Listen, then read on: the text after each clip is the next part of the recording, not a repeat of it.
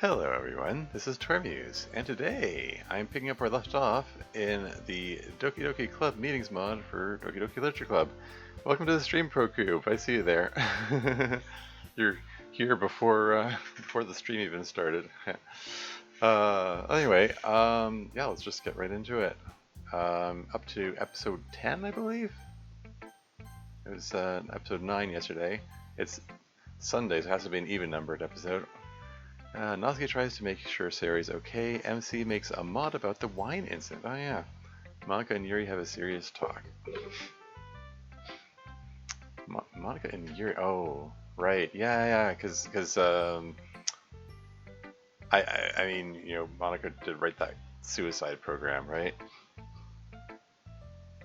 I mean, I think that's yeah. Like I said, that's something worth talking to her about. Hey, Dev is here. Welcome to the stream. How's it going? Yeah. Yeah. Well, let's start it up. See where this goes. I mean, yeah. Surya was in a bad state at the end of the last stream. Oh, look, and it looks like she's starting in just a fantastic state now. Okay, here we go. I hate you. Not really. You don't hate anyone, and besides, it's been.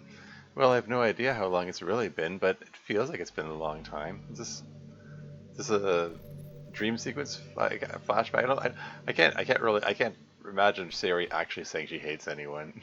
I'm sort of assuming this is a dream sequence or something. The wine incident. Never get tired of hearing about that. Yeah, it's there are tons of. Hey, Marcy, welcome to the stream. How's it going? Yeah, there are lots of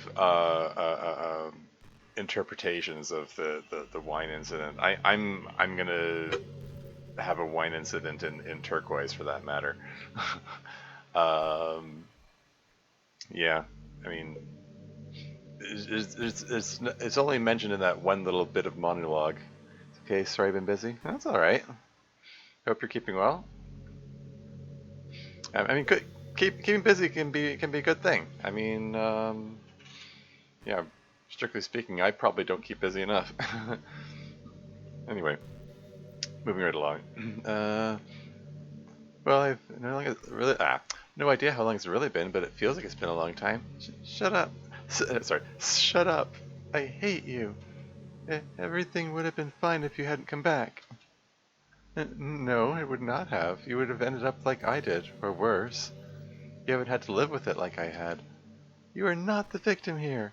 You haven't had to live with what I have, and someone making it worse. That's very true. And I'm sorry. You're sorry? All to this, and all you say is that you're sorry? Well, there's more to it, but yes, I'm sorry. I made you worse. I made Yuri a lot worse. I deleted Natsuki outright.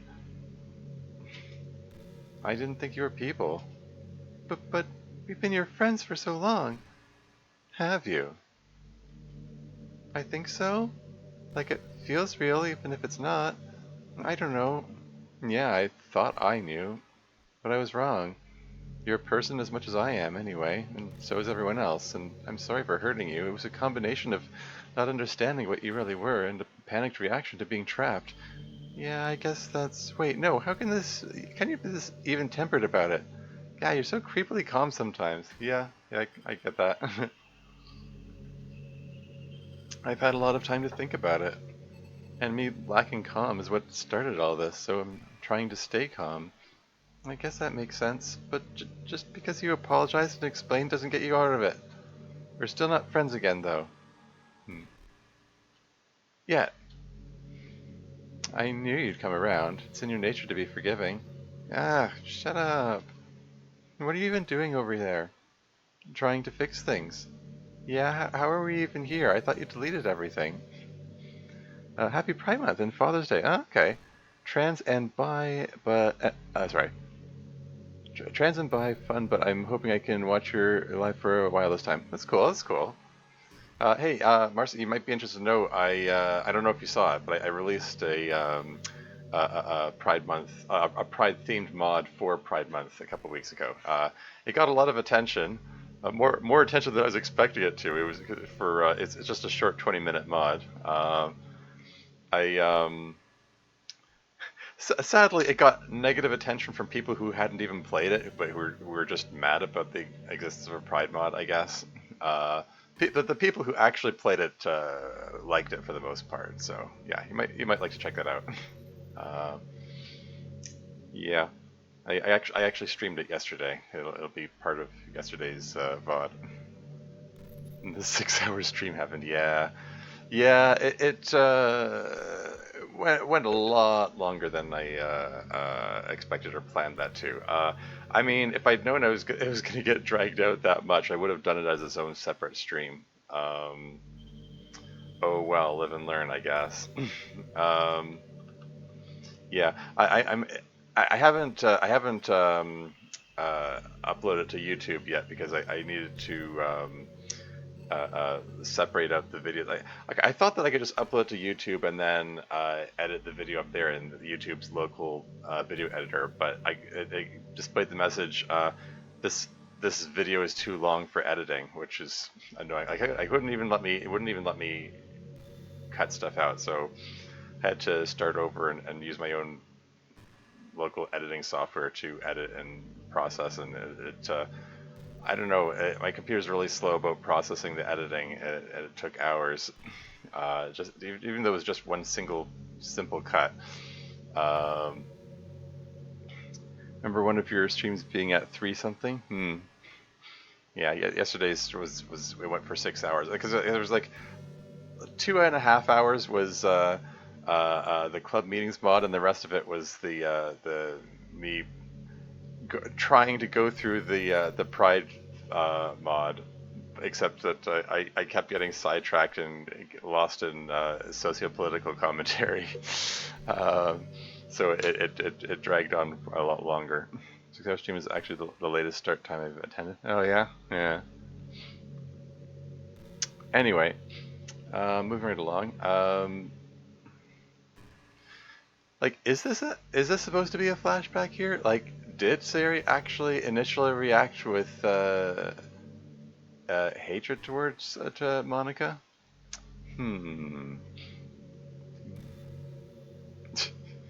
Yeah. Anyway, moving on. I'm not sure. Something about the club presidency is preserving you, I guess. And I guess I'm still here because I've distributed my consciousness throughout the file system. I have no idea what that means. I'm not sure I do either, but we're here. How are you going to fix things on your own? I think I have a way, we'll see. Can you bring them back? Natsuki and Yuri? Eventually, I think so. What about MC? Yeah, the W isn't capitalized. Can you bring him back? Ooh-ah! And other than that, no homework. Sorry, I know the bell is kind of loud. Sorry, it just startled me, was all. The class and teacher file out of the classroom. I startled you because you were asleep. Why didn't you wake me up then?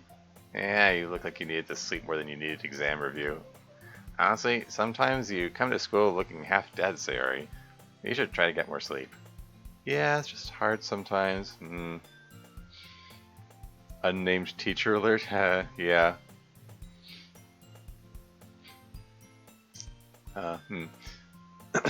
Wait. Yeah. I mean, yesterday's episode ended with her trying to go to bed while feeling depressed, and I guess that just kept her up. Anyway, moving on. I usually have stuff I gotta do in the evening. These hesitations here, like I usually have like lying and creeping existential dread to do, you know, that sort of thing. Miss Sayori, haven't watched DDLC in a while. That gets us stuff. Yeah, exactly. Man, you're even more tired than usual today. Come on, let's get you out of here. You can take a little nap on a locker bench during the break. I'll wake you up when it's time to get moving to class. How about? It's a weird way of phrasing it. Thanks, Natsuki. I don't want to be too much of a bother, though. It's fine. Someone's got to take care of you. and you can't do it yourself, and you stopped letting MC do it. So someone has to pick up the slack, and today it's me. Good old Natsuki. Now out to the locker room with you. Thanks, Natsuki. I'm just glad you're not arguing like you usually would. Maybe being tired makes it easier to care for. Or maybe you're getting a little better? Maybe. That would be nice. Come on, let's go. Sorry, I know it's kind of loud in here. No, it's not a problem. I'm really tired. I should... Zzz. Me. Wow, that was fast. She really is tired. It seems like this is taking a long time. Can't you, like, make us be somewhere instead of wherever this is? No. Why not? I'm not the president of the Leisure Club. You are. So, what? I have to figure out how to rebuild everything? Basically. I mean, unless you want me to do it. Honk shimmy. True honk shoo me moment. Yeah. No. So, what are you doing now if you're not the club president? Just trying to nudge things back into place, I guess. I can't directly edit things, but I can sort of influence them from here. That's why it's taking so long. What about that classroom in space? Oh, yeah, I guess we could go there if you want to. Nothing's happening. Well, yeah, you'd have to do it. I don't know how. It's a console command. A what? Much later. Scene background space room. Loading. I don't see anything still. And that's because you didn't send us there. Wait, so I have to bring the scene back then? Scene background dark. Not found. Wait, what? Is that where we are? No, dark doesn't have a background. But everything is a background. Dark doesn't. That makes no sense. I think you want scene black, perhaps? Even later. Okay. Tell us something or other. Yes, I did it! Hee. You're pretty resilient, aren't you? Yeah, why not capitalize? Me? I think I would be the last person around here that you'd call resilient. Well, I guess I mean that all this weirdness isn't really bringing you down, or rooting you out as much as I would have expected. You're still the same cheery Sayori despite all of this. Are you kidding? This has been a great distraction from being depressed. I haven't had the time to stop and think about anything, so it hasn't had time to catch up to me. Yet. Hey, wake up. Hi there. Someone's waking you up. Time to suffer. Yeah, leave me alone. I thought I was dreaming. I guess I'm coming out of it. Time to get up, Slugger. There you go. Time to go to class. Don't want to be late. Thanks, Natsuki. Can I ask you a question? Sure. Let's say that you were always being chased by a really scary bear. Like, it was always stalking you, hiding behind trees and stuff. And sometimes it catches up to you and it scratches you and bites you a little bit enough to hurt you, but then it goes away and hides again and just always chase you and occasionally attacks you your whole life. And it was too big and too strong for you to fight. What would you do about the bear? Where did that come from? Is that supposed to be a metaphor for depression? Or is that the same usage of bear from yesterday's stream? I'm kidding. There was a comment about the bear flag and, you know, that... Thank you, Natsuki. Yeah. Anyway, moving on. Where did that come from? Your brain sure is a weird place sometimes, Sayori.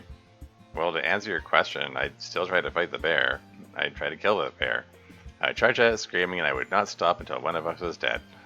No bear is going to periodically maul me without getting at least a partial ass kicking, you know? Now come on, we gotta go. You always were a lot stronger than I was, Natsuki.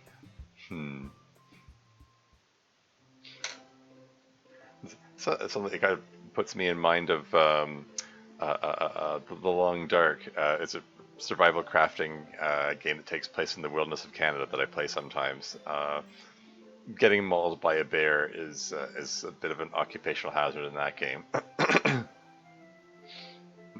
That's a very undesirable happenstance in that game. Anyway, moving on. Oh, I sent you the last revision of the mod MC wrote.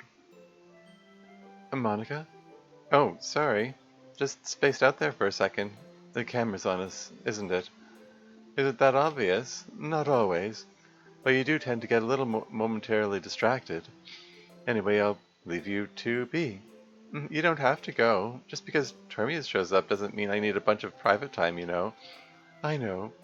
I just thought maybe you would want to talk is all. What's with this expression? Like this particular set of closed eyes is it I know it's the default. It's a weird choice of default. That's one of the first things I changed when I started using the MPT.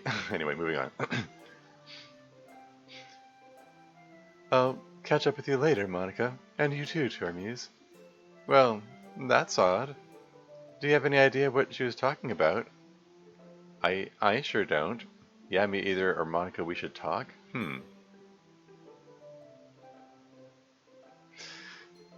Aha, so, I guess Yuri's trying to leave it up to us to have a word with her about the suicide program then? Is that what this is about here? Should I save it first?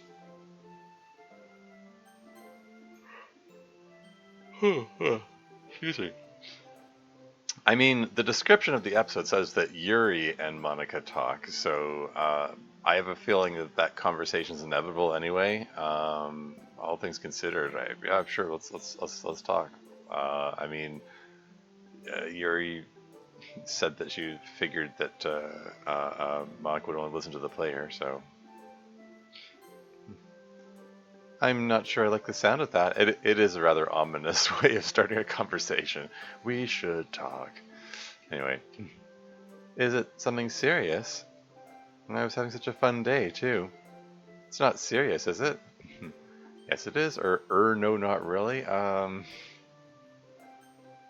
gonna go with yes, it is. I mean, writing a suicide program does seem like a serious thing. Well, what is it? We should talk about Escape Plan 2.exe. We should talk about Sayori. Oh, interesting. I mean, this is what I assumed it was going to be about. I mean, we could talk about Sayori too. I mean, that's also a serious issue. I mean, it was sort of implied at the end of the last episode that she was, feeling suicidal again. Although, I mean, she's not dead yet, as indicated by that opening scene. But yeah, Escape Plan, as I figured we were going to go with. What? You shouldn't know about that, unless maybe you found where I was keeping files and hacked it. I guess that's theoretically possible, but I thought it was so. I was so well hidden. Is that supposed to say it was so well hidden, perhaps? No. I thought it was so well hidden. How did you find out about it? Yuri told me she was concerned, or never mind that, I have my ways. I mean, I'd lean towards just being honest. It's, I mean...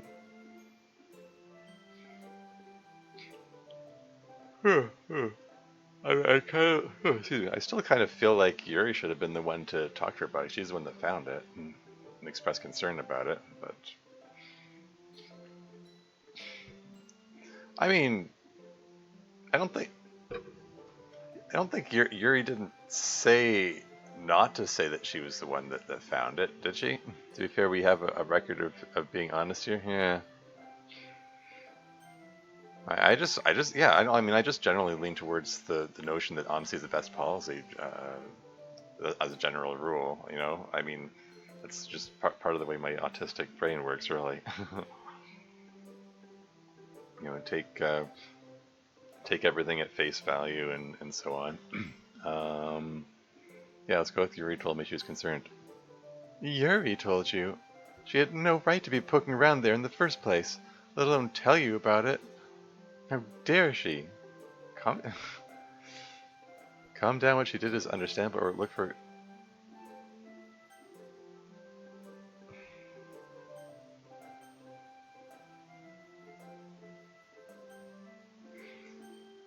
I mean, yeah. I think what she did was understand. I mean,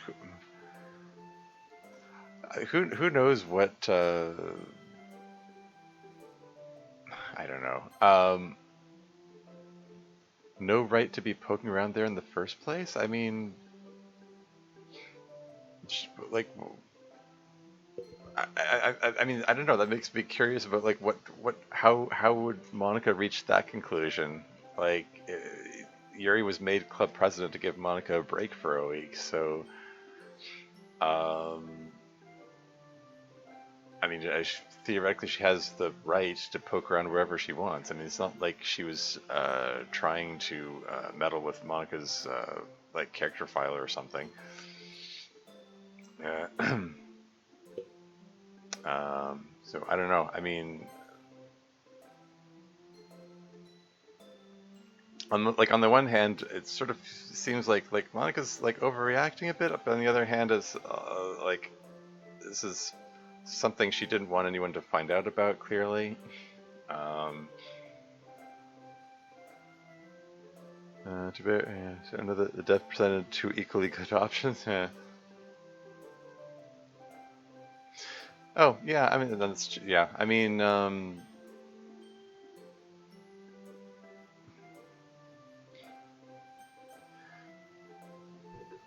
like okay, a general rule. Series just okay, yeah. Yes, yes, we've left Sari hanging. That's right. I mean, we decided to focus on Monica. I mean, a better option than either of these would be something that acknowledges how Monica feels. General, okay, like conflict resolution 101 is like you address the emotion before you address the issue. People generally don't listen while they're angry, and she's clearly upset at the moment, so it's like maybe address that first before telling her to calm down is just like immediately like, oh, I see, like I see that you're angry. How about you don't? you know? Hey, how about you just stop feeling what you're feeling right now? Like um I don't know.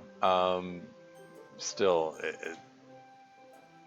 I lean towards expressing that what Yuri did was understandable, because as far as I can tell, it's understandable.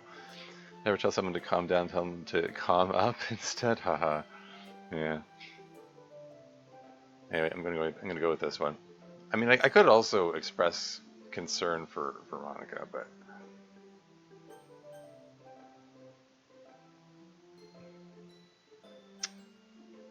yeah, I'm gonna go with this one. But you're going to hate me now. What? How did you reach that conclusion? Or think I'm sick or a freak or something? How the heck would you reach that conclusion? What is going on in Monica's head here? Or weak? She's ruined everything. Look. Monica takes a moment to collect herself, then continues in her normal tone of voice. I get why this would be concerning for you. I'm in a kind of messed up way. I'm flattered that you care enough about me to bring this up, but I'm not in any danger of offing myself, okay? I just like to have that there just in case. You have to understand, parts of this experience have been hellish for me, and I'm just more comfortable knowing that if it ever got that bad again, I'd have a way out and my friends would be okay. Yeah, I mean, funnily enough, I touched. What did we choose again? We chose the calm down. Yuri's actions were understandable. Uh, yeah, I was just gonna say, funnily enough, I touch on that subject in Turquoise. Sooner TLC route. Okay. Yeah, but the whole the notion of I I meant that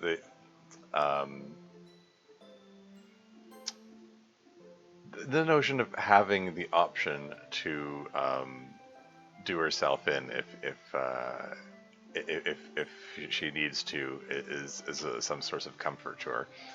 Uh, how she keeps the rope around in case. Yeah, exactly. Yeah. Um, I, I get content warning for references suicide, I guess, and suicidal ideation.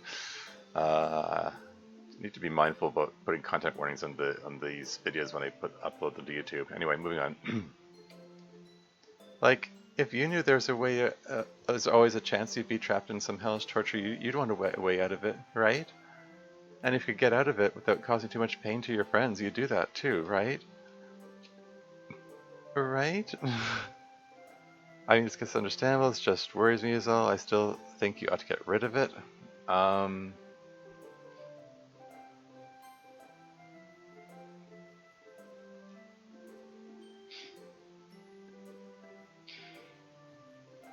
okay. Like, yeah, it's understandable. Like, honestly, I can understand where she's coming from. It. It's also, I think it would also be valid to say just worries me is all. So I think you ought to get rid of it. That's going to be a hard sell, I think. It's I mean, in a real world setting, if someone's feeling suicidal, every choice I put in adds 20 minutes to the stream time. Pretty much. Um, no, seriously, I don't know. Maybe I overthink all these things. That's how I roll. I mean, strictly speaking, like in a real world setting, though, like if someone is feeling suicidal, you want to keep them away from their means of suicide. That's where the whole like. Those of you who've played Serious Says No to Suicide and you know what the suicide protocol that she talks about in that mod, uh, a couple of the questions are asking about: do you have a plan for doing it? Do you have a means for doing it? Um, and you want to take them away from that means of doing it. Um, because like it's really common for suicides to occur as a spur of the moment thing, you know. Um, because like sometimes all it takes is like uh, a bad day and a lone moment, and just a lap, just takes a momentary lapse in judgment, and if their means of suicide is just sitting there, um, they're more likely to go through with it, you know. Um, and and as much as it's understandable, like what she's feeling and so on. Um, like getting rid of it and getting rid of the source of the temptation to go through with it is like generally the better option. But these are unusual circumstances here, you know. Like as she said, she's potentially in a state of hellish torment, hellish never-ending torment, you know. Um, so it's like in that sort of circumstance where she potentially has nothing to live for, like having a way out of it might be the prudent thing, rather than prolong suffering, because there are fates worse than death, um, it's oh boy, what am I trying to say here? um, I guess I'm just saying that she's in really unusual circumstances in her fictional world. Not that I'm trying to endorse suicide or anything. I'm just like this option. While it on a general level, it's the correct option. it's I don't know. The state that she's in, it feels like it's going to be like really hard to convince her of that, you know. Um, and again, maybe this is me overthinking it. I don't know. I don't know what people's thoughts are in the comments there. Um, I mean, I could go with the softer option, like say it just worries me is all. Um, like it is, yeah, like I said, it is understandable, but I'm kind of leaning towards one of the other two options. Pick your conscience. Yeah.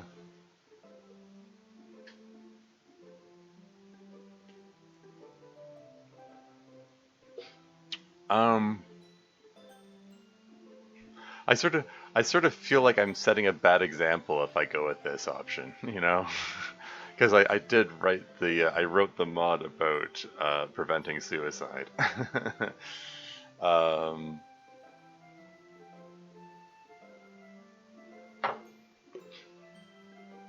well, if I'm gonna pick my conscience, maybe I don't know. She already looks really sad. I'm just afraid it might make her even more sad if I go with this one. Like not just sad, both sad and angry, and I don't know. Like, kind of hope she doesn't take it out on Yuri, but I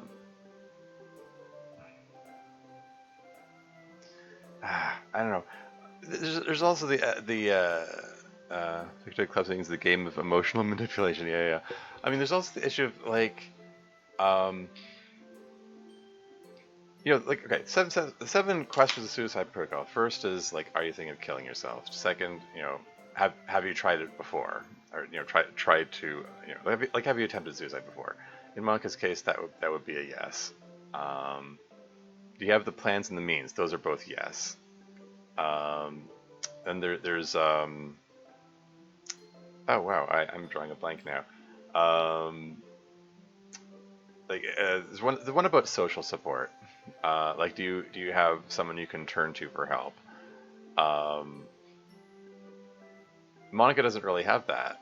I mean, she has her friends. I mean, like Sari and Noski and Yuri and MC. Um, but she hasn't talked to any of them about this, right? So, like, I guess what I'm saying is I would feel more comfortable about this choice if I knew that she was going to turn to her friends for help afterward, And right now, it's sort of seeming like she's spiraling with no support, you know. And the last two questions are: um, would you consider seeking medical help?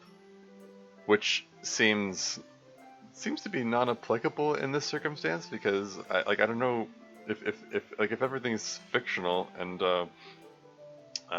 like are doctors or whatever even real in the place? Are they just mindless NPCs? I don't know.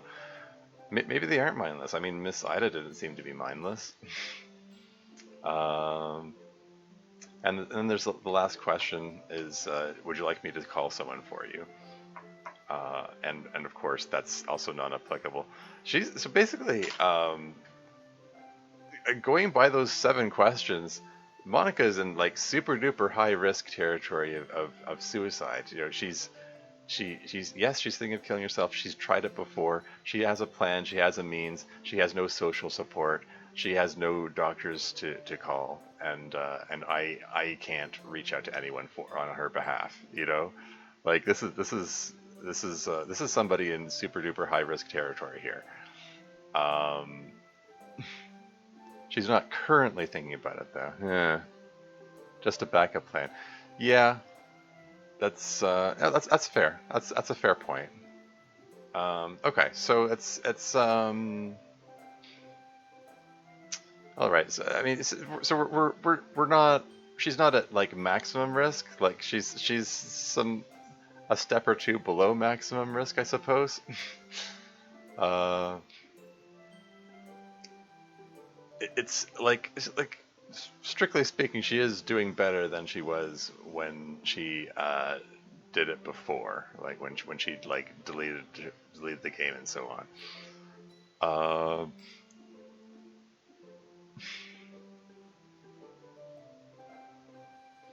um, and it's sort of seemingly implied that as long as things continue the way they are, she's not going to feel any need to put it to use. Um,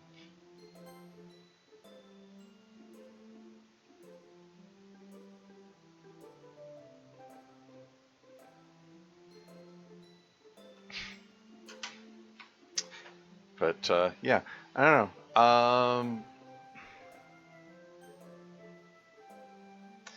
I don't know. I hope I'm making my quandary clear here. They're like the way I see it. There are valid arguments for either of these options. Um, in a real world setting, this is the correct one, but this is not a real world here. This is a fictional world here. So that makes it less. It makes it murkier, as far as I'm concerned.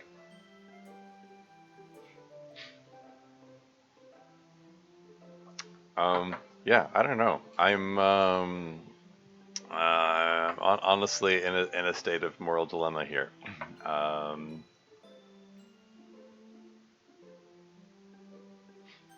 again, I would feel better about choosing this option if she had social support. I think. Um, then again, the lack of social support might in itself be extra reason to go with this option. I'm also slightly concerned that she's going to retaliate towards Yuri, even though Yuri's just trying to do the right thing.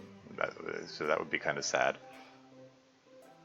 Like this comment, she ruined everything. Whoa, like chill. um, um, then on the other hand, hey, rather than being super blunt about it, maybe it's prudent to acknowledge the emotion and say, just worries me is all.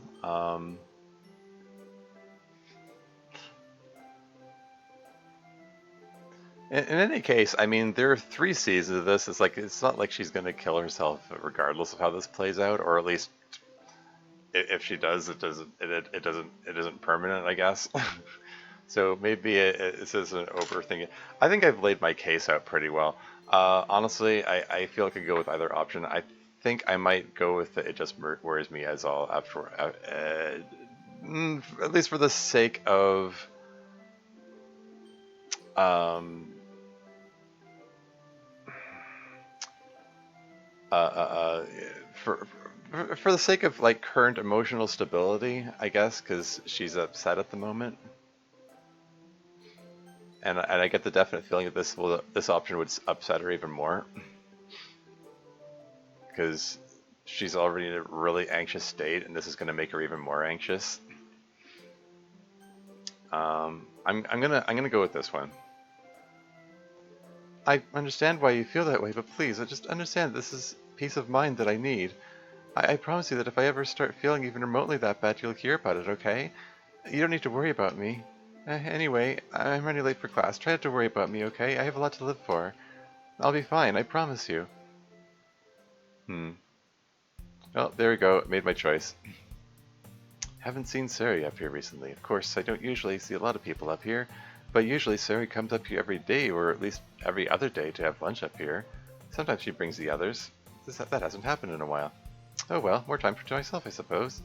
Yuri spends some time slowly eating her packed lunch with one hand and turning the pages of a book with the other. She seems happy. Hey, Yuri. Oh, hello, MC. I don't usually see you up here at lunch. Yeah, I just thought I'd come up and say hi and check on you. How considerate of you. But we can skip ahead to whatever you came up here to talk to me about. I really did come up here just to say hi and hang out a little. I don't have anything in particular I need to talk to you about. Oh, Normally, not many people come up here just to visit me for my own sake. Well, I know that normally Sayori keeps you company up here, and she's been really busy recently, so I thought I'd come make sure you weren't getting too lonely. Assuming that you ever get lonely. Uh, well, I do thrive in isolation. It kind of recharges my batteries, you know. Yeah, you recharge those introvert batteries as it goes. Decision made, yeah. Thoughtful MC. Yeah. And oh, hey, there's also the fact that I mean, MC is in a bit of an emotional state himself, still pining for Sayori. So having someone to interact with to distract him from that is in itself potentially a good thing. So there you go. But even I do like spending time with people now and then. So I appreciate you coming up to see me. Yuri continues to read her book. It's strange. Normally this... Did we switch from Yuri's thoughts to MC's thoughts? It's strange. Normally this would be kind of an awkward silence, but long conversational pauses just seem normal with her. And her reading her book, it's like just something she does always, like breathing. Do you always read while eating? Oh, yes, when I can. It feels strange not to. Eating is kind of a thoughtless mechanical activity. I feel like I always have to have my mind engaged in something, and eating is too boring to keep it occupied. Yeah, same. Relatable. Yeah, I generally have to have something to do while I'm eating. Uh, it, it I've done, like reading while eating, or like doing puzzles, or like out of a book, like math puzzles, logic puzzles, that sort of thing. Or I might have my phone in hand and playing some kind of game on that, or I might be on the computer watching stuff. Like I'll put on a random like Twitch stream or YouTube video or something to watch while I'm eating, or a video game. Depending on what I'm eating, it might crunch too loudly to watch videos. Anyway, moving on. So I tend to read a lot when I eat. Yeah, actually, sorry. It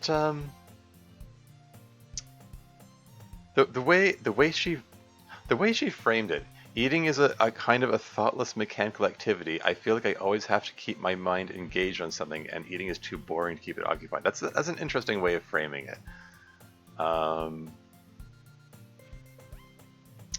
Yeah, I guess that's what it is like it's like I feel like I need to occupy both sides of my brain sometimes. Like even when I'm uh excuse me, like watching a YouTube video or whatever, I'll have the video open in one window and have some other task open in another window. And again, that could be like a game or a puzzle or something.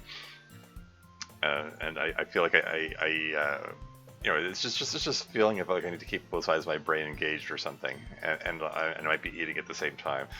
I guess that's the ADHD in me, I suppose. But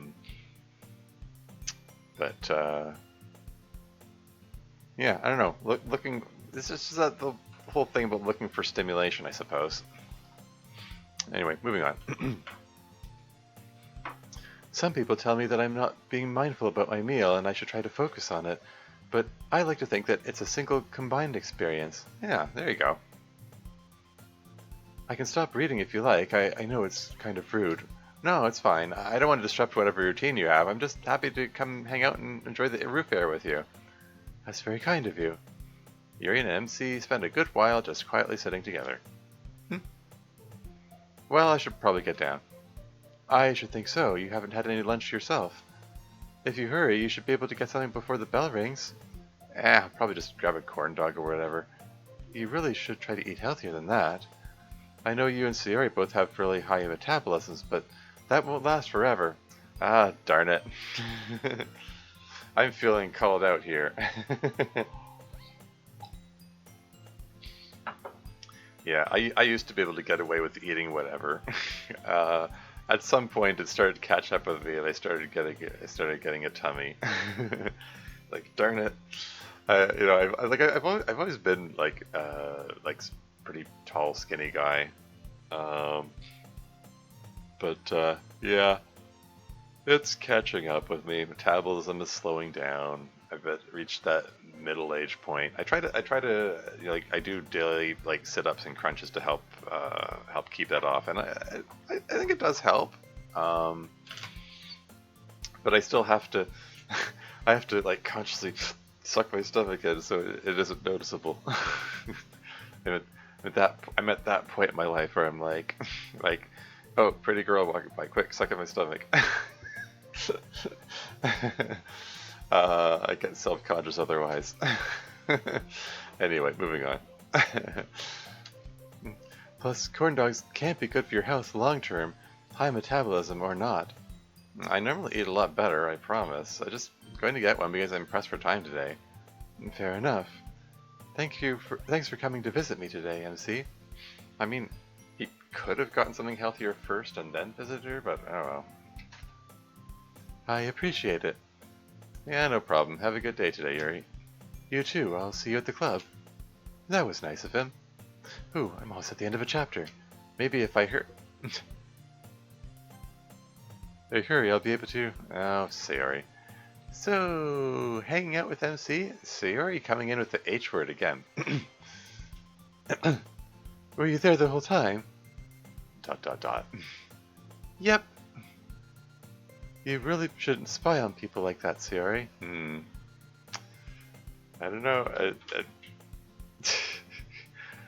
This after that she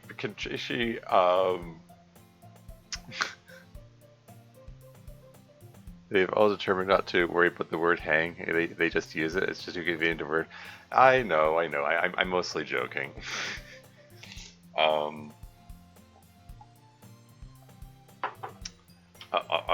I can stop. I'm just joking. But anyway, yeah, like it is a little. It seems slightly hypocritical considering in the episode, Yuri was accompanying Natsuki spying on Sayori, and also arguably maybe she was spying on Monica in terms of the program, although. Again, it's not clear to me, like, how accessible was that program? Like, did Yuri have to do some really deep digging to find it? Or what? I don't know. Yuri did have to dig somewhat to find that. Yeah. But, like, was she digging somewhere that she really shouldn't have, or like what's the nature of the digging? I don't know. Anyway, moving on. It's not polite. I'm sorry, Yuri. I'm just really hoping things work out between you and MC. And by work out, you mean you hope we end up as a couple? Maybe? Well, I mean, sorry. You've already made that explicit at this point. You don't play coy. It's far too late to play coy now. And by me and MC, what you really mean is literally any woman other than you and MC. Yes, thank you for calling her out, Yuri.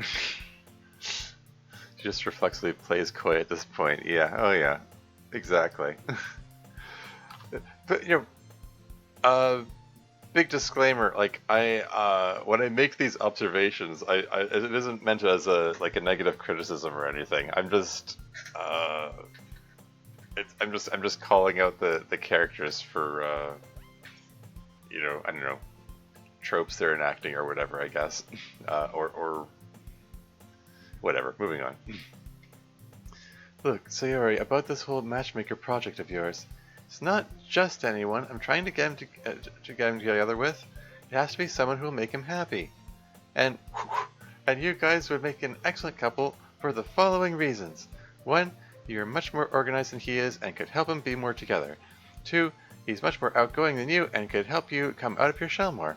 3, you like guys that are taller than you and he's taller than you. 4, I get the idea. You put a lot of thought into it, clearly. Yeah! Oh, was that a focus change fail there? Also, is he taller? I feel like the sprite... Okay, moving on. Not everyone would be sufficiently good match for him, you know. I wouldn't want to put him or any of my friends in a compromising position with a bad significant other. I appreciate it. But you guys should totally be a couple. It would work out great. Well, whatever you may think of our natural compatibility, I think MC and I are just very good friends. And I think he visited me up here as a sign of friendship rather than anything else. Our relationship is entirely a platonic one. Let her cook? Hmm? Hmm. You know, Sayori, if I had to guess, then based on what we've talked about before, I'd bet you're seething on the inside right now, but I'm coming up and talking to me. You're probably really angry and jealous about it, but you're trying not to let it show because you want to push us together despite being jealous about it. That's... I... I just want you guys to be happy. I know you do. I think I understand things pretty well now. But I'll remind you of what I said the last time we discussed this topic. I see MC as being yours above all else. I would never do anything to interfere with that. Besides, even if I were inclined differently, I don't think he'd be interested. He pretty much has eyes for only one girl. Oof. Seething and molding? Huffing on copium? Yeah. He willed himself into existence for you. Is that what happened? He reconstituted our entire reality motivated by the thought of you. How presumptuous would I be to think that I'm more important than that? Look, I was just trying to be nice and make sure everyone was happy. But what about yourself, Sayori? Other people are happier when I don't worry about myself. You a guy who will will himself into existence for you? Yeah. I'm gonna go. Other people are happier when I don't worry about myself? That's... citation needed. That seems like an assumption that she's making, which doesn't have basis in reality necessarily.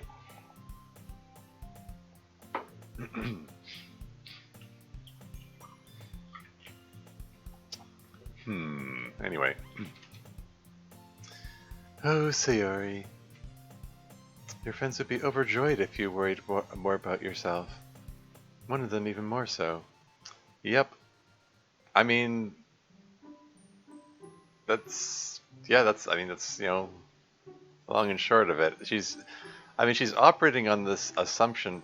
I don't... It's hard to say if she actually believes that, or if that's just something she's just she's trying to fool herself into believing, because that's just what she finds easier. Because I don't know, just trying to manage her own mental health probably just seems like such a daunting task that she wants to pretend that it's better this way, of you know, just trying to make other people happy and so on. Oh well. Anyway, moving on. And so yeah, she just took a nap right here. It's pretty adorable. Although I'm a little worried that she was really low on sleep. Oops, sorry, hold on. Yeah. Yeah, she usually only gets that sleep deprived when she's really struggling with her depression. It really keeps her up at night sometimes, poor thing. It's kind of creepy that you know that. Yeah, I know, but what can I do? Yeah. Well, you could help me with my plan to bring her and MC back together. Bet you'd be able to sleep then. or maybe... it's gonna make some comment, or maybe he'd keep her from sleep? I don't know. Moving on. I've been meaning to ask you about that. What exactly is your plan for that anyway? Well, it's very secret. Innuendo in my family-friendly Christian mod? Oh, yeah, exactly. Uh-huh. It's also marvelously complex and brilliant and guaranteed to work. So you haven't come up with anything yet, is what I'm hearing. True genius takes time, Monica. So secret even she doesn't know yet. Yeah, exactly. But I do have a plan sort of put together. Nusky whispers in Monica's ear. Long pause. Longer pause. That's completely ludicrous. I knew you'd say that. I was like, should I tell Monica? And then I was like, no, because she'll say something, something like, that's completely ludicrous. Yeah, it's helpful to run these things through spell check. Just saying. Oh no, typo. Exactly. Sorry, Dev. Anyway. And then I was like, oh, let's give her the benefit of the doubt and tell her. She's smart. Yeah.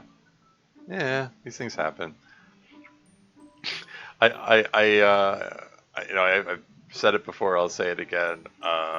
Siri Says No to Suicide starts with the line, hello, everybody. That's the first line of the mod. It's the only typo in there.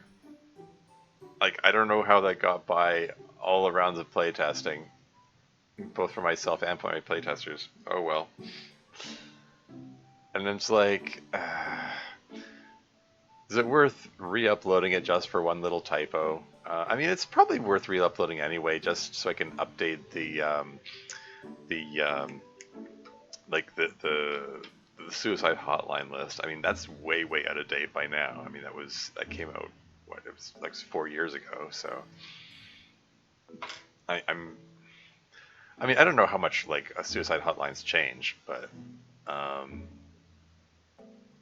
know they probably all still work. Hi, everybody. Yeah. I mean, it's not like I have any means of testing all hotlines worldwide to make sure they work, really. I think I'm not going to go around calling them all. I probably just Google another master list and use that. Anyway, moving along. She can appreciate true genius, but no, you failed me. How would I even help with that plan anyway? Good point. Yeah, I'll think about it. I actually am serious, you know. I know, you always cloak things you're serious about in the facade of nonchalance. Are those French-sounding words? You sound like Yuri. So what's going on with you today? Anything interesting? Hmm. I'm going to have a... I'm going to have to... sorry. I'm going to have a I'm going to have a long talk with Yuri later. I think if it had been have to have a long talk with her, it would have worked. This just looks like a typo. She meant to say to have, but slipped over her words. Sure, yeah, let's just say Monica tripped over her words. No problem. It's not like I never do that.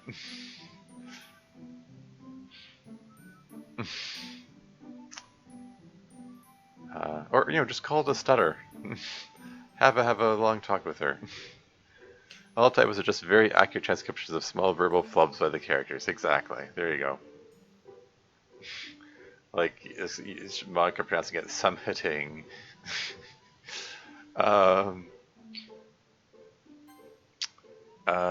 Shoot, what was I gonna say? I mean, she's got this annoyed expression on her face, which makes me a little concerned that she's gonna like take out some kind of frustration on Yuri that Yuri doesn't deserve. But whatever, we'll see how it goes. It wasn't anything bad or serious, was it? Not really, I guess. Just kind of a combination of her using the president powers weirdly during my off week and digging into my private stuff. Your private stuff, eh? You find your secret candy stash? Or your illicit narcotics lab? Or did you find your secret creepy shrine to Tormuse, maybe? No, nothing like that. It's nothing, really. Other than that, things are going pretty well. How about you? Not bad. Trying to study a little bit more. My grades were slipping a little, and I was getting bad results on tests here and there, so hopefully that'll pay off in a couple of weeks when finals come. Yeah. We haven't seen it, Natsuki's interactions with her friends, her friend group lately. I gotta go have a good night. Oh, hey, well, have a good night, Marcy. Thanks for hanging around for a bit. Have a good one.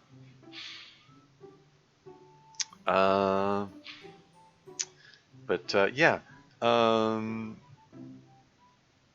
I haven't seen Natsuki hanging around with her friend group in the bathroom lately. Oh well, moving on. Here's hoping.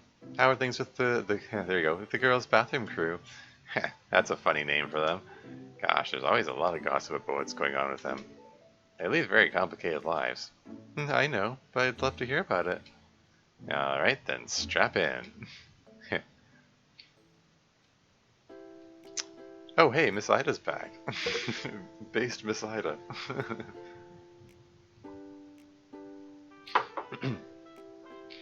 So then, what we have to do is look at the molar weight. So tired.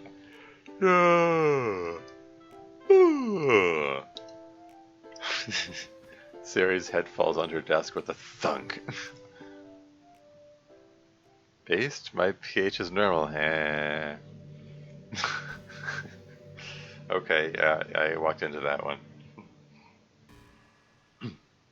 Oh, we're having another flashback, I guess. What is this place, anyway? You know, I'm not really sure. I think this is just how we experience a blank file structure. It feels weird not having a body, and that's because we don't have character files. Earlier in the space room, we were just sprites. So that's why that was so weird. Is that something you're fixing? Yeah, but it's going to be really slow, because you're not the president. Yeah. Look, could I make you the president by decree or something? No idea. If I did, you wouldn't delete me again, would you? I guess it's fair for you to ask that. No, I would not. Okay, well, you're the club president again. I decree it. Or whatever. I'm shocked that worked. Here. Whoa, weird feeling. It's kind of weird being in the dark again, though. Could you send us somewhere? I mean, is that, hmm. I, again, world building stuff. Like, there seems to be an implication here that, like, Monica meddling with the code isn't just solely, like, writing new lines of code in, but she's, like, she does it instinctually, like, she's just wills some things to happen and they happen. Yeah, which has all sorts of other implications. Whatever. Anyway, moving on. Sure. Where do you want to go? I guess my room. Wait, no. MC's room. A weird request, but okay. That is such a weird feeling. I'm glad you didn't kill me. Sorry. No, I'm sorry. I should make so big a point of it. I'm just glad we're both okay now. Sort of. It's okay for you to make a big point of it. I basically killed you. Classic Sari, minimizing yourself. But yeah, we're still stuck in here in any event. I meant more like everyone else is gone and we don't have anywhere else to go. Well, it would be easy enough to bring back environments for us to be in now that I'm back in control. I could bring back the others, but you know, what would we do? What do you mean? Like, what would we tell them about this? Would we just pretend like everything's fine and we don't know some horrible truth about the world? Or do we tell them and then what would happen?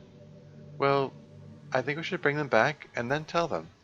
Or at least bring them back. It's getting kind of hard to cope without them. Still depressed, huh? Yeah? Well, that seems like a good reason to bring them back.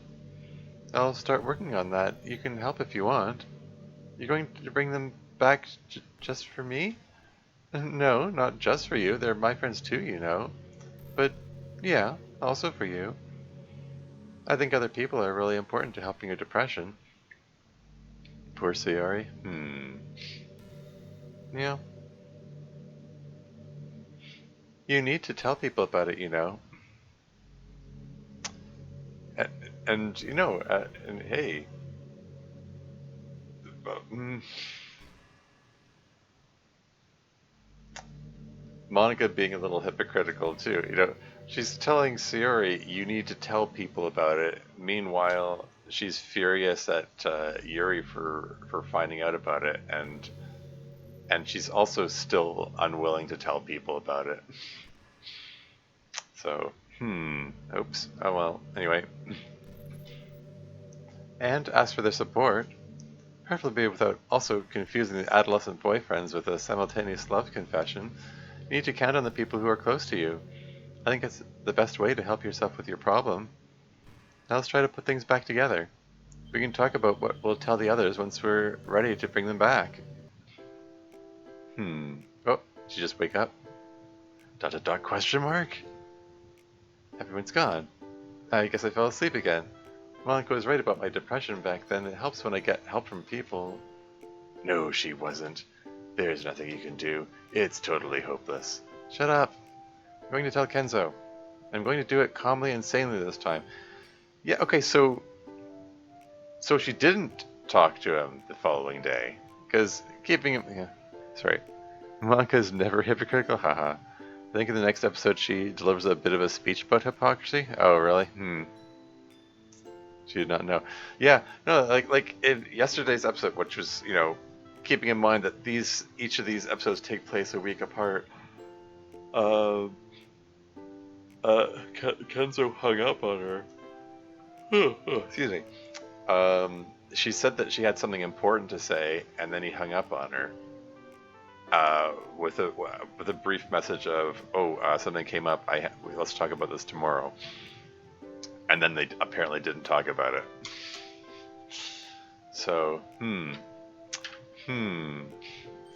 know, something about something about their relationship there, and you know, there's just general lack of concern about her. Hey, spooky waters, welcome to the stream. Did Ida just leave Sayori there snoozing? I'm wondering that too. Is Ida still in the room? I'm just imagining like Sayori just passed out of the desk. Every single person in the room is left except Poseida's just sitting at the desk there, like watching, like waiting. Like, is Sayori gonna wake up? Like, what are you doing, Sayori? You know Ida better than that? Anyway. Calmly and sanely, without freaking him out. He might be someone who can help, and he can just deal with it for what it is, without knowing about all the terrible game stuff. Or having to deal with the years and years of pent-up affection between me and MC. I just need to get in a calm, rational headspace. Calm and rational. That's me. Yep, that sure is Sayori. Sayori. Oh, there she is. I returned. Welcome back, ProCube. I had patiently waiting to interrogate Sayori about the thing that happened to Nat and MC watching Sayori sleep. Yeah, exactly.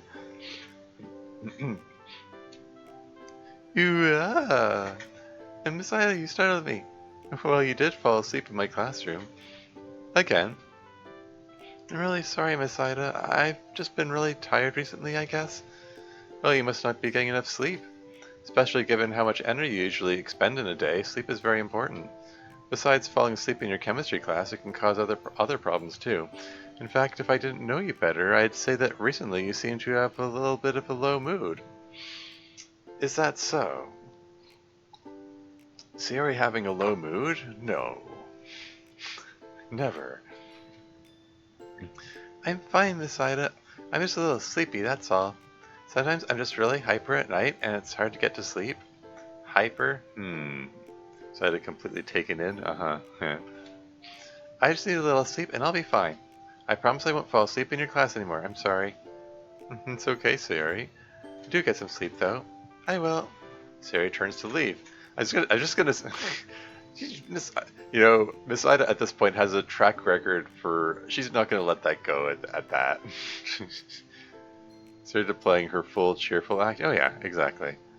Saida's like a major minor character, pretty much. Yeah, she's had a bigger role than Kenzo so far, and he has a sprite. uh, oh, one other thing, really quick. Yeah, you're in the literature club, right? I sure am. Has anything unusual happened in the literature club? Sari does not even flinch. Not that I know of. Why? It just seemed like something very extraordinary happened to MC and Natsuki. Hmm. Uh-oh. Is this the point where Sayori like turns on a dime and switches to shipping MC and Natsuki together after misinterpreting this line? Let the best line in the literature club show you how it's done. Ha. Yeah. Oh boy. I'm just waiting. Like after Sayori gave Yuri that speech about all the reasons that MC and Yuri are compatible, watch her turn around and give the exact same speech to Natsuki. with slightly different wording. And they're both literature club people, so I thought maybe it was a literature club thing. Can't say that anything weird or extraordinary has happened in the literature club as far as I know. It's honestly pretty nerdy. We mostly just write poems and answer viewer Siri stops short and looks briefly too fearful.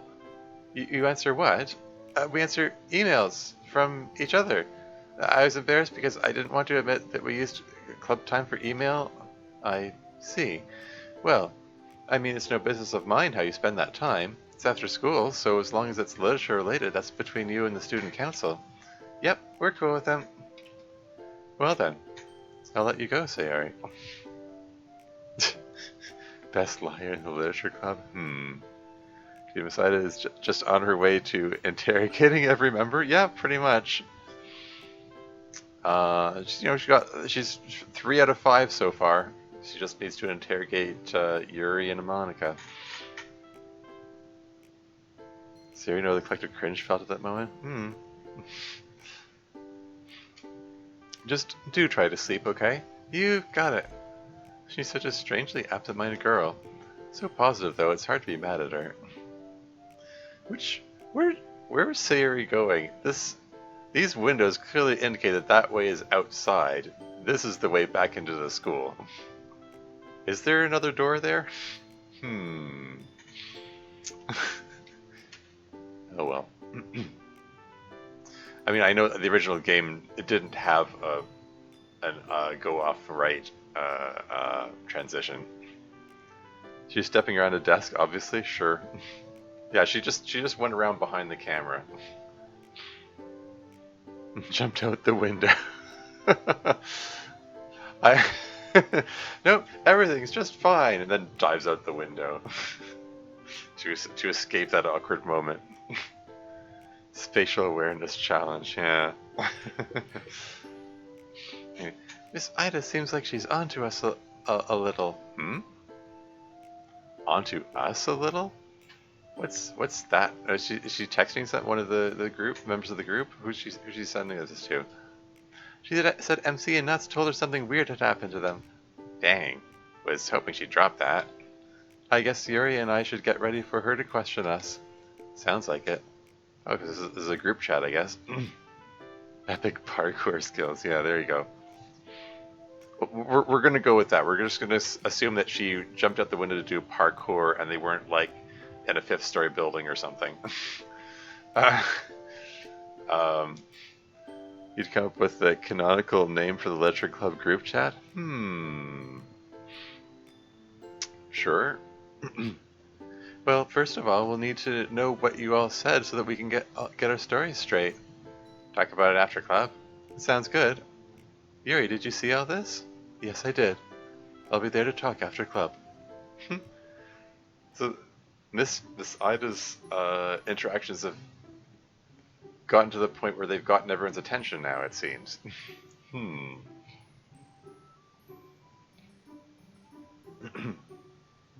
Perhaps Miss Ida should have been a little more discreet. Oh well.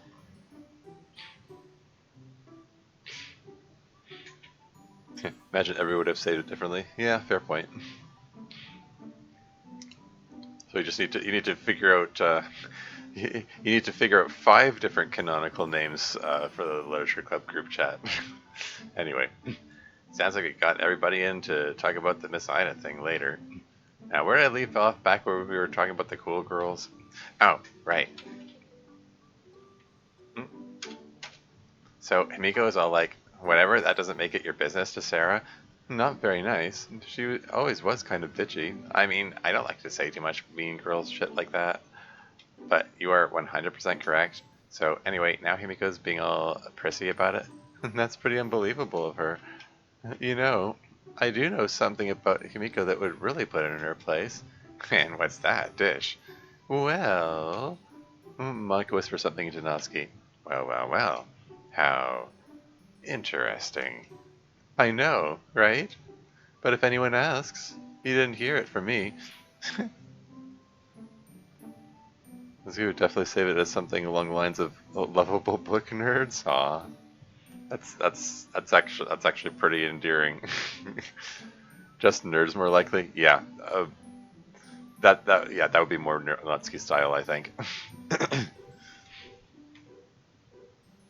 Gosh, Monica, I never knew you were so savage when it came to high school drama. Well, there's a reason I have a reputation as a popular girl, and yet I never see you hang out with the popular cliques. In fact, I don't think I've ever seen you socialize at all outside of the literature club. Seems like you could be a real queen bee if you wanted to. So, why don't you? Well, hmm. I did notice the focus change fail earlier. I did. Just wanted to mention that. Anyway, well, listen closely because this is a real school secret of the universe. It's much better to have the reputation for being popular than it is to be popular. If people think you're popular, they won't mess with you and you'll have an easier time in school. Does it work like that? No, thank you for sparing my feelings on it. Oh, that well, I didn't really. I mean, I still brought it up. um, like, I don't know. Is this the case? I mean, I don't know. It's been a long time since I've been in high school, and I didn't really. I was kind of just a loner in those days, really. So it's like whatever. Um, I don't know. Sorry.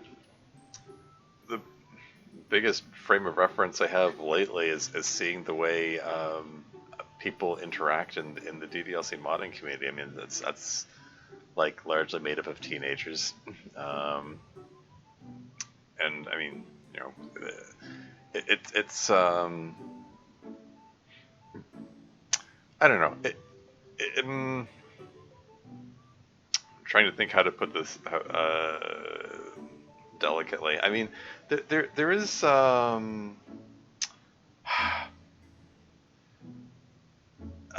think I get where Monica is coming from, except that like in real world applications, I get the definite feeling if there's a perception that someone is popular, then in some people's minds that acts as an incentive to try to, if not tear them down, at least bring them down a notch or something.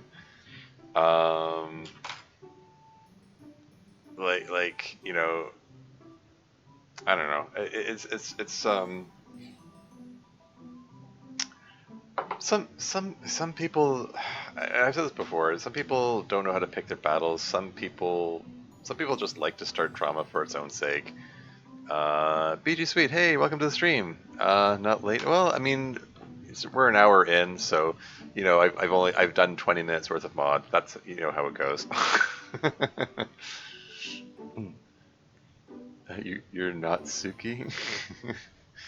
Yeah. But yeah, well, you know what I mean. Like some people just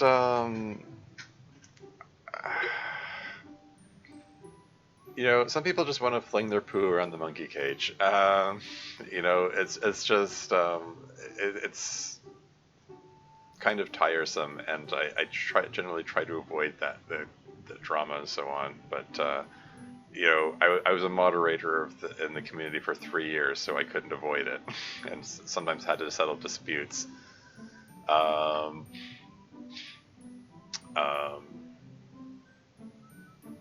Watch the start later after I watched the end of the last stream. I fell asleep. It was a long stream. um, it was a lot longer than I expected it to be. Um, I, yeah, unfortunately, not everyone stuck around, and I would have like if I'd known that I would have gladly waited until the next day to do the GGLC stream. I honestly I should have done the GGLC stream as its own thing rather than tack it onto the end of the other mod. That would just went on far too long.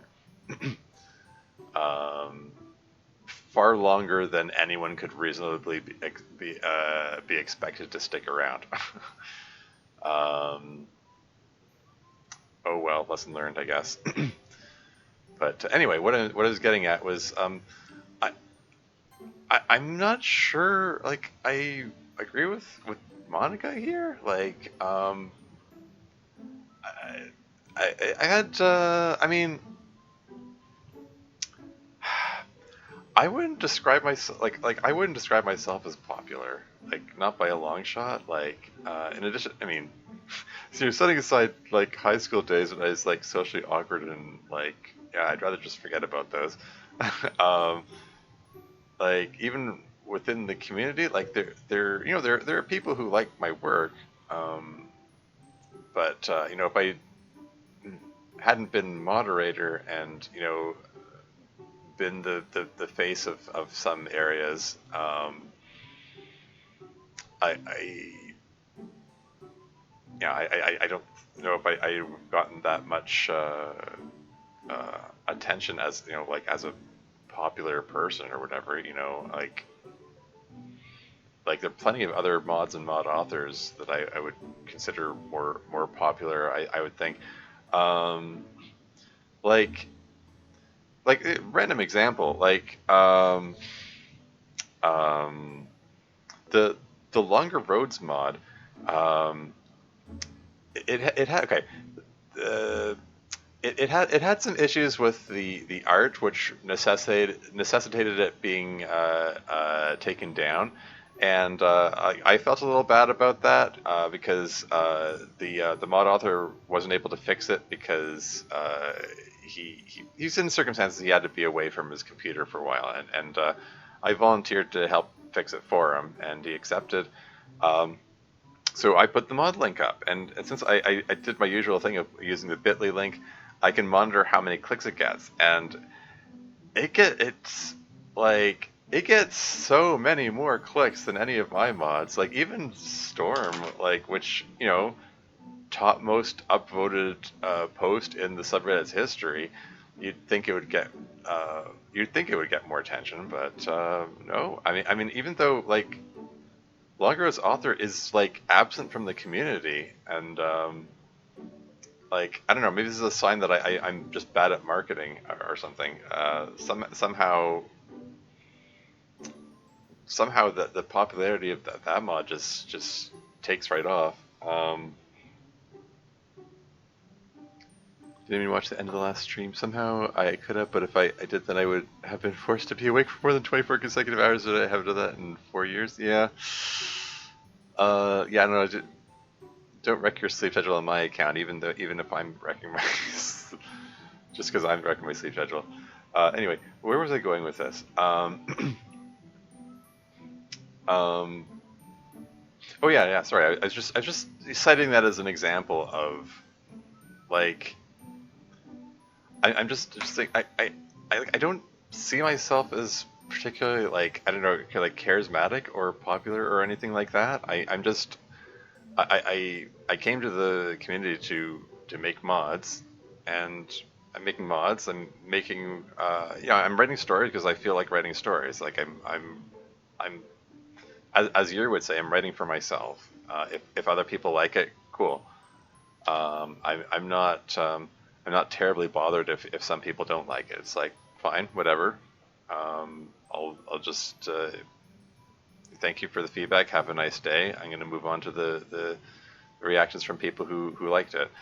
And I don't bear any ill will to anyone who doesn't like it. It's like nothing is for everyone. It's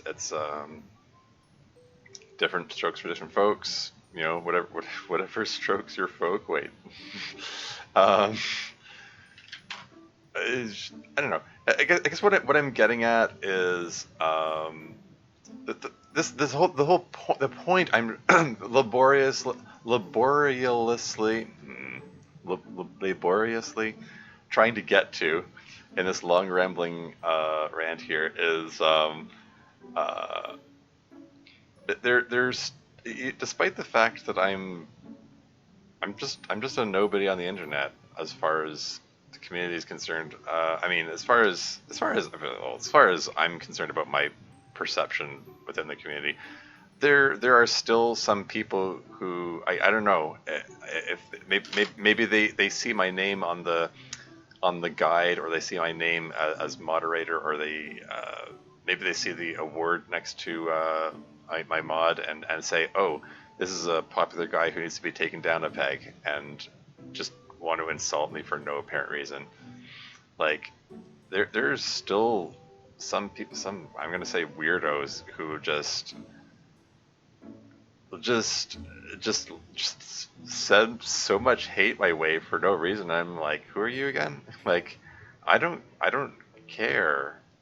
Like chill, dude. Like, life is too short to worry about random stranger on the internet. Like, oh, like who pissed in your cornflakes? Like calm down, you know. um, we're all nobodies on the internet, but anyway, I respect your. Oh, thank you very much. Uh, I don't mind saying that I respect your work too. Seriously, you've done a fantastic job in this mod. Even though I poke fun of the occasional typo or to thises. um, you're nobody until you're somebody, but soon enough you'll just be something. Sure. We're all playing games about girls with bright colored hair reading books in the eyes of a middle school boy. We are all gay. Sure. I think I get what you're saying. Yeah. Yeah. Yeah. I don't know. Sometimes once in a while, there's this perception. Some people have this perception that, oh, this is a popular person that needs to be taken down a peg, and it's just once in a while that perception comes around to me, and I'm like, where is this coming from? Like, a specific example, as much as I probably shouldn't bring it up, um, like last year, you may recall Logicus, former administrator, who famously um, tried to defend and make excuses for Carl on his way out. Although he denies it, even though, like, even while he posting the evidence that that's exactly what he did. But that's another thing. In his long, rambling 42-page rant about me, which he didn't have to write at all, by the way. Like, if he wanted to apologize for it, he did great. But the whole rant about me is just like, why?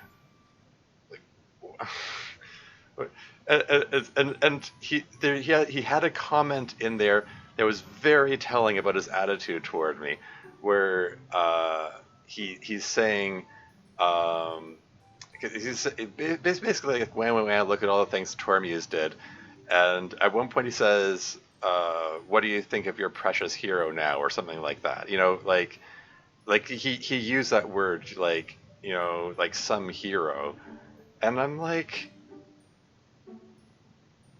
nobody's called me a hero. Like, What are you on about?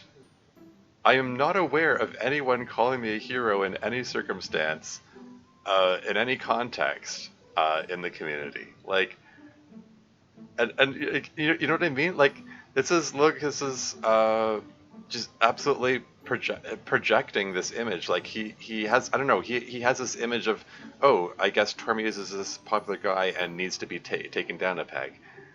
And I'm like, that's, I don't think that's anyone's perception.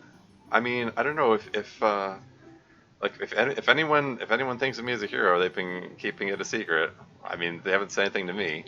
I don't recall seeing any comment on the subject anywhere that suggested that I was a hero in any way, shape, or form. I mean, um, mandatory compliance reference here. Tiresome drama. It is tiresome drama. It is just so dumb. It's very tiresome. Like, holy crap. Like, I'm just trying to write stories here. You know, like, guys, chill. Actual villain taking over the city line. Yeah, there's one movie in particular that I know of that's like that. I can't remember what it is.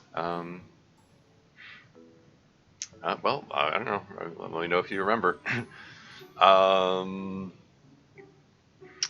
but yeah, no, it's like I don't know, like that one particular line kind of stood out to me in terms of like showing what his mental state is. Um, like when I made the comments about Carl, like I wasn't trying to be heroic. It was just like that was the thing to do. Like he had to go. He was making sexual advances on children. Like that was not cool. That's like really upsetting, and he was absolutely worth speaking out against. And it was worth, I believe it was worth mentioning that, hey, by the way, Lucas, you know, helped protect him after he knew how bad it was. And it's worth letting people know that Locust can't be trusted either. I mean, to this day, Locust has gone on record saying that reporting sexual predators is, quote, a mistake that does more harm than good, unquote. Locust's exact words. He said that after having a year to reflect on everything that happened, like a whole year after everything went down. Like, Locust isn't just protecting Carl; he's protecting sexual predators everywhere. I mean, whatever his rationalizations for that are, like I can't abide by that, you know. So like I stand by my comments about it, and you know, Locust can be mad at me all he wants. Like I don't believe I did anything wrong, and whatever his criticisms about me are. Um, what, this place is crazy. I know, right? Um, that's that whole situation kind of made me want to be done with the whole thing. You know, I try to remind myself there's still some goodness there. There's still good people there. I've made good friends in that community.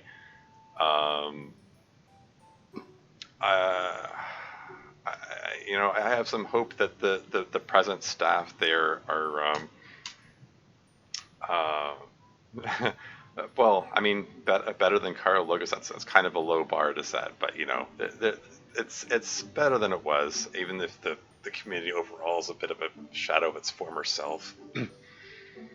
Because I mean, that whole incident is going to break a lot of people's trust in the community, which is understandable. But it's still, you know, hey, it's still puttering along. So so I'm still writing my stories. um, I'm still intended to release Turquoise. That's still a work in progress.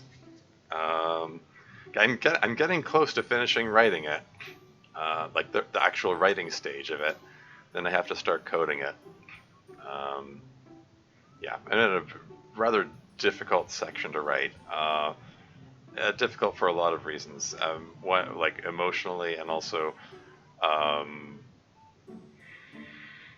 there's, it's the awkward bit of writing where I have to write exposition which doesn't feel like exposition because I need to establish people's backstories, but I want to do it having dialogue flow in a natural way, which doesn't look like it doesn't look like what it is, like a whole bunch of exposition to establish things for the audience.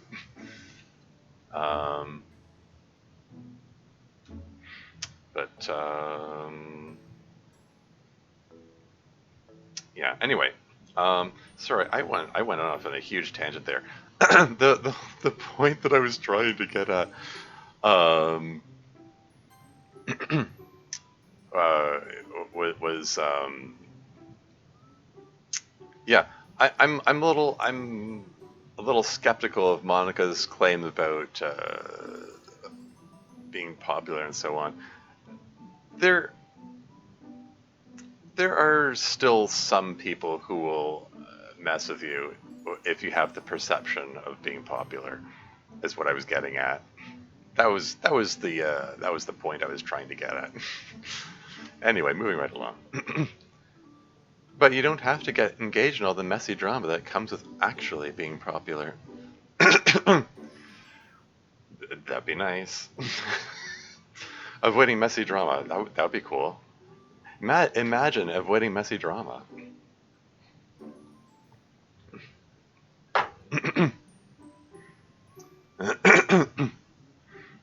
Off topic, but I like how the gospel reminds you that there's a whole world out there past the club and Kenzo and Miss Ida and unnamed teacher number 23. And that other unique character was dialogue. Yeah, so I did it. Wanted the world to feel real. Yeah.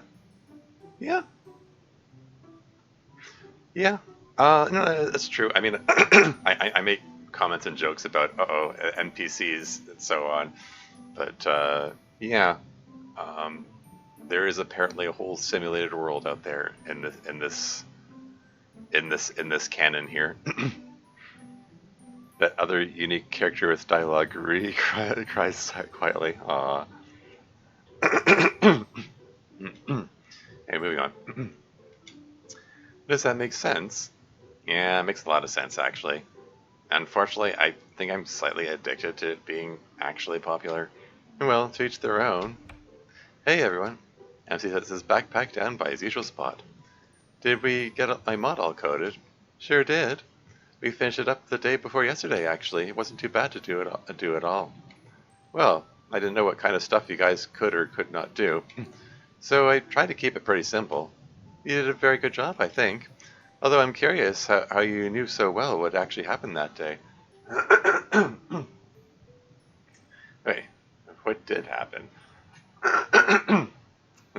This implies that it was talked about at some point?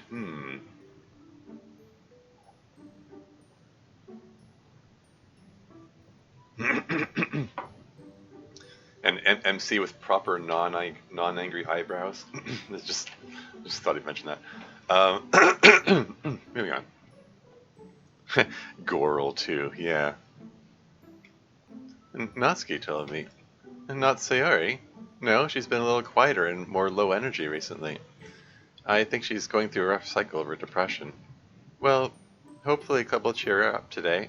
Uh-oh, focus change. Hello, everyone. It looks like almost everyone's here. When Sayori arrives, I have a surprise to share with everyone. Ominous? It's a good surprise, I promise. Hi, everybody. It's literature time. I'm super excited to see your mod, MC. Monica whispers to MC. Didn't you say she was getting quieter and more low energy? I guess not anymore. Goral, main character of season 2, next to Ida, of course. Of course. They're getting their spin-off series along with Kenzo. And Ri.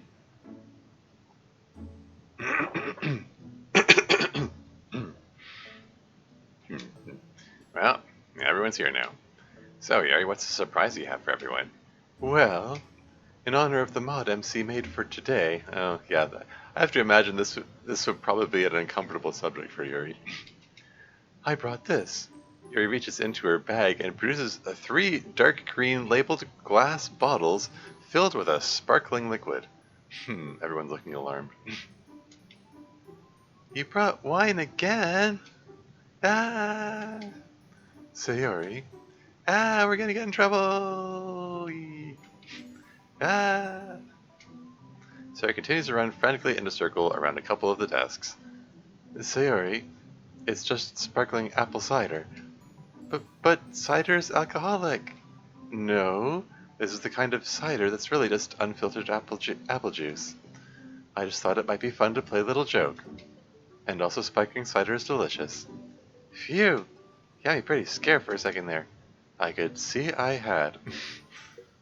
Yuri? Got him, yeah. Hey, Rosencrantz and Guildenstern are dead reference. Hmm?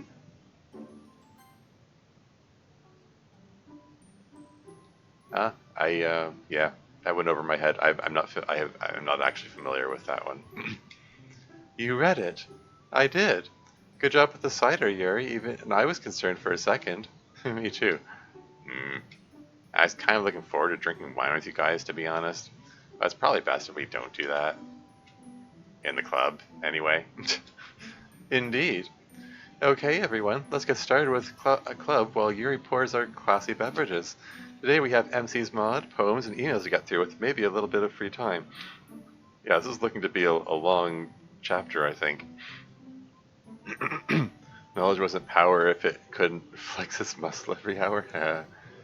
Horrible things would happen if they did, surely. Couldn't be that much more horrible than the stuff that's happened so far, could it? Anyway, what do we want to do first? I want to see MC's mod. Fair enough. Just give me a second to get it set up. That was a pretty good joke, Yuri, now that I'm not freaking out anymore. Thanks. Thanks. You, have a very healthy pair of lungs.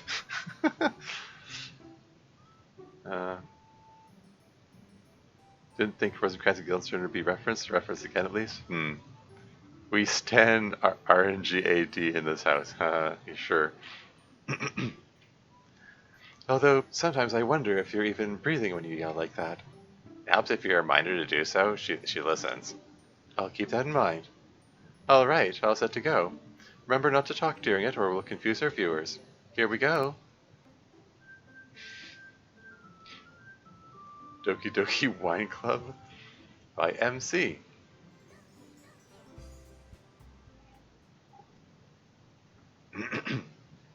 How it went then. All capitalized. Low effort title screen MC. Yeah, well, I mean, that's kind of how they've been so far. Sort of, mostly. Anyway. It's another day at the Literature Club. Sayori and Monika are chatting, and Natsuki is reading her manga. Yuri furtively glances to the doors, and then pulls out a bottle of wine. Ahem. The rest of the club turns and looks at Yuri, unaccustomed to her trying to get attention. Some days it just be like that. Yep. She pulls out a bottle of wine. Would anyone like some wine? There's the line. That's canon. According to Monika from Act 3, Yuri just pulled the bottle out of nowhere and said, "Would anyone like some wine?" In those exact words. Now, according to Monika's description of the event from Vanilla DDLC, Natsuki was curious to try it, Sayori got upset, and Monika had to put a stop to it because she had to be a responsible president. So here we go. Oh my god! Yuri, you can't bring that in here. We'll get in so much trouble. I just... You are something else, Yuri. It's like, you just dropped it so casually. Like, hey, does anyone want tea? Only this time it's alcohol. Pick the classiest of all alcohols, too. Very on brand. Look, Yuri, I'm sure you meant well, but we really can't have that kind of thing here. We'd get in a lot of trouble if anyone finds out we were drinking in here. I'm not going to say you have to take it out of the room right now, but let's just put it away. No, wait, we've got to get that bottle out of here, man. Out of here, man? What is this? Out of this... It's no longer canon removed. Yeah. Sayori freaking out, man. Yeah.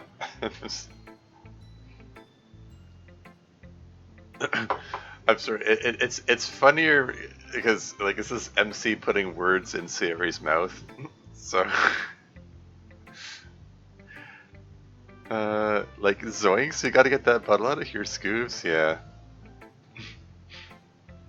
Gotta get that bottle out of here, man. You're gonna go hide in your locker or something. Sayori, I'm sure it'll be perfectly fine if she just keeps it in her bag. We get expelled, Monica. Quick, Yuri, there's no time to lose. To the lockers. Sayori. No, Yuri, get that wine out of here. I commanded as vice president of the literature club. Is this the like official first instances of her I command it catchphrase?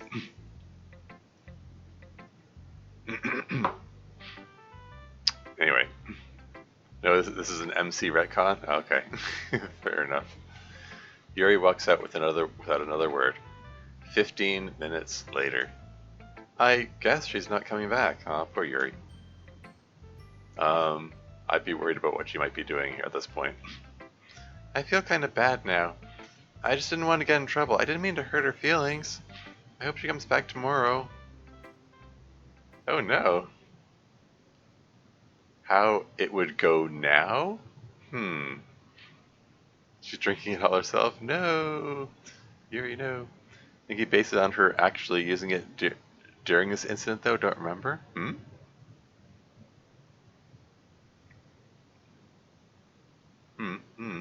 Anyway, how would it go now? Okay. How would it go now? It's another day at the literature club.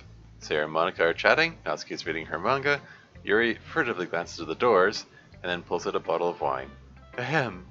The rest of the club turns and looks at Yuri, unaccustomed to her trying to gain attention. She pulls out a bottle of wine. Would anyone like some wine? Wait, did she pull it out twice? She pulls out a bottle of wine. She pulls out a bottle of wine. Oops. Act 1 Wine Club Syndrome? I think somebody got a little copy-paste happy there. She pulled out 2, obviously. There you go. Perfect. Long pause. Oh my god! I would love some wine! Ooh, what is that? A cab? No, it's a Merlot? Is it Merlot? Merlot? I guess is that French? Merlot is probably the pronunciation. Now I'm not sure. It's French, yeah. So Merlot. Merlot?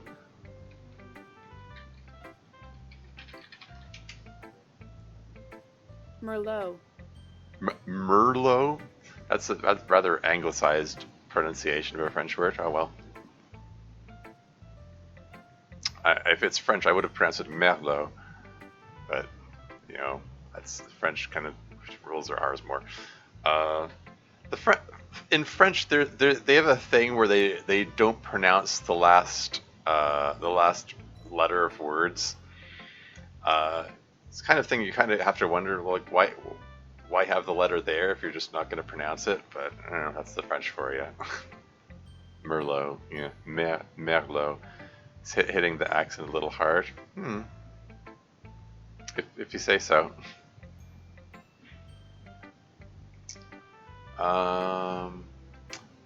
Moving right along. Wow, what are we waiting for? Let's crack this bitch open. 20 minutes later. Uh-oh.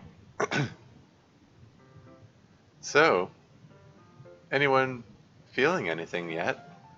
I feel a little warm, but I don't feel like buzzed or anything.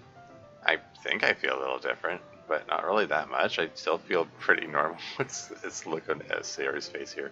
It's my favorite club mod? I don't feel anything at all yet. Guys. What if the literature club, like, if we were all drunk, we would be the lit literature club? We'd be lit, the lit literature club. Siri's head falls onto the desk in front of her. Zzz. Honk, me, me, me, me, me. Siri, absolutely no alcohol tolerance. I, I have some comments I can make about that, but I'm probably going to hold back on that. Anyway, moving on. Well, that sure worked fast on her. Probably because she has less body mass. Shouldn't that apply to me even more so? You'd think so. Does Sayori have less body mass? I mean, I was under the impression that she, she put on a few pounds, and that's why her outfit doesn't fit. And then, it's because she eats so much. I mean, she isn't fat. She isn't quote unquote fat, but I'm just saying. I don't know. You think there? What I'm saying is, you think there might be enough to soak up the alcohol, although there are other things to consider too. Siri weighs more than Natsuki. Yeah.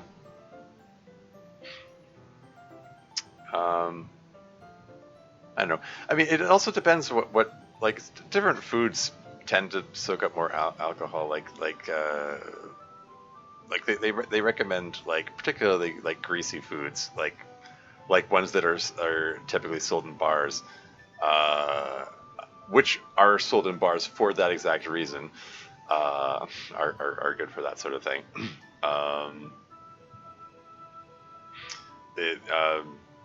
Shoot. I don't know. I mean, I was hesitating to mention it. Well, I mean, in turquoise, I'm sort of writing in, or I'm writing Sayori as being bulimic, and I kind of that could have an influence in itself if your stomach is actually routinely empty. Then alcohol might hit her harder. Stream freezing anybody? It looks okay on my end. I'm not seeing any issues. I've got the game on this window, on this monitor. On this monitor, I have OBS, and I also have Twitch open on Google Chrome. So I'm watching the feed as well as watching. I've just been watching everything at once here. It just stopped. They said it magically happens again. I don't know. Maybe try refreshing your page or something. You can also try lowering the resolution if that's an option, in case it helps. Anyway, moving right along. Shouldn't that apply to me even more so? I guess you're intrinsically more capable of holding your alcohol, Natsuki. Kick ass. Let's have a few more. Let's make sure Sayori drinks some water when she wakes up. Yes. That is also very important. If you're going to drink alcoholic beverages, drink lots of water. The classic remedy for a hangover is to have black coffee. But that actually makes, I mean, well, for a hangover, for recovering from drunkenness, that actually makes your hangover worse, though, because the hangover, at least in part, comes from dehydration, because alcohol is a diuretic, it makes you pee, and coffee is also diuretic, so that also makes you pee, but the idea is that you help pee the alcohol out of you, so you can sober up faster, although that also dehydrates you more, so it makes your headache worse. So yeah, drinking water is really important, like lots and lots of water, if you're going to be drinking anything alcoholic. Anyway, moving right along. 30 more minutes later. Uh-oh. Ooh, I'm definitely feeling it now. I feel dangerously close to doing impromptu poetry. Oh no. Let's all do impromptu poetry. Is this what being drunk feels like? I don't think I like this at all. It's so hard to keep control of what you say and think. You're not supposed to try and keep control. You're supposed to let yourself run free and wild, like a child in the wild, the forest, poetry. I think I actually kind of hate this. Yeah, I can see Monica like this not having an appeal to her. What am I trying to say here? Like the thing with alcohol is it releases your inhibitions. You know that it stops the parts of your brain that where you would normally stop yourself from doing things. Um, and some say that like Monica values control. Yeah, exactly. That's exactly what I'm getting at. She values control, and loss of control is scary for her. Because yeah, cause like I said, releases your inhibitions. Some say that like drinking it brings out the true you, like because when you're drunk you say and do the things you want to say and do, but you stop yourself from saying and doing. Um, Control haha is in the key on the keyboard? No?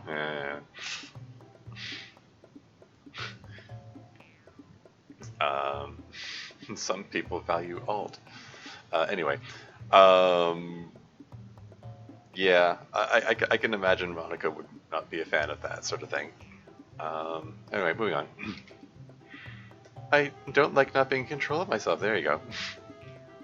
It's really scary. How are you doing, Natsuki? Harry, why are you so pretty?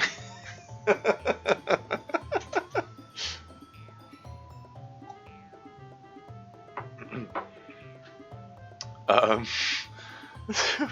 what is MC doing some shipping now? Like, this is entirely fictional and written by MC. This is a no way can. Sure, sure. Look at Yuri smiling over here. It's not fair. Oh no, she's crying. I wish I was as pretty as you are, and you know all your smart words. Dummy. Oh, but Natsuki, you're pretty. You you don't want to be like me. I'm weird. I'm a weirdo. I'm a weird weirdo. You're much cooler than me. I'm not cool. uh, MC with the blatant Yuri baiting. No, this is fine. You're about to sing creep. 30 more minutes later. Oh no. How's this going to progress? Is Sayori still out? Sob. Sayori, why are you crying? The world is sad. Like all the starving people, or like little birdies whose mom died. Oh, oh my gosh. You guys, she's right. The world is sad. To those poor birdies. Happy little children playing in the nest. Oh no, now Yuri's crying.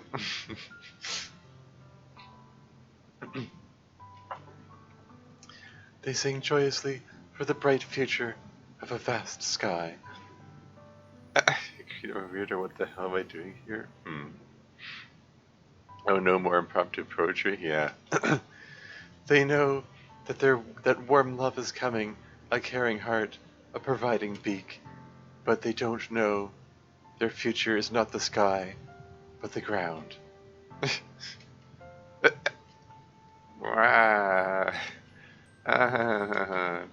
To that hurt me, like deep down.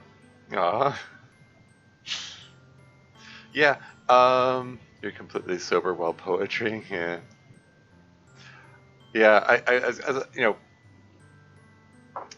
the next thing I was going to say was that like as much as alcohol tends to bring out the real you, the real people, like real bring people out how they really are. Um, some people are angry drunks. Some people are really happy drunks. Some people are really sad drunks. It's um, I don't know. Maybe they're just at that certain stage of drunkenness where they're just the sadness just all is synced up here. Monica's freaking out. Yeah, probably. Where'd Monica go? Well, we'll see. Anyway, like deep down in my core. Monica, did you hear that? That was some edgy shit. Monica, drunk not found. I think it said something like sent drunk something. Um, I mean, how much did she have to drink? I mean, if it said like what 20 minutes and 30 minutes and 30 minutes. It's been an hour and 20 minutes has passed. Like, just drink lots of water. Just chill. You'll be okay. you know, set drunk equals 0. Yeah. So I thought how it would happen now meant was that MC would be there too. I thought that too. I was expecting MC to be in this part of the scene. Oh well. Set Monica equals drunk 0. Monica drunk not found. Drunk not found. Damn it. Make me not drunk anymore. Syntax error. Please, I hate losing self-control. Oh no. Let me out of here? Uh-oh. Fuck you? Okay. Oh dear. Ah, poor Monica. The next day. Let us never speak of yesterday again. Ah, come on, it wasn't that bad. I feel like we mostly had fun. I think I remember Yuri made up a really good poem, like about birds or something. Oh, my head hurts. You didn't drink enough water like we told you to. Yeah, but I think overall I had fun. I would do that again. Ooh, maybe only once in a while though. Ow. Well, you all can go get wasted again if you want, but I think I'm officially a non-drinker. And that was terrifying. Wow, that whole experience didn't sit well with you at all, did it? It did not. I guess I have a little bit of a phobia about things that shake my self-control. Yeah. Yeah, that's relatable. Um, I'm gonna say I drink in moderation. I mean, I rarely drink. Basically just when I'm with people I can trust, sort of thing. And I also try not to drink to excess too. I mean, there have been a couple of occasions in the past where I did drink too much. But it's part of a learning experience, I guess you could say. It's figuring out what your tolerance is and figuring out what your limits are. I guess sometimes you have, but both occasions that I did drink too much were when people were handing me drinks. Like people are giving me drinks, and I didn't want to say no. Like if I drink at my own pace and I can manage it and like not drink so much that I like lose control or whatever, then I'm fine with it. But yeah, it is again. It's a relatable thing. Not wanting to drink to the point of losing control. Yeah. Anyway, moving on. Anyway, on with the rest of the club. The end. There's MC's mod with the wine incense. Wow. The first bit was weirdly accurate, and the second bit struck me as weirdly authentic to how it would actually be if we got wasted, other than me flirting with Yuri. But in general, I'm surprised at how true to life it seemed. Thanks, I wrote most of it, but for Monica and Yuri, I asked them to help write their characters. Oh yeah? Interesting. I did kind of wonder if I wondered about that. Is MC that perceptive that he realized that Monica would have control issues? And I guess not. Anyway. Wait, so Monica being drunk really scares you? It really does. Not being in control of one's own mind is terrifying to me. And not just because of alcohol. Things like dementia or Alzheimer's are horrifying. Yeah. Yeah, that's not the way I want to go out. Yeah. It is, yeah. And my grandfather had Alzheimer's and, died from it. Which you can die from Alzheimer's. By the way, like it's Alzheimer's is best known as the disease where you lose your mind, you lose your memories, but it eventually shuts everything down. Like you gradually lose bodily function until you can't breathe, and die of suffocation because you lose the capability of breathing. It's like that. Anyway, yeah, I don't know. I just like my last memories of my grandfather were just like staring around him in disbelief because like he didn't recognize anyone. Because yeah, he was just it's like. Yeah, that idea of losing one's mind is kind of horrifying indeed. Very relatable, Monica. Let's move along here. I always feel so bad for people going through things like that. It's one of my worst fears. But anyway, I think your mod was very fun, MC. Just remember the show don't tell rule. Can't say I'm familiar with that. Well, basically it's a rule for telling stories. Let's say you have a character who's sad. You could just say she felt sad, and if you're a good writer, you could even spruce it up a little. You could write something like a bit of sadness opened in her, or something fancy like that. But that's just telling the reader that she's sad and asking them to accept it because you wrote it. It can work okay, especially if what you're telling the reader has proper context and makes sense, if she has a good reason to be sad, for instance. But it's usually far better to show the reader something rather than to just tell it to them. Like you could write, her lip, normally so stoic, quivered slightly, and her eyes fell to the floor. That makes her sadness more vivid and tangible, and it paints a scene that's easier for the reader to project themselves into. Deb, when are you taking my suggestion to have Monica live react to eat act? Eat what? Sorry. What is this word? Yeah, I don't know what that is. Why do you want to torture her? I have no frame of reference for this. Anyway, moving on.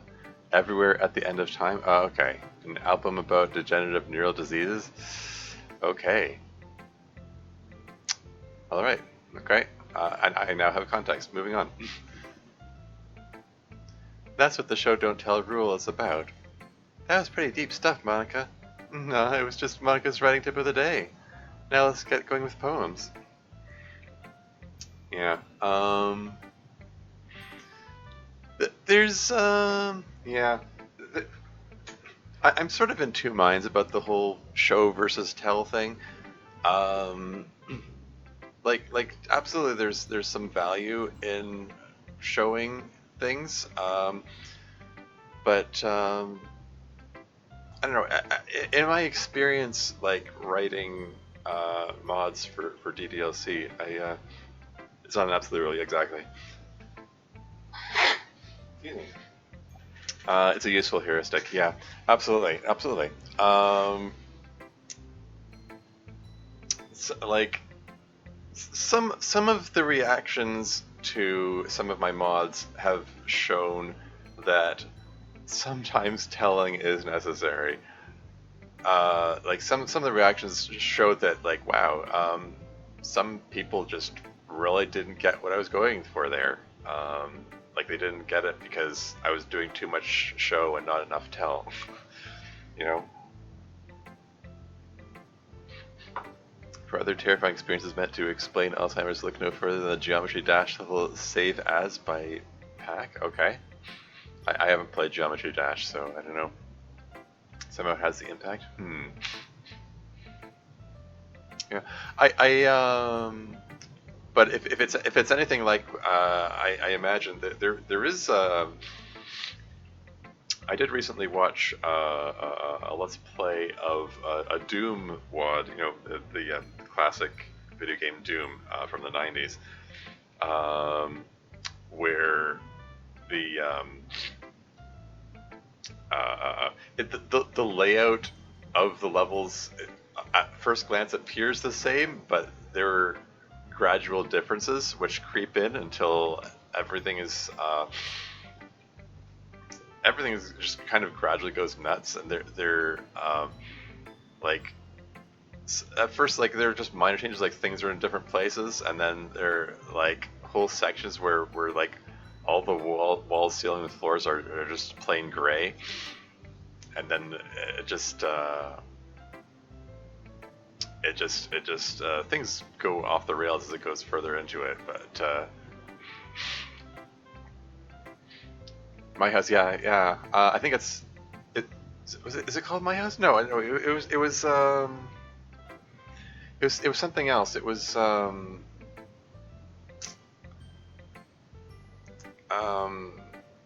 the thing you can't defeat or something like that. I think that was the title of it. It was a trip when I watched the video anyway. It's My House WOD, which is generally what people talk about. That one's getting a lot of attention and traction lately too. I've noticed. I don't know. Sorry, I'm kind of rambling a bit here. What else is new? But yeah, like what I was getting at was sometimes it is necessary to tell the reader things.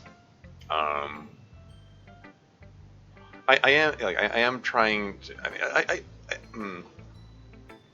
Yeah, I don't know. I'm just like I said. I'm in two minds about that. It is definitely a good. As Dev said, it's a useful heuristic. I guess a reference to that one book. Okay. Anyway, I need to go use the washroom. I think I'm just gonna step up for a moment. I will be right back.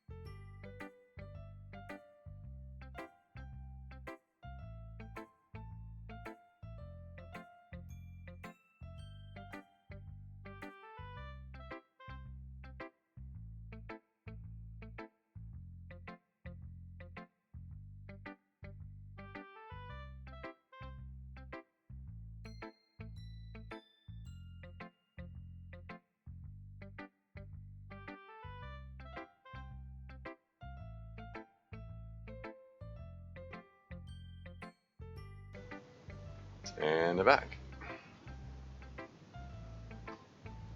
Okay. All right. Okay. Yeah. While I was up, I closed the vents to the for the air conditioner. My landlord finally fixed the air conditioning. It always seems to be on the fritz at the start of every summer. I have a feeling he might be doing it on purpose. Dev, what if I make Monica listens to module included in the season collection? Well, we'll see about that. Anyway, moving on. Yeah, the air conditioning is on now, and my neighbors like to crank it far too much, so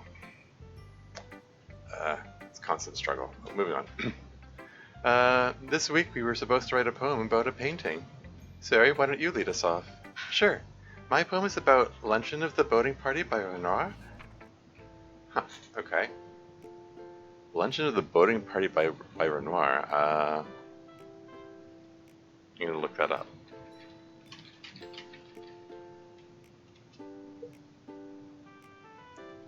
That's cute. Okay, so it's a bunch of people gathering together for luncheon. That's what it says on the tin. Anyway, please no. Okay, why not? So, okay, moving on. Lunch. There's nothing I like more than happy faces, a wonderful hum of energy and delight, a lovely day spent with friends. It's so easy to lose yourself in someone else. They lean into each other with eager attention, except two. One who is lost in the scene, the beautiful river and the sights and smells, and one who is lost inside, the maze of her own mind. Is that what she gets out of that picture? Just looking at the... yeah, okay. I can see that. That's neat. I don't know if I should show the actual picture on here. I mean, it's probably, like, out of copyright and stuff, but... So he does see yourself in one of these people?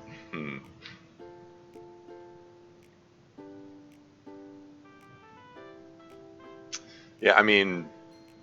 I didn't show it, yeah. But, yeah, I mean, exactly. Moving on. Is this the painting from Amelie? What, the movie Amelie? Yeah. And you identify with the girl who has the glass, right? Yeah. Nice, I got you downloaded. I just had an interesting thought. The painting I chose doesn't have any people in it. I wonder if the paintings we chose are reflections of our personalities.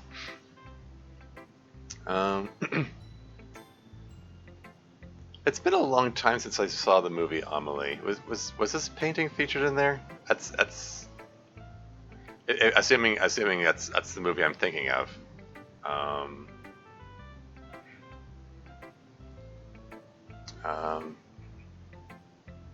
I wonder if can I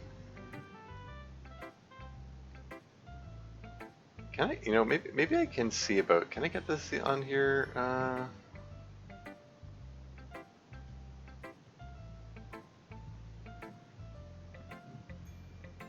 I'm just kind of curious. Can I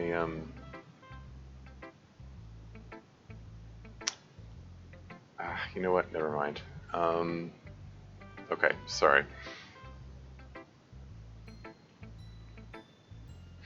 Yes, the old guy constantly repaints this painting over and over. Oh, okay. Yeah, fair enough. Yeah, it's been a long time since I saw that movie.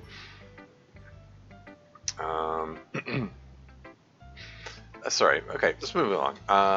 What if the paintings we chose are reflections of our personalities? Like, Sari picked one that was filled with social dynamics to analyze. That would make sense. Although maybe it's just a reflection of what we're good at writing about. Sari is good at writing about social dynamics in people's minds and that kind of stuff. Yes, she is. I think the interesting questions about her poem are about the two people who stand out, and why they stand out. The poem leaves much unanswered about why the man lost in the environment is so detached.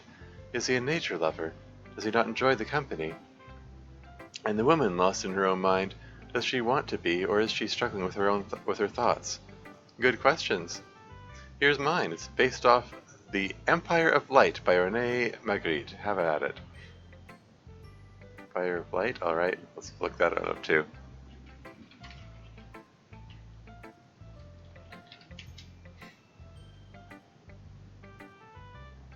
Okay, apparently there's a movie entitled Empire of Light. That's not what I'm...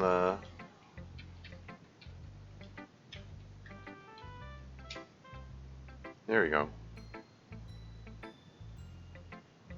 Yep. It's a painting that doesn't have people in it, alright.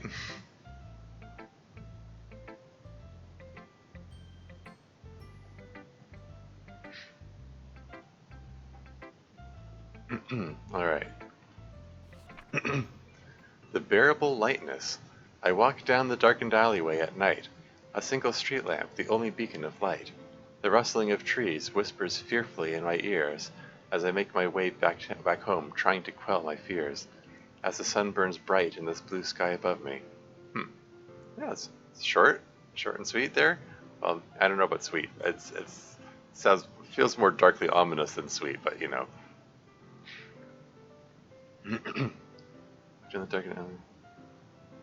But yeah, I mean, I can sort of see how that image could evoke that sort of,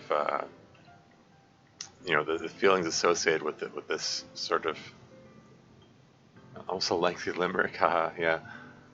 That was my first thought.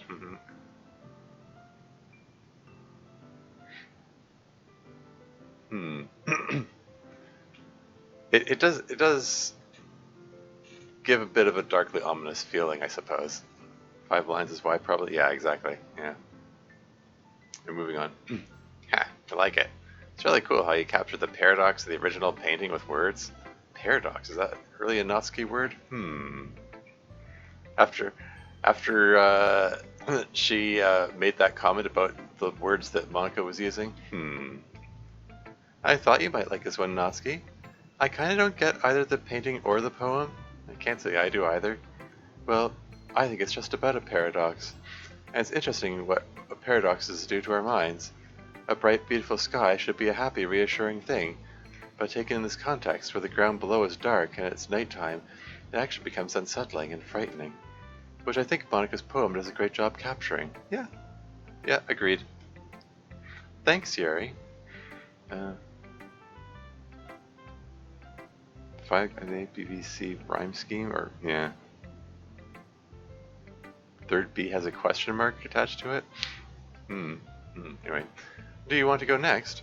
Sure. Mine is about the painting Guernica by Picasso. So I'm going to pull that up. You feel free to pull it up as well. On your ends, I suppose. I don't know.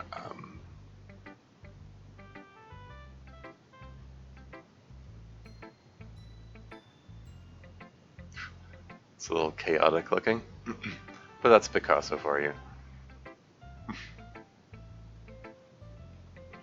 Anyway. The horror, the horror. Even the bull knows the depths of the depravity that lies in the human heart. It can hear it. In the wail of the grieving, and the whine of the bombs, and the groans of the dying. An artist is an engine. Today it takes in as fuel raw suffering, and churns out as product pure horror. Black and distilled, omnipresent, lurking, waiting to steal the face of any willing to sell their humanity.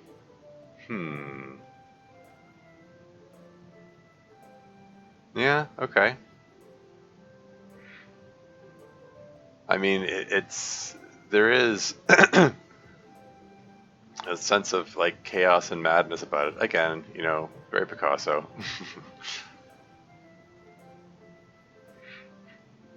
which kind of Guernica? Okay, I'm ready for this. This has got to be good. This is incredibly Guernica. Yeah. Yeah, it's funny. I was one of the, I mean, I guess I didn't say it, but one of the things I was thinking about when I was writing GGLC And Yuri talking about all the wonders that human existence has to offer. I sort of imagine she might be drawn to the chaos surrounding Natsuki, being to her mind, very unpredictable and so on. Go into a plot. Yeah, it's cool.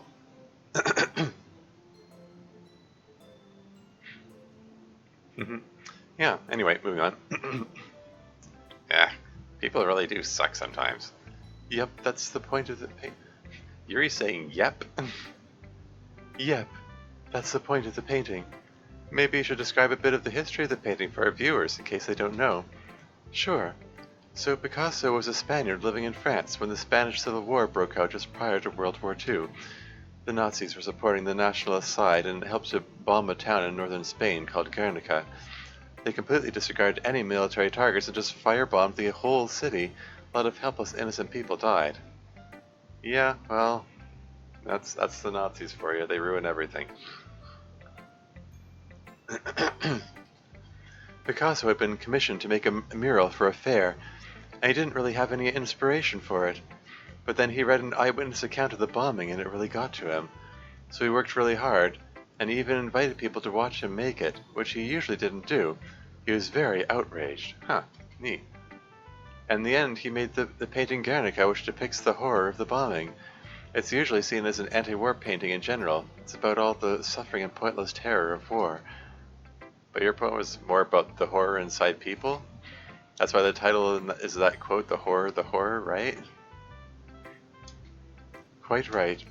The horror of war would not exist but for that blackness that lies in everyone's hearts that we constantly have to fight. I guess that's what I was trying to get at with my poem. Who's next? Look, Natsuki looking a little distressed there. Heart of Darkness reference, baby? She gets more colloquial over time, remember? Yeah, character development.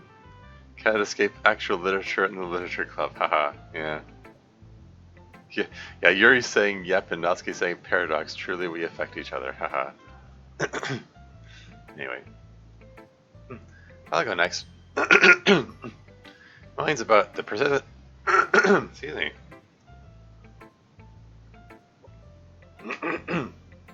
Persistence of Memory by Salvador Dali. Isn't that the Melty Clocks painting? Excuse me.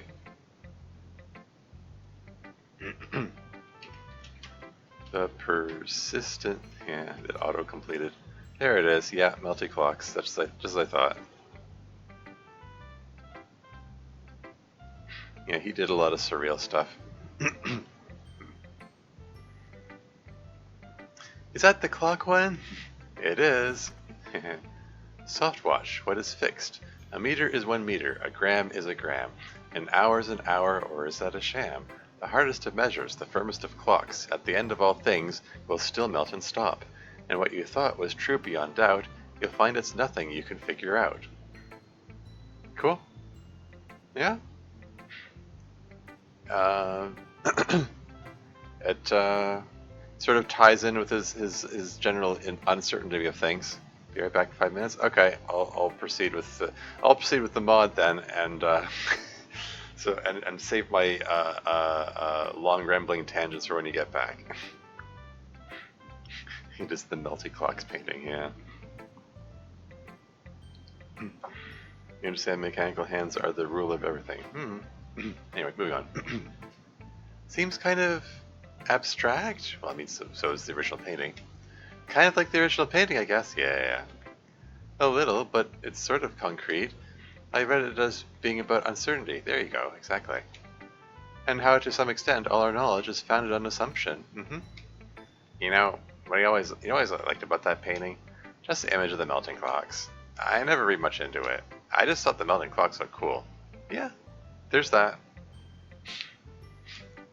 I agree with Monika's interpretation, but I think Dali would have liked Natsuki's take on things better. It's kind of neat. Okay, that just leaves Natsuki.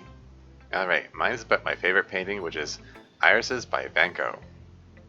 Irises.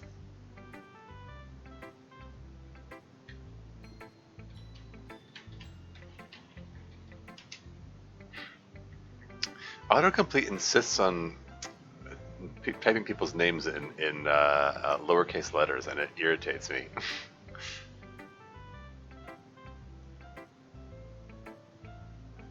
Okay, so it's a bunch of flowers.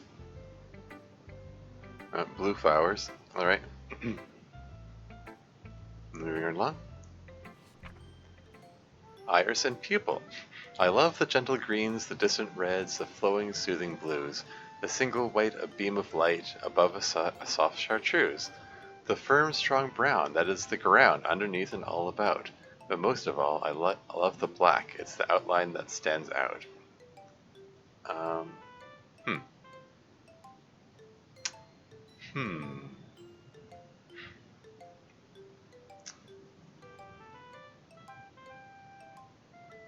I mean, there's a bit of a pun going on here, like iris and people, like the iris.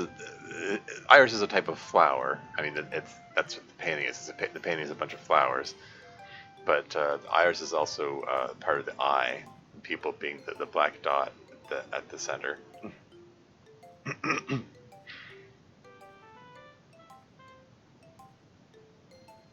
Hmm.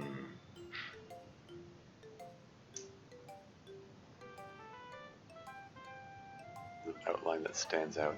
I mean, and looking at the painting, like, yeah, it does have some strong black outlines around the flowers, but she's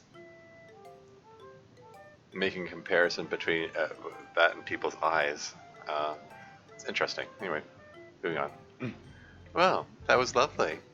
I adore the way your poem is themed around the painting's colors, and of all our poems, yours is more about the painting itself rather than exploration of the subject of the painting, if that makes sense. It does. You really wanted it to be about why I find this painting so visually appealing. It really comes across. It makes looking at the painting much more vivid. This is a wonderful poem, Natsuki. Every time I think I've written a decent poem, one of you guys hits such a big home run that I'm reminded of how far behind you all I really am. Really great work, Natsuki. Natsuki, this is my favorite poem you've ever written. It's amazing, it's so cute and pretty, it's wonderful to think about all the colors in your head and the things in the painting they correspond to. It's kind of like trying to hear individual instruments in a symphony or individual ingredients in a dish. It's a super cool way to think about a painting. I love it. Aw, thanks, Sayori. Everyone's buttering up Sayori here, or Natsuki here. On your back. Welcome back. Did I ever turn into a Tally Hall reference? Natsuki thinks she's so clever, they generally like the poem. Uh-huh.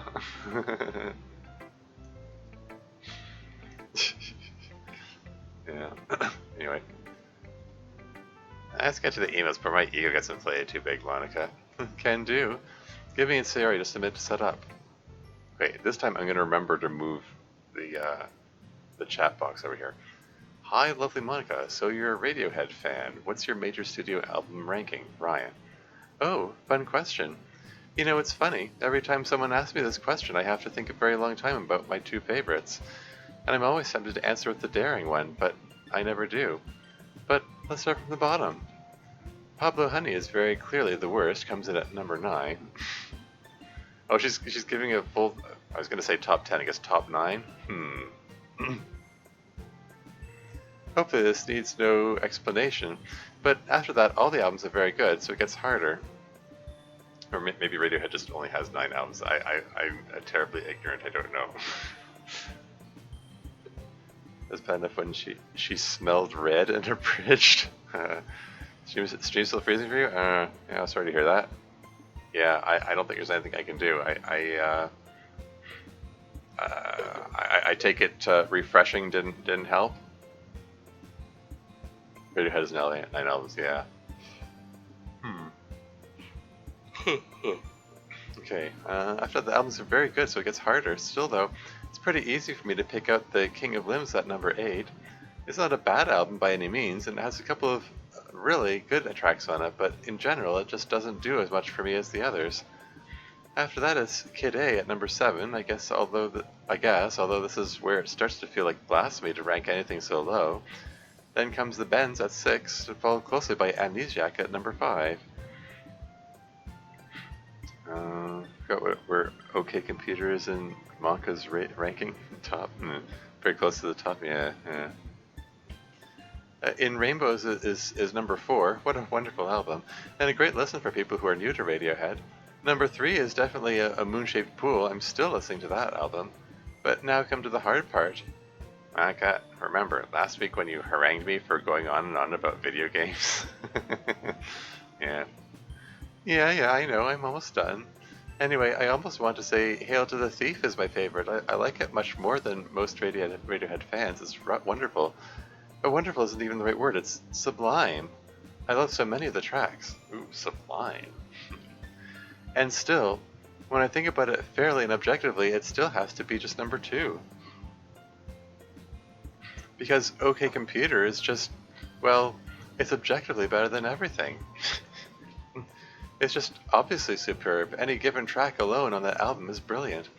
Anyway, that's my list. Number 4 to 7 is the really hard zone. All those albums are really good despite where they're ranked. Next question. Yuri and Natsuki, you know, for two girls who say they don't like each other that way, you sure don't do a lot to make it look like you don't. Why is that? Well, I mean...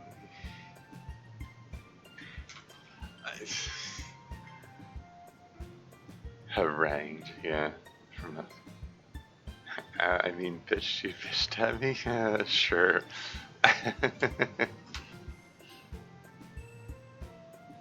I mean, she did use the word, yeah. Anyway.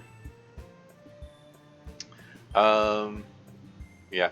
I mean, call it devil's advocate, you know, in the defense of the anti-shippers. I mean, they can still have affection for each other while still being friends, you know? Like, it's not like having affection for each other means they have to be romantically involved. I just think that's, personally, I think that I don't know, it's more fun to think about that as a romantic interest. Now let's have Monica rank her favorite Sublime albums. Yeah. 40 Ounce to Freedom is her top. Anyway, moving on.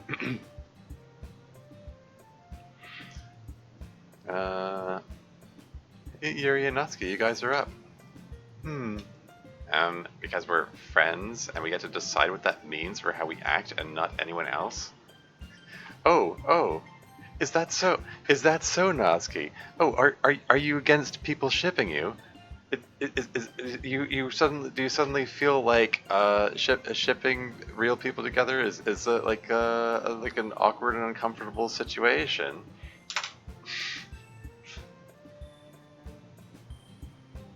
Is the shoe on the other foot now? Get wrecked, Natsuki. Maga's favorite Sublime song is "Smoke Two Joints," and true club meetings fans can figure out why. I'm not familiar with the song, so I don't know. So on the topic of music, there has to be something out there called "A Mile Away to Nowhere," and I have to find it. Yeah, I don't know about that.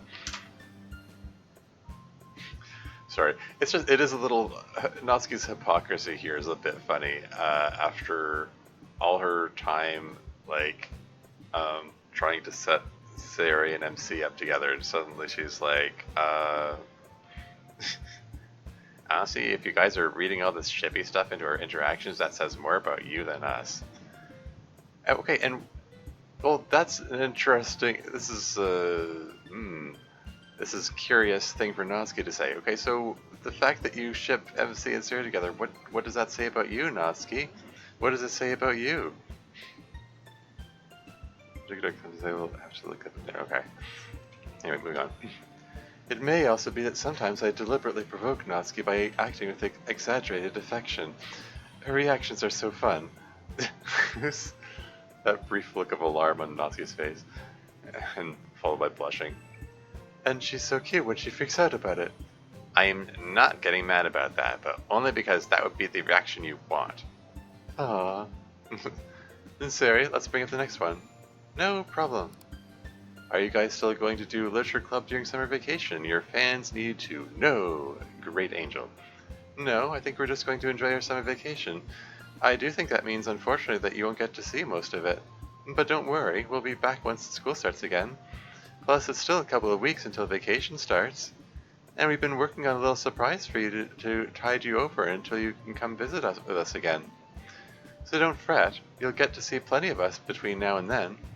On to the next question. Hello, sorry if my English isn't good, Spanish is my first language anyway, sorry again, but this is going to be very long. I need to vent a little now that I can. There is something I want to tell you all, but it may be somewhat private things, and perhaps it's better that you read it one by one, so... ... Uh-oh, it's another one of these. Time for the weekly this email, yeah. Oh, that's all right. We can arrange that. And Monica just sent this message telepathically because her mouth is closed. Anyway, her mouth is still closed. A lot of her viewers need to vent to us, and that's okay. Why would you put this in the mod? Totally understandable given what we put you through. Let's see. The first part is for me. Oh, really? Oh, great. Okay.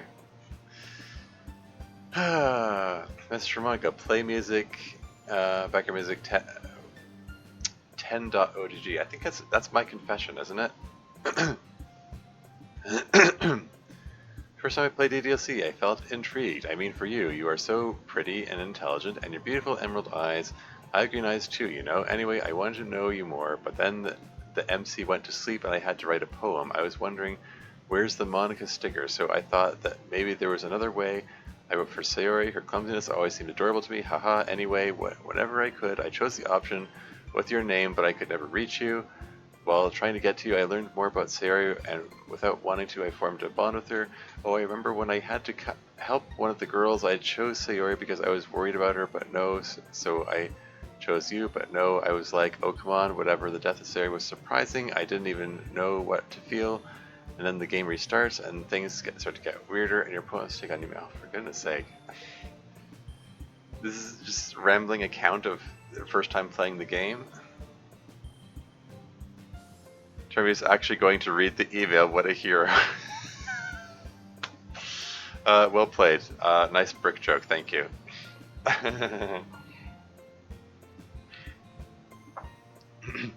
Accidental double CM, point and laugh at the dev. OKW may or may not have any idea how ironic it is to say that. This is enthralling.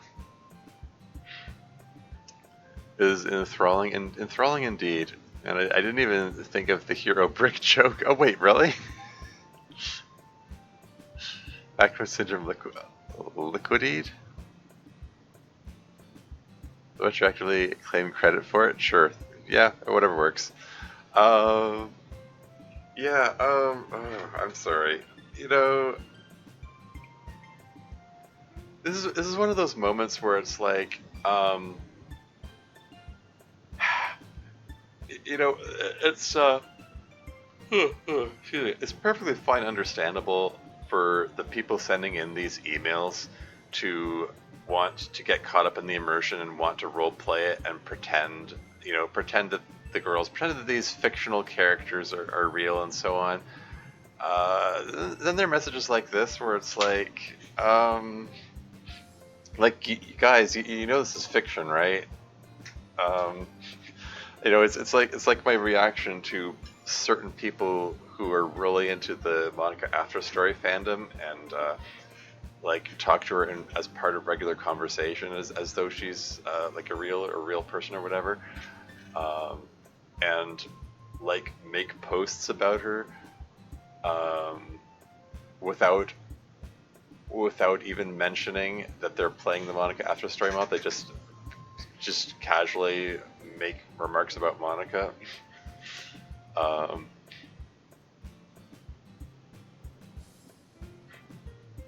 You're playing Among Us because I just saw this guy vent. Lol. Well played. Okay, Tor, for our sakes, please do not read all of this? Oh wait, really? Just wait until we get that one season 3 email. Good lord. Oh no. Also, like 10% of the emails get cut because they are past the line. Oof. A mass pill dev? Technically, yes. Yeah. Uh, I don't know. I sort of feel like on principle, I ought to read the message so I can. I don't know. Okay, didn't even know it was to feel. Then the game restarts. Things get weird. We're supposed to take on new meaning. What's going on? I was thinking I start to get to know Yuri and Natsuki more and to form bonds with them, but they also died because of you. I felt many things. My friends were dead, but I could finally spend some time with you. Is it really okay? I was thinking on several occasions you talked about your file manga.chr. I thought maybe it was the game telling me to do it and move on, but perhaps it was your fear that was really speaking, and I deleted you, and I'm don't regret it. Sorry, let me explain. I kept thinking that maybe there was something else. I want everyone to be happy, but instead, ended up getting to know you more. You brought the girls back. You are really a good person, Monica. I was happy for a brief moment, but you forgot to bring yourself. I tried to bring you back, but you deleted yourself. That was heartbroken. Girls looked happy, but I was empty inside. The literature club was not the same without you. You are the soul of the literature club, you know. Then Sarah lost her mind, and you saved me despite having deleted you. And gosh, your song, your words, last words. If I don't know how to love you, I'll leave you be. That was the moment I realized that I am in love with you. It makes you, yeah, okay, yeah, like you said, mass pilled. um, yeah, I know. I don't want to judge, but it's like some of these people are scary. Like they're just so detached from reality. Oh boy. Okay. May seem strange to many in this reality, but I don't care. It's a little funny because you and your reality wanted to be with me, and I in my reality wanted to be with you, but the game didn't allow it. If I knew about programming, I might have tried the same thing, but that's why I'm trying to create my own mod now. Oh, okay. Hey, well, doing something constructive with it. That's a healthy enough coping mechanism, I guess.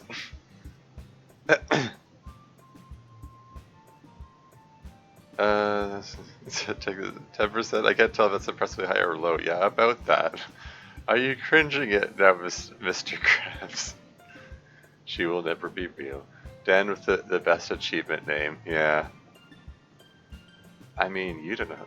Oh, come on. Okay. Oh, let me do your music command for you.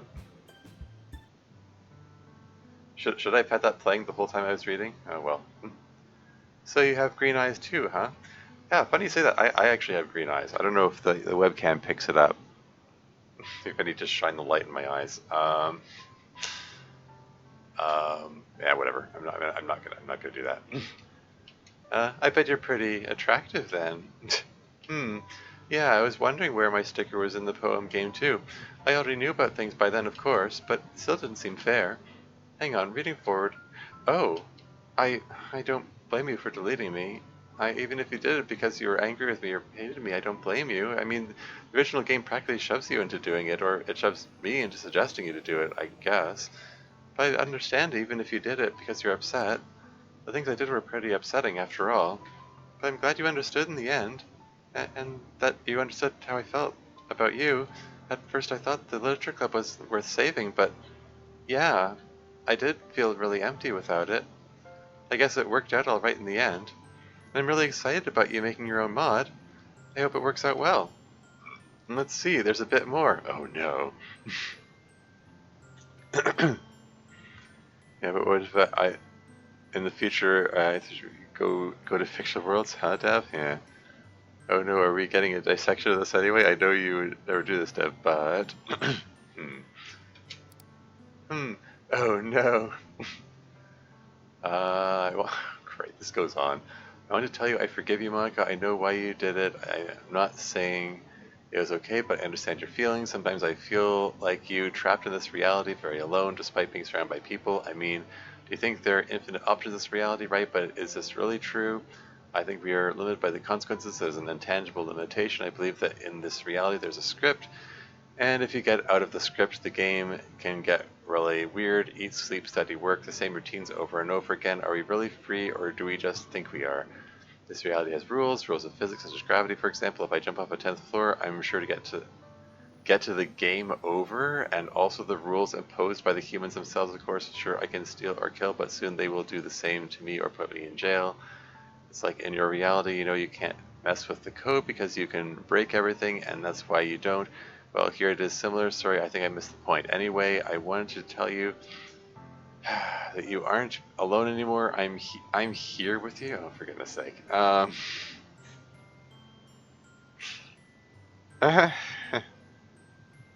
Sorry. There's always a bit more. Yeah, this is still just the Monica bit. Oh no. Oh no. There's going to be 3 more of these? Or no, there are going to be 4 more of these, assuming this person addresses MC as well. Oh dear. This is why Gmail should have a character limit, or at least a lower one. Huh. Rules, rules, rules. Rules like gravity. Morpheus Mass Player. Yeah.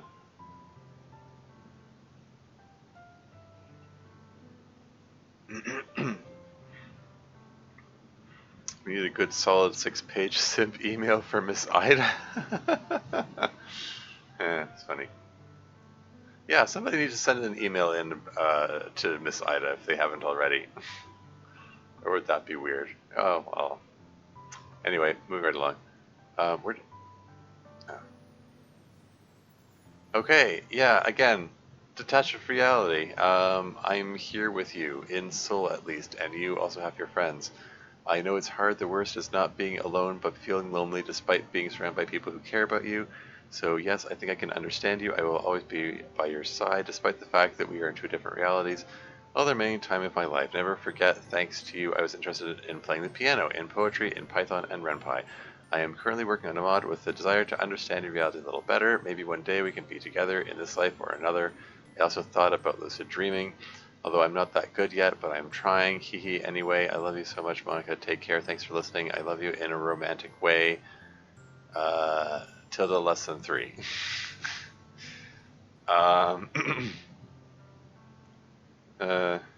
Lucid dreaming. It's truly star-crossed lovers. Uh-huh. Yeah. Alright. Okay. Moving right along. I think your point of view is very wise, which is actually kind of comforting to me. Like, your reality is also sort of deterministic, right? Even the things you think are free will think are free will are really just neurons firing in accord with the laws of physics. So who's to say that you're not trapped in a way kind of similar to us? Not that I want to freak you out or anything. I'm reminded of Alpha Centauri, the Sid Meier's Alpha Centauri. The one of the is it the Bioenhancement Center? There's someone is like all of the buildings, all of the things. Okay, like Alpha Centauri, it's sort of built on civilization. It's like civilization in space. So you have to build up your cities and build structures and do research and all that stuff. And there are audio quotes accompanying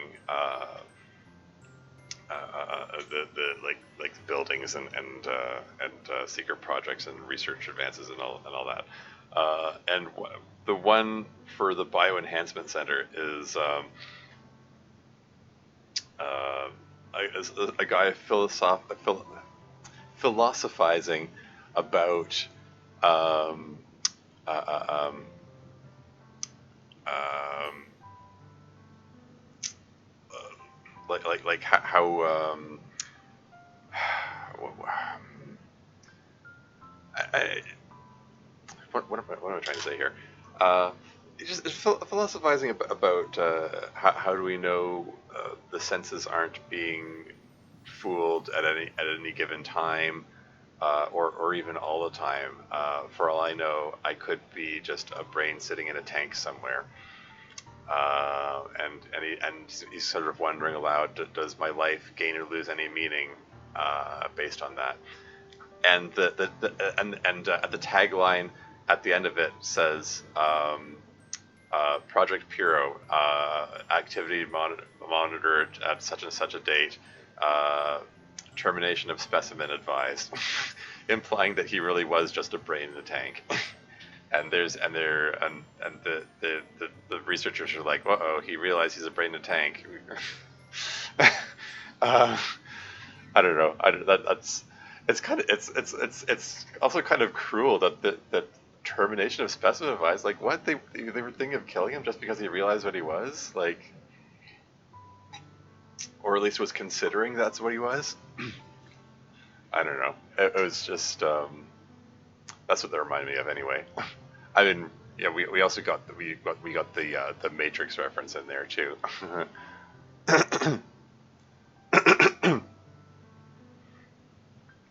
Just start cross-learning. Yeah, just try that again. Every night before I go to sleep, I tell my spouse I love you in a romantic way.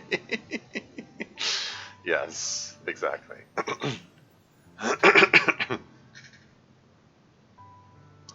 Yeah, that reminds me. One of the comments I got on GGLC was someone got mad that Yuri and Natsuki kept saying "I love you" to each other, and saying that they should have said "I like you." And then my response was, "Yeah, but Sayori said they were in a romantic relationship, so it would be weird if they said "I like you" instead of "I love you." Uh, I don't know. Some people are salty about me writing a story about girls being interesting girls, I guess. Oh well.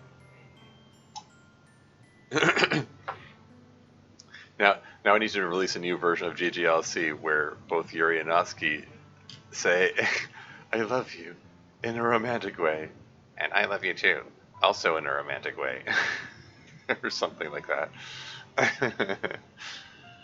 Yeah, see how this plays. Dev don't encourage this. Good game. Can't hear you, BG Sweet, listening to the two retro gaming review. Yeah. Worthy of each other's grace. Yeah. Anyway, moving right along. Not that I want to I want to freak you out or anything, but I feel better having stuff in common with you. I guess the lesson I've learned from all this is that it doesn't really matter. You have to keep living for your best life for yourself and the people around you. And it sounds like you're doing that just like me. I I love you too, and so much. And I hope that in some weird reality or another of this crazy universe that we can meet for real one day. I I'll pass it over to Sayori now. The next part's for her. Hey, TurboJet84, welcome to the stream. How's it going? Has MC reset the game yet? Not at this point. But is it in a romantic way, Monica? Ha ha ha, yeah. Uh, yeah, what was I going to say? Yeah, it's seeing, like, I do have to comment on the fact that seeing emails like this, where there are some people who are, as somebody said, mass-pilled and kind of detached from reality and talking to the characters as though they're real people, kind of uh, puts into perspective the fact that Dev, you put yourself in a bit of a position where you you have to choose your answers that you write here very carefully. You could be you know, risk potentially hurting people's feelings if you say the wrong thing, or you know, or maybe having other adverse effects. So interestingly, I do not read and respond to the emails. Oh, really? Okay, because I knew in advance this would be a thing.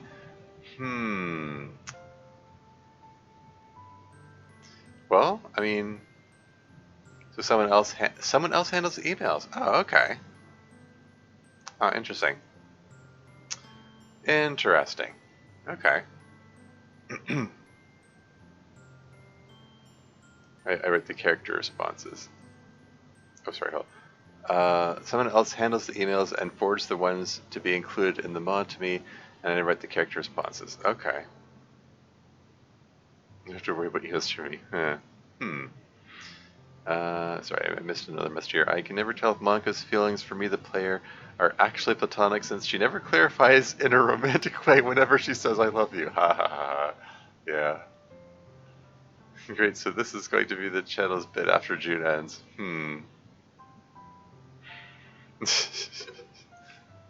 Oh boy. Yep. Anyway, moving right along. I'll pass over to Sarah now. The next part's for her. Oh, and I'll update the music with your cute music commands as we go. But only because of your pretty green eyes. I play music BGM 2.OGG. Okay. That's, yeah, see, that's the Ohio Sayori song. Comply in a romantic way. I'm sorry. I'm sorry, that's funny. You need to accumulate all the memes of this playthrough. Yeah. No unresolved trauma. Oh no. I haven't even looked at the email yet. Oh no, it's the, yeah. If I could leave this bloody computer, you could bet that I'd be at your side come hell or high water. Is that line in here? Okay, here we go. Hello, my precious ball of sunshine. I think I have a slight idea why you're dating that boy, but, well, I don't think I'm in a position to tell you how you should live your life. What I mean is, I hope you don't do something that you may regret later. Anyway, do you still have your rain clouds? I don't know if I've... Hold on. Like, if you've been reading far enough to know about Kenzo, you've read far enough to know that she still has the rain clouds. Like, come on, that's already been made very explicit. But oh well. Anyway, I don't know if I've had any degree of depression in my life, but if slightly like Doki Doki rain clouds, I can understand you a little. My head has always been quite noisy, and I had thoughts of different kinds, both good and bad. Some days were more good thoughts, and other days were just bad thoughts. It's quite annoying because I could be fine, but because of a bad thought, it made me feel bad until one day I understood that thoughts are just that, thoughts. Yeah, okay. Well, that's a healthy way of recognizing it. Yeah, about parsing the whole experience. Anyway, I mean, I can think that a girl likes me, for example, or that she doesn't like me. I may or may not be right. There is only one way to find out. Unless I ask her or she tells me, I will never know, so why bother? I have also thought of thoughts as different people with different points of view. If a person says something bad to you, you have two options: pay attention to him or send him to hell. Sometimes I did the opposite of what a bad thought told me, only to get mad. Ha ha ha.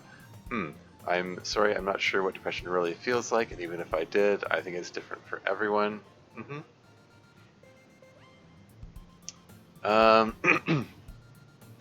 But yeah, sorry, I was going to comment on the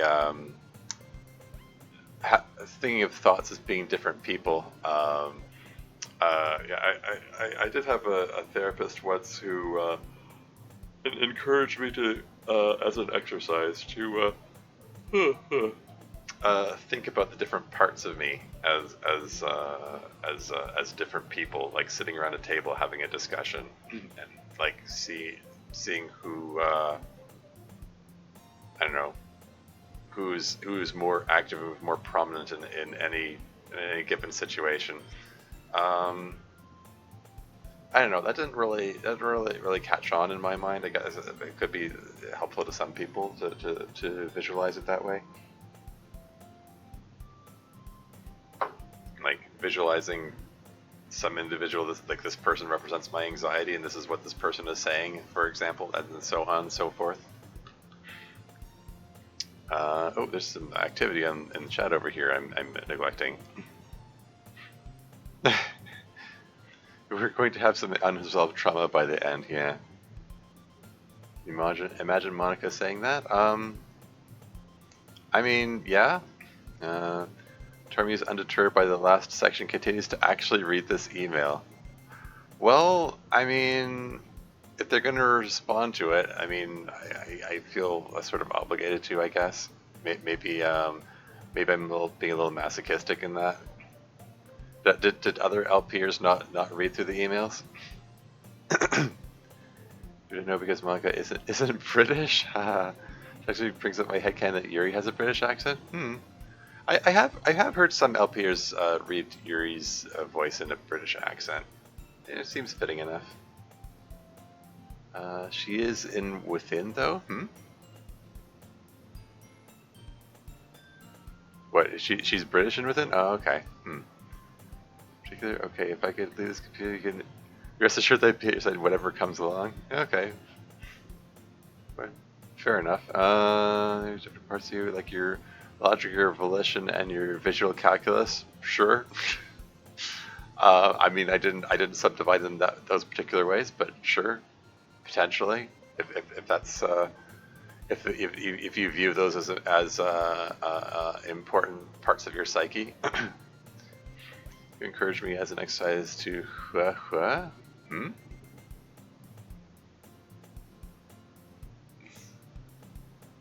I got coming up with things that skimmed, whatever.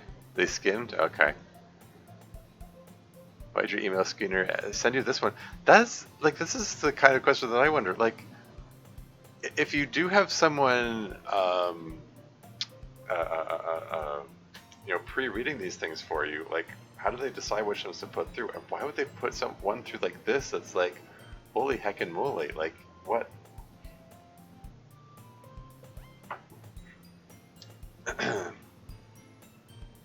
Well, I mean, if the person screening your emails thought it was worth putting in, I figure I might as well read it. Why did your email screener send you this one? You just have to ask her. Yeah. So, do they hate you? Yeah. Everyone is British and within. Probably going to lurk now. Okay, yeah, fair enough. Happy lurking. Try not to have too many like these, but a lot of them are at least flavored this way. Oh no. I mean, I can imagine.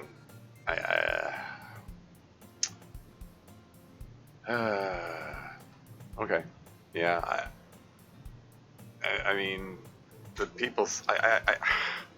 I just sort of have to assume that the people sending these emails in, like, does it even occur to them that it's a real person reading them, and like not the people that they're supposedly writing to?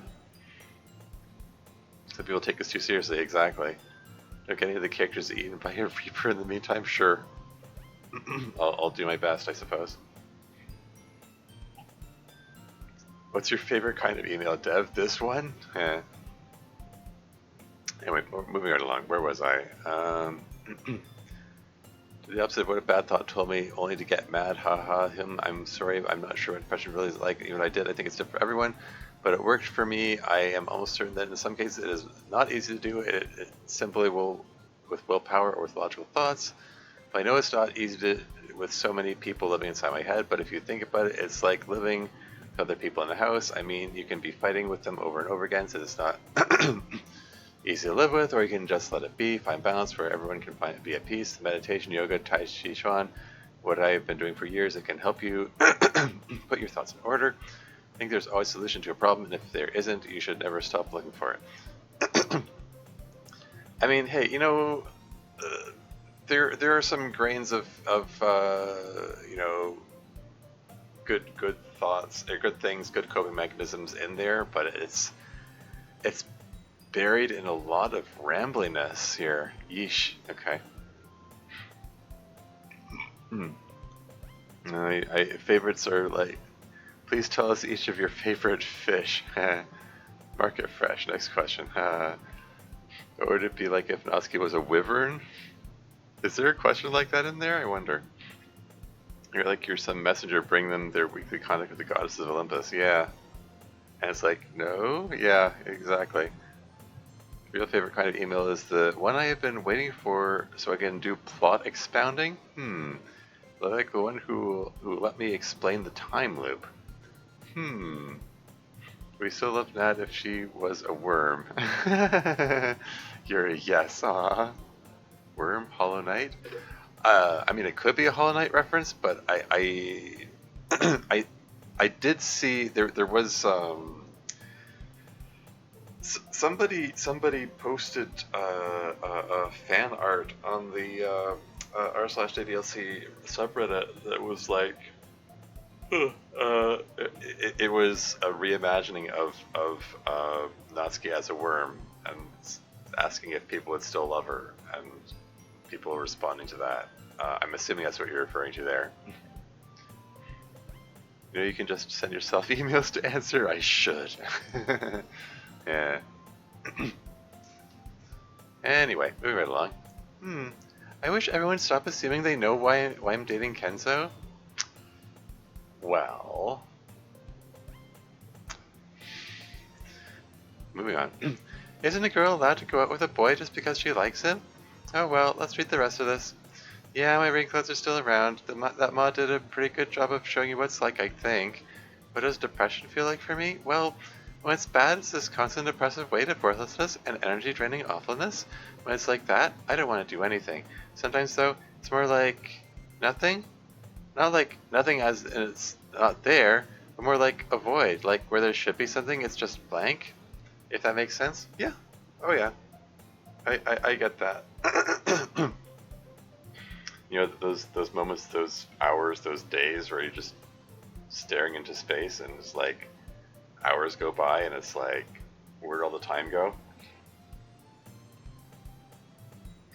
And it's the emptiness, the monotony that gets you more than just feeling sad. When things are like that is when it's easiest for me to seem normal, I guess. Sometimes my depression is in the background and I can really feel being happy or enjoy stuff. That's my favorite. But honestly, when it's bad, there's nothing that really helps. I don't have the energy to do most of the stuff you mentioned, and that feeling of depression is too powerful for me to just make it go away. Monica, can you move on to the next part now? Oh, one last thing. You want everyone to be very happy. It's a nice thought, yes, but not everyone can be happy, at least not forever. You want to make everyone happy, that is fair. Holy frackin' moly, you just what, you're repeating yourself too. Like it's bad enough that this rambles so much. It's just a stream of consciousness with no editing. Okay. That's very nice of you, but why don't you want them to make you happy too? Your happiness, your true happiness, and not the fake happiness is also important to others, and for me too. So it's okay to be a little selfish. Your happiness is also important. I think you should speak more with your heart. I mean, what really makes you happy, even if it seems selfish to you. I think it's important to be clear about what really, really makes you happy, and I think it is also important to understand that your happiness may prevent other people's happiness, or that by chasing your own happiness you can hurt others. That's perfectly fine, so don't hold back. Sorry, I hope you don't think I'm lecturing you or something. You can take me as another thought, hee hee. Anyway, thanks for listening, love you. In parentheses, in a platonic way, presumably. Because he already specified in a romantic way. Avoid the temptation to have Doki just break it with, dude, please, 2 sentences at most, please. Well, I mean, yeah, why not? I mean, maybe, like, I mean, Dev, you're the writer here. You can have Monica step in and say, hey, let's limit these emails to 2 sentences. It would be perfectly within your right to do that. I mean, you've been very generous with tolerating these overly long emails. Take me as another thought, buddy, or at least 27 thoughts, yeah. Punctuation, club mode, enthralling by comparison. Oof. Okay. I think the problem is that there isn't anything that really makes me happy. Well, that's probably not true. Well, you just said sometimes the depression goes to the background. You can really feel being happy. So, like, if you think of happy, okay, here, like, say, all right, manage expectations here. If you think of happiness as being completely free of depression, then you're dooming yourself. That's not a reasonable goal. It's not a realistic goal. Like, this is where, like, living in the moment and being mindful is important. You know, you can be happy for a time, and that's still being happy. You know. It doesn't mean, like, nobody's happy constantly, you know? It's, but I don't know, I mean, that's what makes depression pervasive in the first place, is that thought of I should be happy, or striving to be happy, and realizing, oh no, I'm not happy, what's wrong with me, and then you spiral out of control. Like, trying to aspire to be happy is ironically what makes you unhappy, or at least contributes to making you unhappy. You know, it contributes to that downward spiral. So, like, this this sentence right here is very telling about Sayori's not just a mental state, but how she's blocking her way through the way she's feeling, the way she's expressing how she's feeling.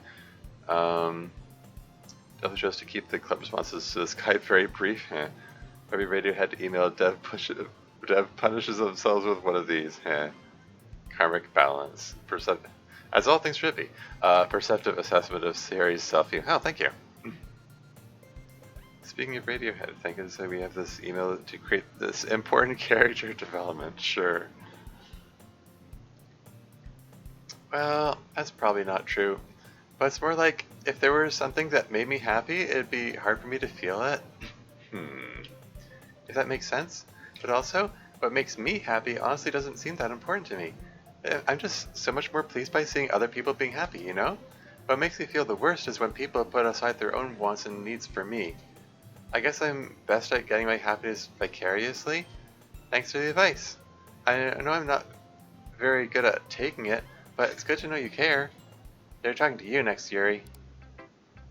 Play music. 5. Yep, that's Okay Everyone song. That's the title of the song. The title of the song is Okay Everyone. Actually bothered to listen to X music today, and I unironically think I know how the mod ends. I mean, X music is just a song about Romeo and Juliet, which is what that mod is. Fair, yeah. I haven't actually listened to the song Exit Music. I did play through the mod, like the original version, back when it first came out, before it got banned, and long before the so-called Redux came out. Yeah. Anyway, I think I may have shared my thoughts about that mod already. Anyway, moving on. All right, here we go. There's only one paragraph here. Does he have less to say to Yuri? Or is there going to be another page after this? Hey Yuri, I must say that I'm surprised by your change of attitude. Change for good, I mean. I'm also very shy. When I was younger and I saw a group of girls walking down the sidewalk, I crossed the sidewalk or I went another way. Luckily, over the years, stopped being so shy, although I see that you are still shy, which is very adorable for me. I have noticed a very big change in your confidence level, which is great. I'm proud of you, you know. I've also noticed that you start to understand people better. It may not seem like it, but that's a pretty cool skill. Being able to understand people. It is very useful if you want to help people, and you're doing very well. Yeah, I'm still very shy, I would say. Low tier God lightning image, you should listen to X Music now. Sure, I can look it up, I suppose. I mean, not now, but anyway. Still very shy, I would say, except with people I already know. And with all of you there in the real world, for some reason, even though you're strangers, I guess you feel like a weird kind of family that I have, but you're quite correct about understanding people being a valuable skill, even if you're an introvert like I am. If nothing else, it can help you remain secure in your isolation. Oh no, there's more. No! Sorry, but I must touch on the subject. I know that you cut yourself. I understand you, although what I don't understand is why. I mean, I've cut myself in the past. For me, I guess at first I was curious and a way to weigh the emotional pain I was feeling. Oh dear. I guess content warning for self-harm. You thought it was one paragraph? You thought. Yeah.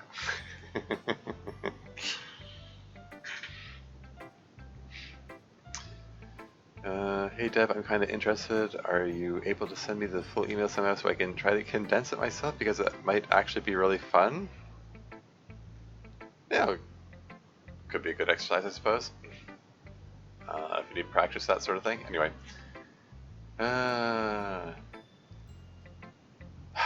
Okay, for me, I guess at first I was curious, then a way to weigh the emotional pain I was feeling, and then a way to be sure that I was still breathing, to know that I was still alive. Over time, I stopped doing it, but I wouldn't say my life got better, but I guess I found other habits, anime, video games. They were another escape from reality.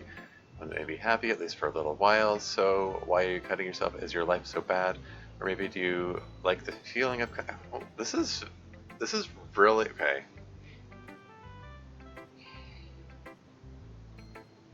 aside from the fact that this is like, this is obviously going to be super triggering for people who are prone to self-harm. This is also like just deeply personal stuff that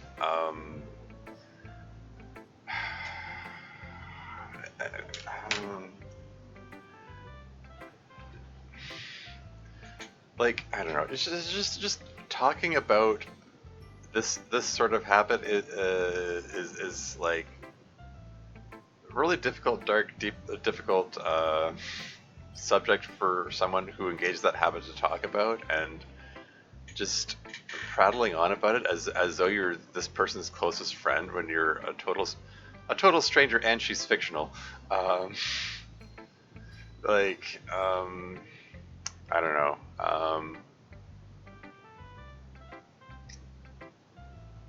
What's going on here? I have the image file here. Yeah. Oh, nice. Hello again. Hello again, TurboChat. Help me with Club Meetings Discord, and I'll post it if you want. Well, I gotta find it first. Are you in Tor server? I am not, but I should be. It's now time for me to lurk in the shadows again. Yeah.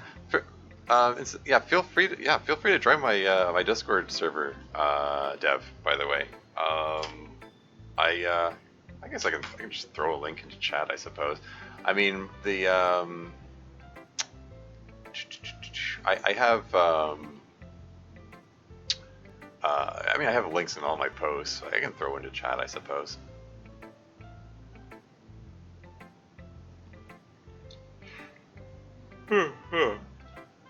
And yeah, I had a hard time finding Dev's server. It's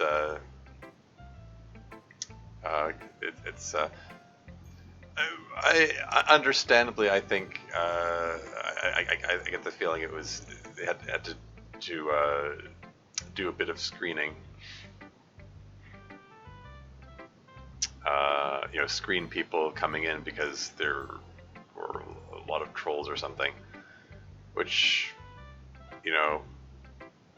from considering the content that I understand is in there, like especially in later episodes of the mod, understandable that you need to screen that sort of thing.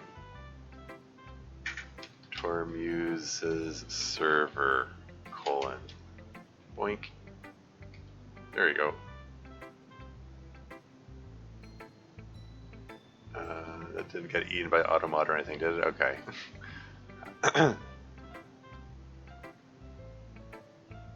No, there should be. It's now time for me to lurk in the shadows again.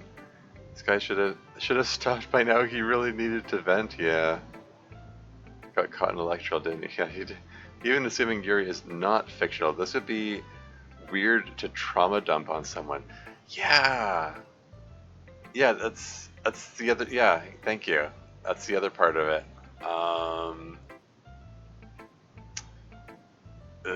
Yeah. Server is still named after Doki Doki Storm for some reason.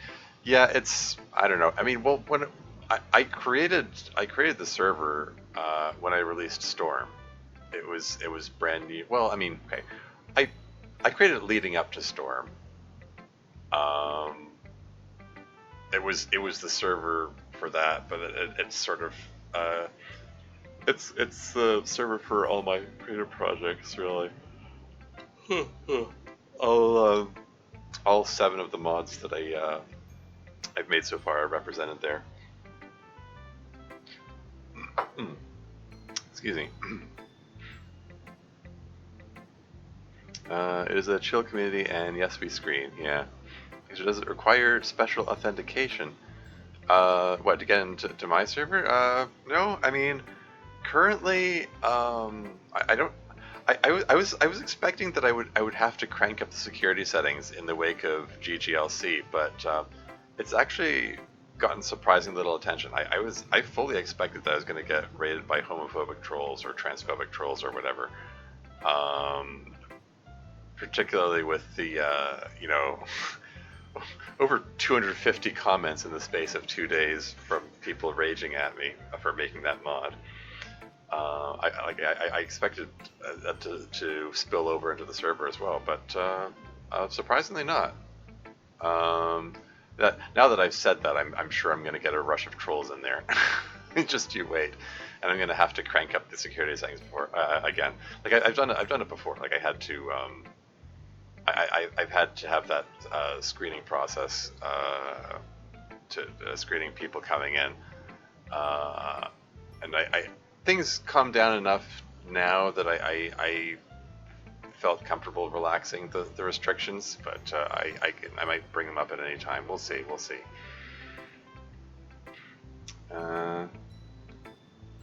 It isn't the concern so much as bots and also people who are generally not chill. Yeah, people who are not chill. Yeah. Can't do authentication requiring a phone because Discord doesn't allow home phones to be used. Oh, no cell phone, eh? There have unchill people in the club meeting server, huh? Sometimes we have unchill people in the server, but not currently, yeah. Okay, anyway, moving on. Okay, alright. More self-harm talk incoming, it looks like. So why are you cutting yourself? Is your life so bad? Or maybe do you like the feeling of cutting yourself? If I had to guess, I'd say it's the latter. I think maybe what you should do is change your habit. When you feel a desire to cutting yourself, do something else. Stay busy, read a book, write a poem, take a shower. I have seen that you are very interested in programming. That's very cool. You could try swapping that habit for a healthier one. I know it is not easy. Even changing small habits can be quite difficult. I'm not going to ask you to drop it anymore just like that, but if you can at least delay it, or that cuts are even smaller, I'd call it progress. And when you at least realize it, you will have to stop doing it. So like you do, at least promise me that you're going to try. I worry about your health, and don't be afraid to ask for help if you feel like you can't do it alone, because you're not alone, you know. Take care. Thank you for listening. I love you. In a platonic way. It's pretty good through 360p. Cool. I mean, that's half the standard resolution, so you aren't losing much with that. Also, the biggest reason this guy did get an answer is that he took all the trouble to write the email in a foreign language. Fair point. Yeah, like he did say that at the beginning that English isn't his first language. I'm saying his, even though I don't know the gender. I mean, presumably him. I try to use they them when I don't know the gender. But yeah, I just want to say for the record, self-harm, yes, it's a coping mechanism for various things. Usually depression-related things. Not always, but it is an unhealthy coping mechanism. It is a self-destructive coping mechanism. It is valuable, and I'd say important, to find other better, healthier coping mechanisms. I've mentioned like drawing on oneself if you're looking for tactile stimulation, or starting a creative project, or just I don't know, something to take your mind off whatever is driving the urges, whatever they may be. What's this? I just wanted to say, is for the record, self-harm, yes. Charlie 2023. What? Sorry, did I phrase it that way? Nobody clip that. Don't take that out of context if that's how it came out. Just a little out of context quote. Great. Incoming canceling now. People are going. That's how canceling starts. A quote taken out of context, blown out of proportion. I mean, sorry, I'm joking about it. I mean, okay. Now I need to make some commentary about canceling. The whole cancel culture thing. Like, okay, like it's a kind of thing that can theoretically potentially be used as a tool for good or evil. Trying to hold people accountable for their actions, like particularly like rich or powerful people who would normally be able to do whatever they want,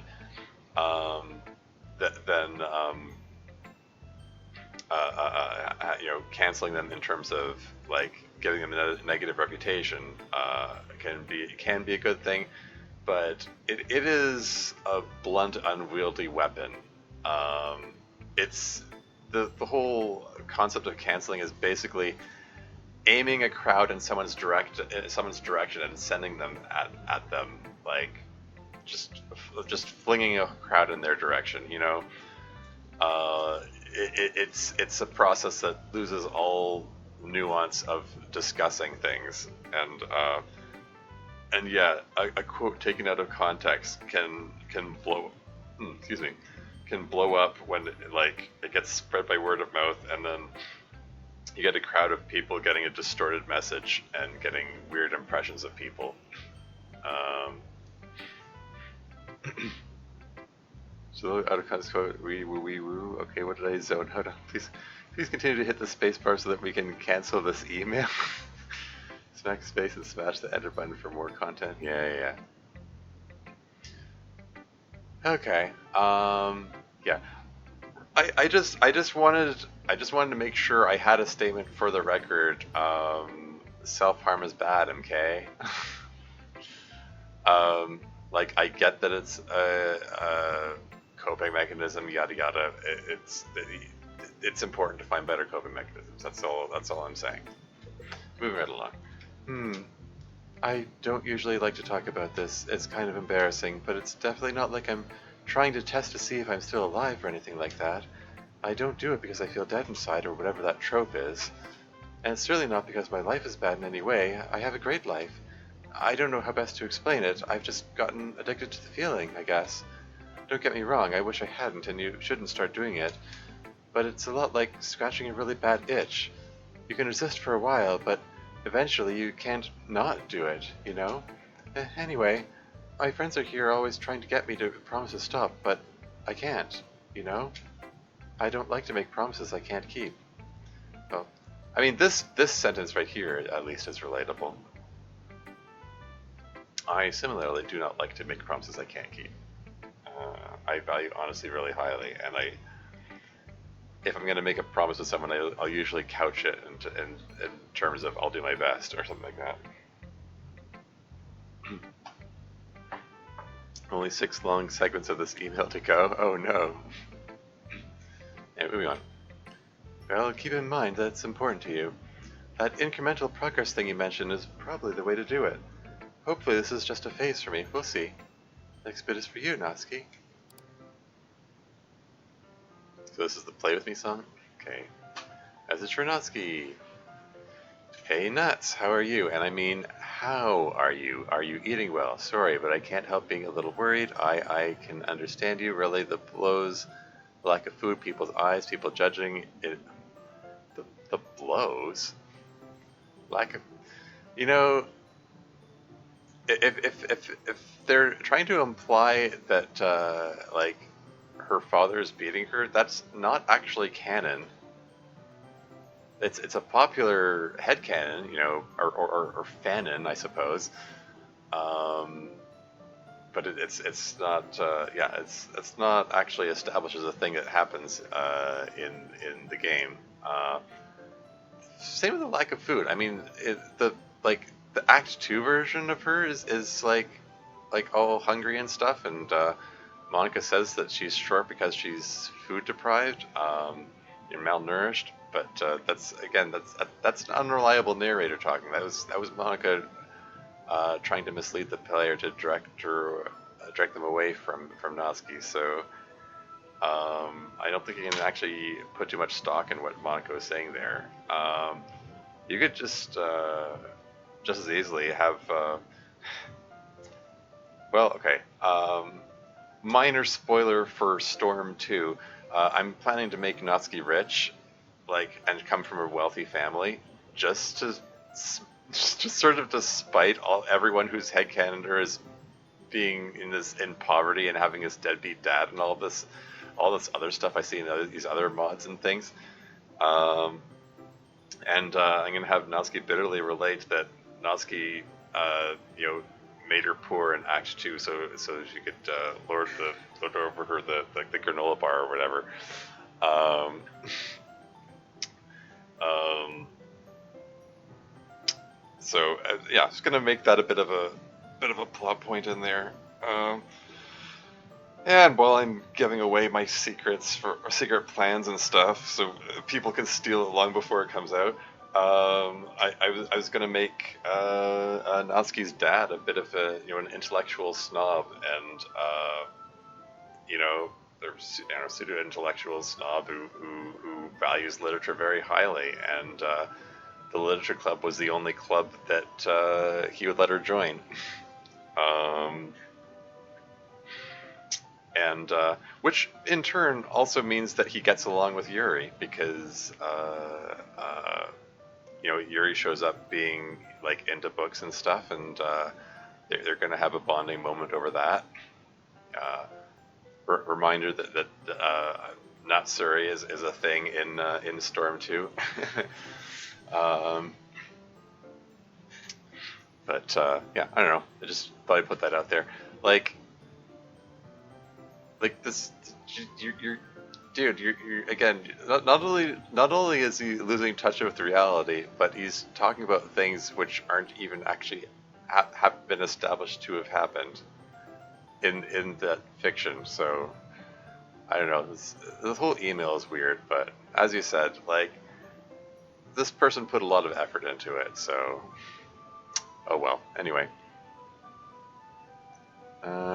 If Natsuki were a real person and she were being abused, this would be incredibly unkind. Thank you.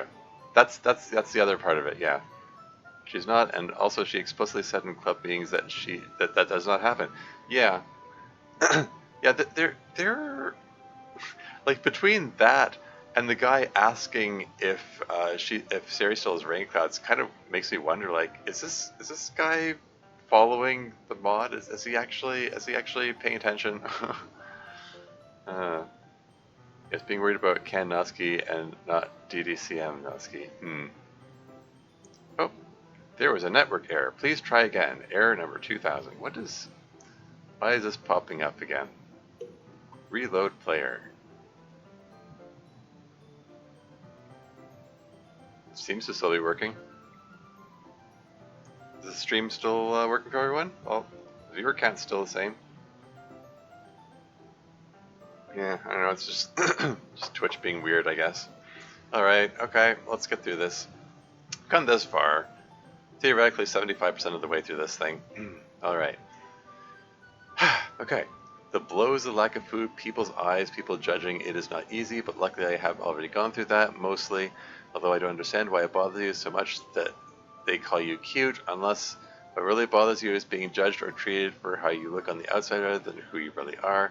That is also annoying, so yes, I understand you. You are so strong, you've been through a lot and still managed to smile, but you can be as strong as you want, but still sometimes it's not enough. Being able to ask for help is also a sign of strength, so if you ever feel very pressured or something, you have friends who support you and everything. Be strong and ask for help if you need it.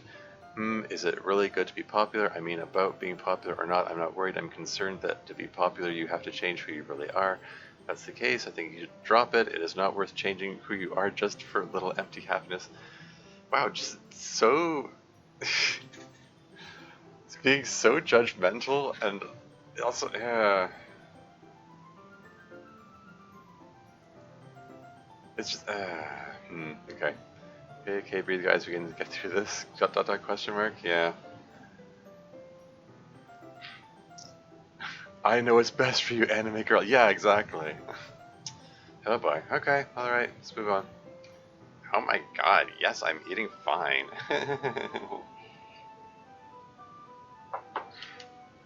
And I'm not getting beat up. Ugh. Ugh. Sorry, I shouldn't have taken it out on you. But I get asked this so often, and like I said before, no, I am not an abuse victim. My relationship with my dad is mostly fine. It was tense there for a while, but we're fine now, okay? Sorry, I know you're just concerned because of the main game. It's honestly really sweet, and I'm strong enough to deal with whatever life throws at me. The popularity thing is complicated. Honestly, the main thing that's been screwing with my head recently is this whole game thing. Like, I think it's pretty messed up that we're all apparently just these 2D characters in some dumb visual novel. I mean, it's not even a high-quality kind of game. Yeah. Like, imagine if someone told you you were some crappy NPC with 2 lines of dialogue in some JRPG, you know, and that was your whole life. It's weird. Hanging out with the cool girls around me a little, like, hmm? Hanging out with the cool girls grounds me a little, I guess, or at least it makes me feel meaningful. Try not to let it change me, but I appreciate the advice. You guys have been really helpful in getting me through that, and so is Yuri. Hmm? Sorry. You guys have been really helpful.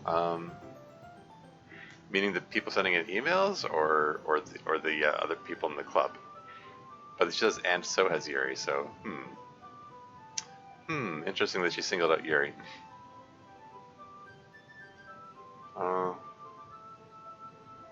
we're nearing 4 hours. We haven't even opened GGLC yet. I hope you're joking. I mean, you know, I already did GGLC yesterday, or yet yesterday. This morning.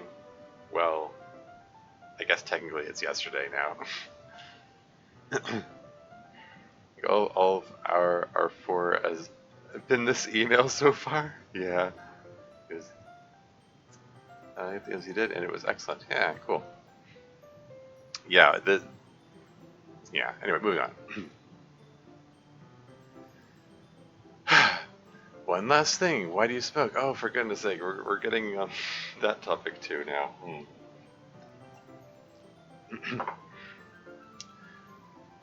Cigarette makes me really bad, and I haven't even smoked even once. The smell is stinky. If you thought that no one was going to notice, believe me. Believe me, woman. Oh boy. Believe me, woman, I can smell it like 2 kilometers away. Anyway, I know you've been under a lot of pressure. I don't know how I would feel if I suddenly found out that all of my reality is a lie or something, but does it really matter? I mean, it's your reality and you aren't alone. Over the years, many scientists, mathematicians, and physicists have... What is he going on about now? And physicists have studied the realities of our world. Over the years, they have come up with new formulas and theories which contrast with the previous ones. Therefore, I conclude that even our reality, continue to learn about the realities of our world. I understand it more and more, so don't let that affect you. The reality you thought was different from what it actually is, so what? That doesn't mean you can't do anything or that you can't be happy there. You have the literature club, you have your friends, you have your manga, you have your cupcakes, you have the memes, Lenny face.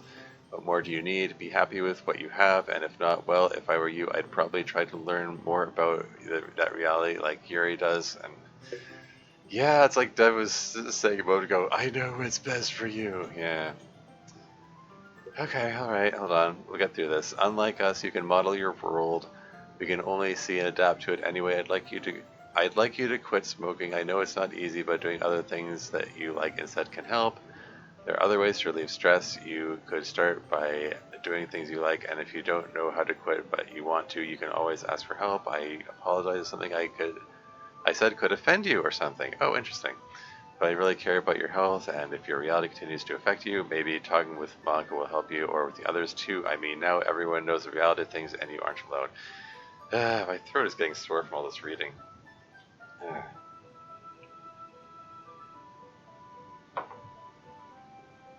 mean, I did vocal warm-up before I started the stream like I always do, but it wasn't enough.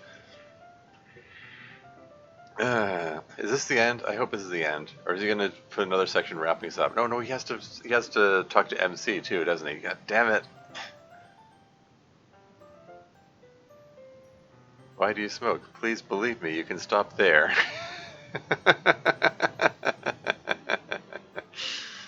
Yeah. I have this email so that you don't have to. Trying to equate playing GGLC to the reasoning for a long stream? Woman doing complex math meme. Stop smoking. You see, many physicists have ... Yeah. Having Lenny face in here, I am so done. Yeah. Dev, invite this guy over to your server, please. No. No. Actually, never mind. Nope. I was checking to see if he's ever in the server, and thank goodness he was not. Let's see, man. MC. Yeah. It's done. Not done with Natsuki. No, you're kidding. He has to be done with with Natsuki now. No, I don't believe it. This has to be it. There can't be any more to the email. No. Make a fair dreamer for the sheer waffling prowess you've displayed this far. Oh boy, okay. Okay, yes, I'm trying to smoke less. I just wanted to try it. A woman cannot live on memes alone. Much as I wish that were the case. A woman singular? Is that intentionally improper grammar for humor's sake? Anyway. Much as I wish that were the case. But yeah, I get it. It's potentially bad for me, blah blah blah. Plus, y'all pretty clearly won't stop hassling about it until I quit. Just it might take a while, okay? It's a convenient, easy way to take the edge off, so long as it doesn't kill you. Anyway, I'll try to keep doing it. I'll try to keep doing it less. Happy? P.S. I think something strange is happening with Sari. I find it hard to believe about that new boy. I definitely think something for. Oh, for goodness sake! Repetitiveness. Okay. Something very strange is going on. Look, if she's really in love with that boy, fine, but we are talking about Sayuri, and if I know her as much as I think I know her, this smells fishy. So, Agent Natsuki, your mission, if should you choose to accept it, is finding out what the hell is going on, but be careful. 3 people could be injured. If Sayuri really likes that boy, that's fine. If she's not forced to love MC, but she's with that boy for any other reason, that should stop. Not good for her, not for that boy, least of all for MC. This letter will self-destruct in 5, 4, 3. Just kidding. Thanks for listening. Take care. Love you. Platonically.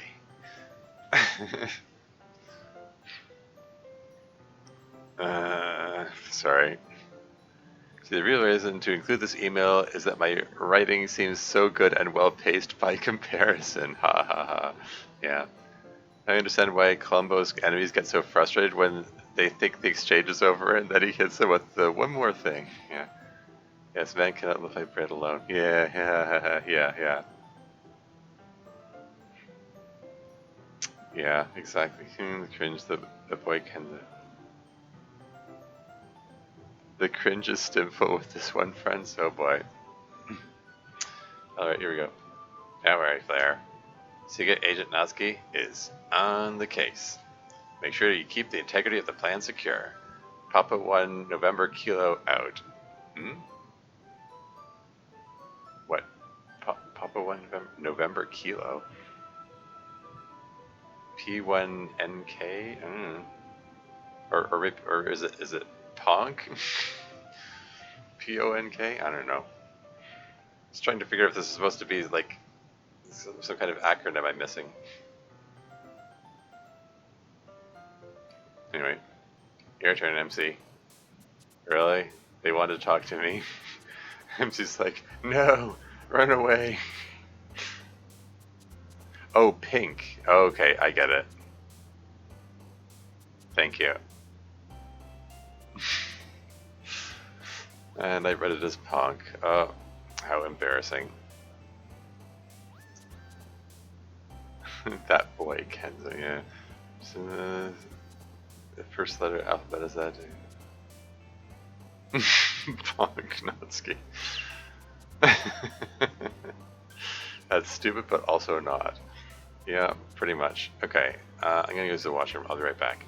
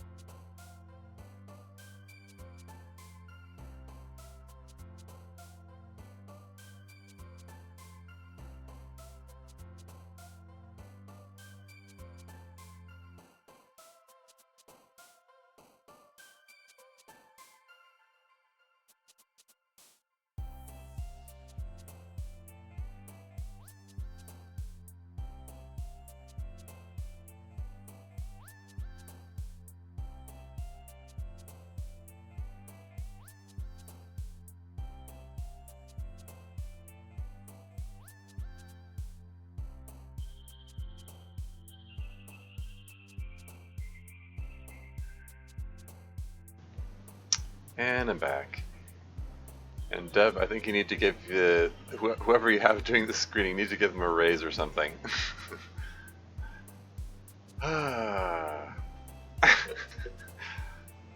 Ponk, yeah. Yes, you gotta lay off all the ponking. Who's ponking against? It actually means something just as a part of the bit, then oops. Just is meant to be pink, yeah. Well, we can, we can consult Urban Dictionary. There, just do a search for punk, see if anything comes up.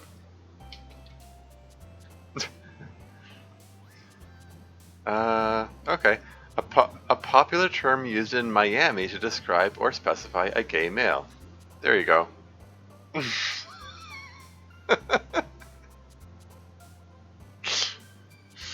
um, that's the top definition. There is also combination between the words pony and pink, which refers to the My Little Pony character Pinkie Pie. Okay, apparently that's Ponk is her nickname. Slang for marijuana and the illegal usage of the substance. Huh. Okay. So there you go. It's take your pick. It's it's either they're either talking about a gay man, the character Pinkie Pie from My Little Pony, or marijuana. Take your pick.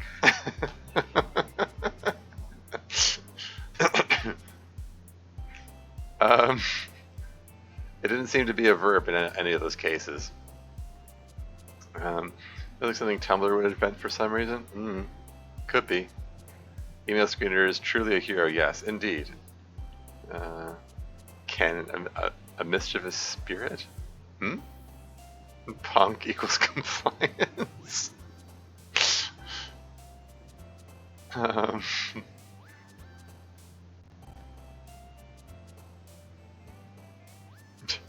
Okay, anyway. Moving right along. Message for MC. It's playing the, excuse me. The writing poem song. Holy moly, I'm almost 4 hours into the stream here. We're gonna get through this. We're gonna get through this. This email. This just this one email has been a real chore. I mean, this was already feeling like, oh, this is going to be really long when they were laying it out ahead of time and saying, oh, we need to do MC's mod, and we also need to do poems, and we need to go through the emails. And then after that, I mean, presumably there's going to be a confrontation between Yuri and Monica, because Monica was really upset with Yuri earlier on, and seemed like she was still upset with Yuri when she was talking to Natsuki, so like there's got to be some fallout from that. So I'm still anticipating there's going to be a fair bit more of this session. I'm going to get through it. I'm darn it. I'm going to get to the end of this. Can't wait for the character PC player character to be introduced in the mod. Well, we'll see. Just keep hitting the spacebar, man. You're spending more time reading it than I spent reading and coding it. Oh no. Oh really? Really, they wanted to talk to me? MC filled with dread. Yeah, exactly. Truth. Terry's also reading the chat and giving comments. That's part of it, yeah.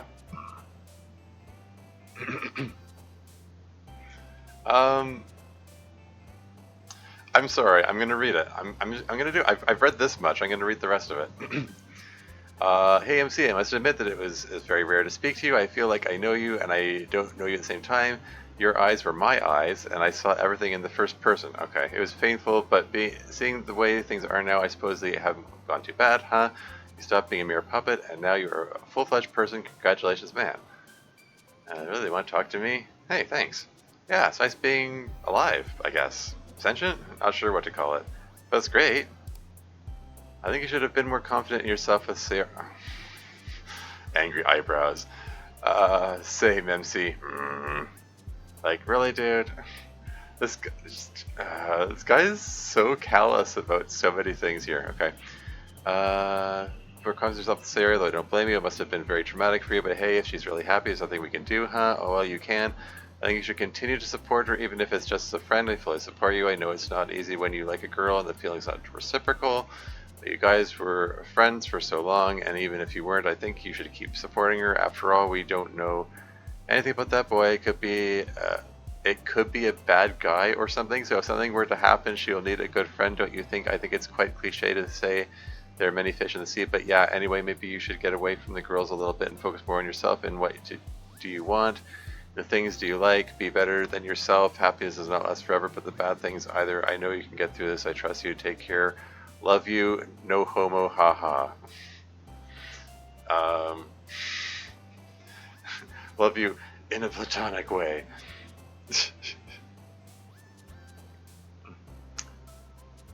uh, to be true, no actual critique. This is entertaining. Oh, okay. Thank goodness this one is shorter. This is the last email, right? Looks like he has a long section for MC also. Damn it. No, there are 2 more emails. They are both much, much shorter than this one, though. Was this really back in the day of specifying no homo? I think some people. Did that no homo gag ever go away? Really? Mm.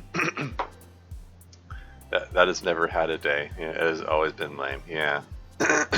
Fair. Yeah. Okay, moving on. Well, angry eyebrows. Definitely need to be a good friend to Sayori. If I know anything about who I really am, I know that I'm her friend. I need to look out for her. If it has to be as her best platonic guy friend, then that's how I'll do it. Lesson learned for next time about being more bold, I guess. But yeah, it certainly did suck walking in on her like that in the original game. I mean, it probably sucked a lot for you too, but think of it this way. You had, what, like an hour's worth of emotional investment in Sayori? For me, it was my whole life. Oof. Way to put it in perspective, MC. Certainly sucked, yeah. So, yeah, don't judge me too harshly for being a little timid about things after that. It sucked. You're definitely right about doing stuff away from the club. I am trying to do more of that. Mostly that's just been boring schoolwork, but I couldn't get away from the girls entirely. They're such good friends. Plus, I feel like the literature club has really made me into a cooler person. At least parts of the literature club that are actually a literature club and not whatever the hell else that it is. Thanks for the love, bro. Catch you around sometime. Oh, music stopped. This is all my favorites. It's like just really inconvenient. Yeah. Okay. Message for everyone. No. I mean, like I said, I had a feeling there's going to be another. There's more some message to wrap it up. Okay. To wrap it up. For a split second, I was like, oh, maybe we're going on to the next email. The last bit, don't worry. Okay. Yeah. Play music. Maybe I should click just so I can get the music to play. Well. Oh, wait. There we go. Yeah. Deja Vu, that's the name of the song, which I believe means it's okay. Because like every anime I see, whenever whenever the subtitles say it's okay, the character says Deja Vu.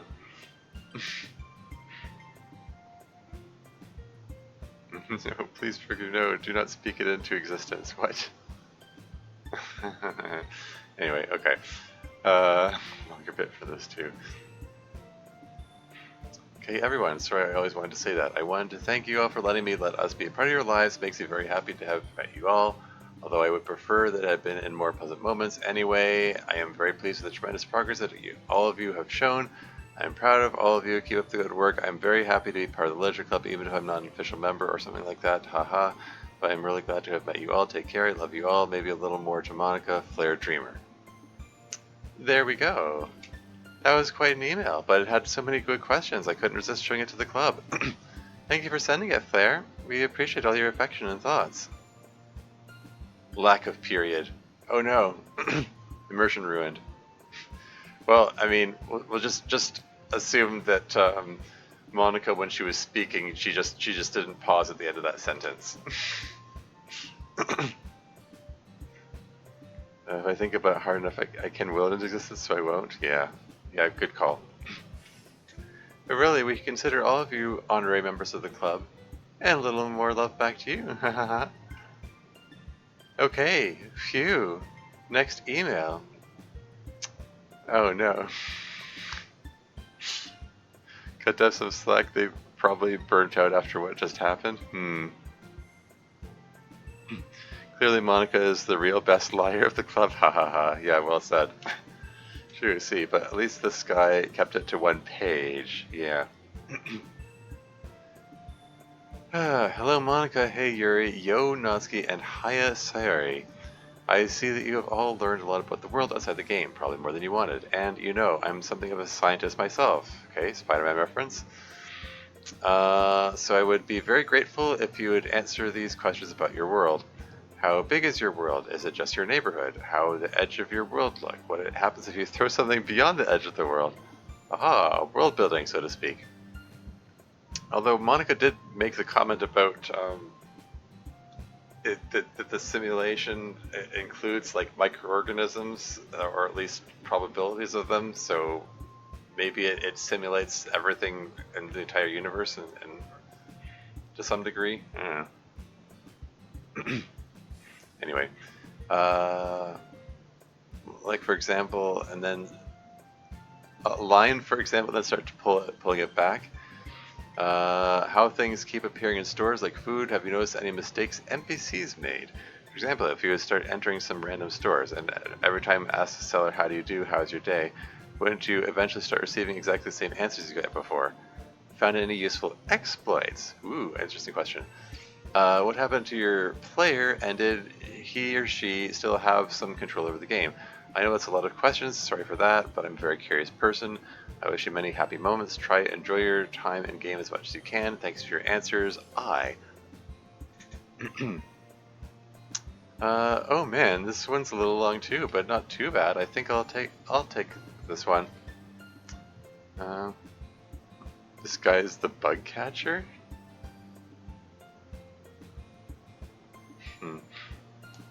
Sure, easy to understand questions. Yeah. This guy wrote a long-ish email, but I appreciate this one. It's interesting. Yeah, fair.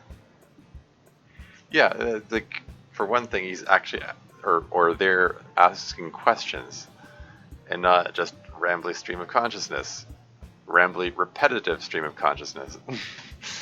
Anyway, no, we basically have a whole world in here, so far as we can tell. I mean, it probably has some limits on what we can simulate, but nothing we've run into yet.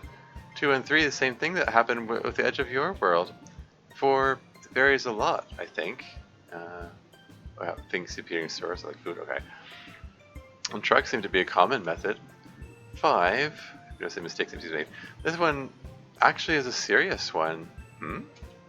I mean, we're all NPCs really, except for MC, sort of. But the people without .chr files, you mean? Just like the rest of the world, they all seem like normal people to us, with their own motivations and lives and so on. They're not limited by dialogue trees. 6, useful exploits. Yes, a few. What's this look? Although, really, it's just me using console commands, so I guess it's less exploits and more cheat codes, or hacks, I guess, would be most appropriate. Plus, I've been trying not to do that kind of stuff so much, as you know. Yeah, looking for loopholes in the rules.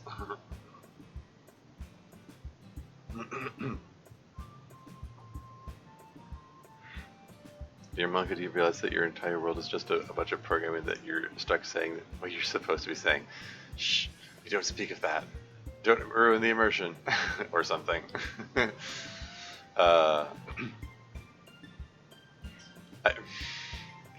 I don't know if I just. I did write a piece of fan fiction where Monica was kind of like at one point forced to acknowledge that someone was writing all her dialogue, every word she speaks, and the existential dread that comes with that. Like, oh no, I'm having existential dread about the fact that you wrote that I'm having existential dread. Uh, uh, M laugh, mouth B, nose 3, open mouth, open eyes. That's silly. Yeah. Um, except it looks like that's like closed eyes in this case, not open eyes. Is that nose 3? Hmm. Anyway, number 7. What happened to your players who control the game? Well, all of you out there who played our players, I guess. If you download this onto your computer, I'm your same Monica from the original game. But if you're watching on YouTube or something, I guess you're wondering where the recording is coming from and who that player is. Well, suffice it to say that player doesn't really have any control over the game at all. The only things that control this world are the simulation governing files and whoever the club president is. It's not really even on a single computer anymore anyway, the original version that we make the videos from. So don't worry about it. And don't worry about asking lots of questions too, we're really happy to answer them. That's why we set this up. Okay, next email. Hi there, I've binge watched your series over the past couple of days and had a good time doing so. I hope you enjoy making these as much as I enjoy watching them. So I've got a couple of questions. 1. I can't believe nobody's asked this yet. What are your favorite types of video games? What? That's been asked a couple times, I think. Okay. Personally, a huge fan of 3D platformers, especially the two Sonic Adventure games. I'd be curious to know if any of you are familiar with those. How do the other characters in this game work? I was initially under the impression that you 5 are the only people in your reality, but now I've seen others. Most of them don't seem to have sprites. Can you see them? Or do they look like faceless blobs to you? Oh, that would be an interesting bit of world building. And 3, hey, I thought you said a couple of questions. A couple means 2. You know, when you talk about a married couple, you're talking about 2 people, generally. You know, the happy couple means 2. What's this question 3 here? Anyway, when was your instance of the game first played? How long have you guys been stuck in this high school time loop? Oh, there you go. Hope that wasn't too much to ask. Have a good day. Well, there you go. Dev, they asked about the time loop. And 3 is just the sweat droplet? Yeah. Yeah, the email is, do not always have the benefit of seeing the responses to other emails that have already happened. Just where the email timing shakes out, yeah. Don't worry, this is the last email? Cool. Nope, we secretly put in another 500,000. Oh, great.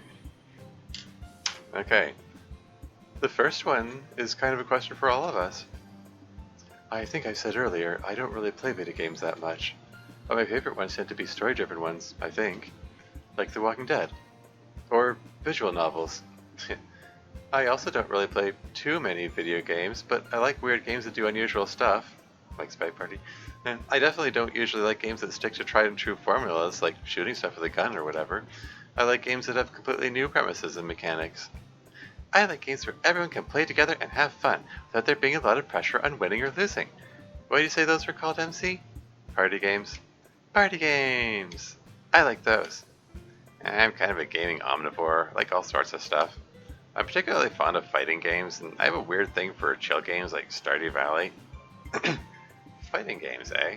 I don't think she hasn't mentioned. Well, I think she made reference to Street Fighter at one point. I think.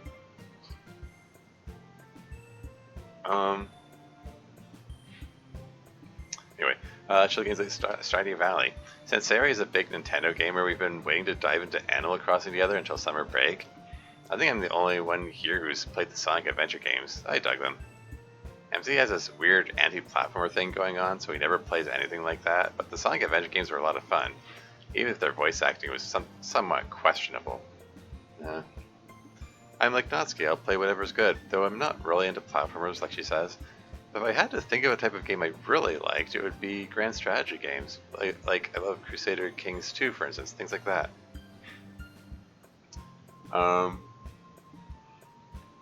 Excuse me. I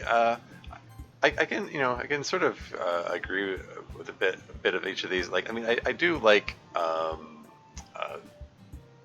games that do different and unusual stuff. That's kind of cool. Yeah, I don't know. Super Smash Brothers Brawl. Yeah. I'm assuming that's what SSPB stands for, right? I mentioned to deploy the fan dub references when applicable. Flared a PPS? Oh, Flare had a PPS? Oh no. I wonder what Micah thinks of Super Hot then? Yeah. It's the most innovative shooter that she's played in years. Yeah, there you go. Anyway, I'll handle the rest of the questions in this one. We can see and interact with the other people in the world just fine. Not sure why some of them have sprites and others don't. I think it's a function of how our enhanced simulation works. Or there just wasn't art for them.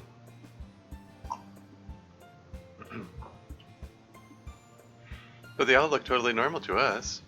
If you're the club president, you are aware that they're not being seen by the game, but that doesn't quite make them a faceless blob if you're there with them.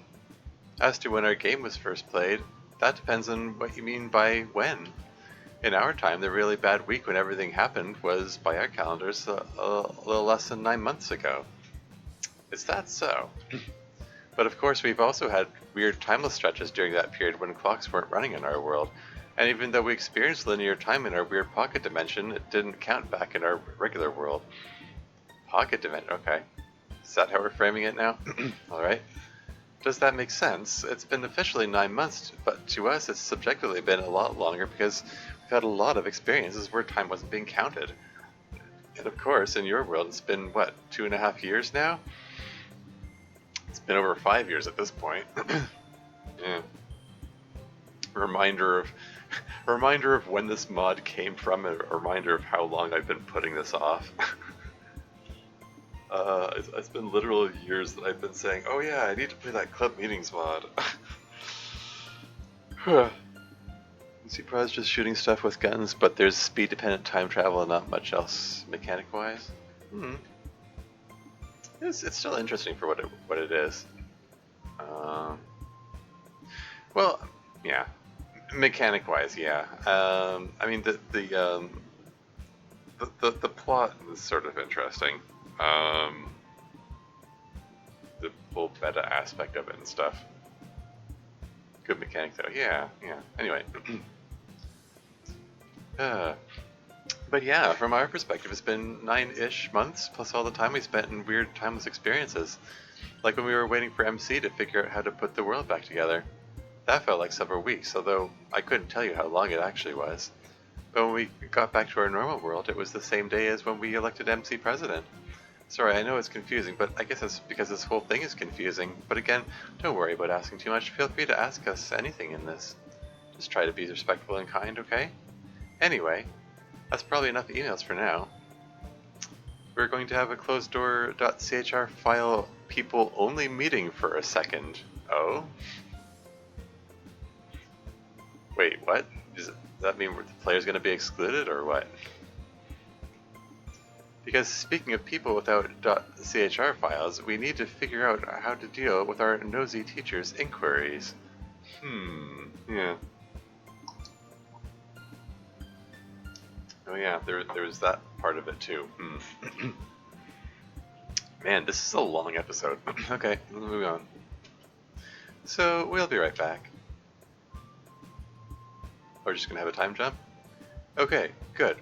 So we're all clear now on how to deal with Miss Ida if she pokes around about the literature club now, I hope. Let's move on to more fun club business. I feel like we've done enough themed poems recently, so for next time, just write whatever strikes your fancy. I think that's about it. I'll see you guys next week. But Yuri, can I talk to you for a second before you go? Ooh, are we not going to get to see their conversation?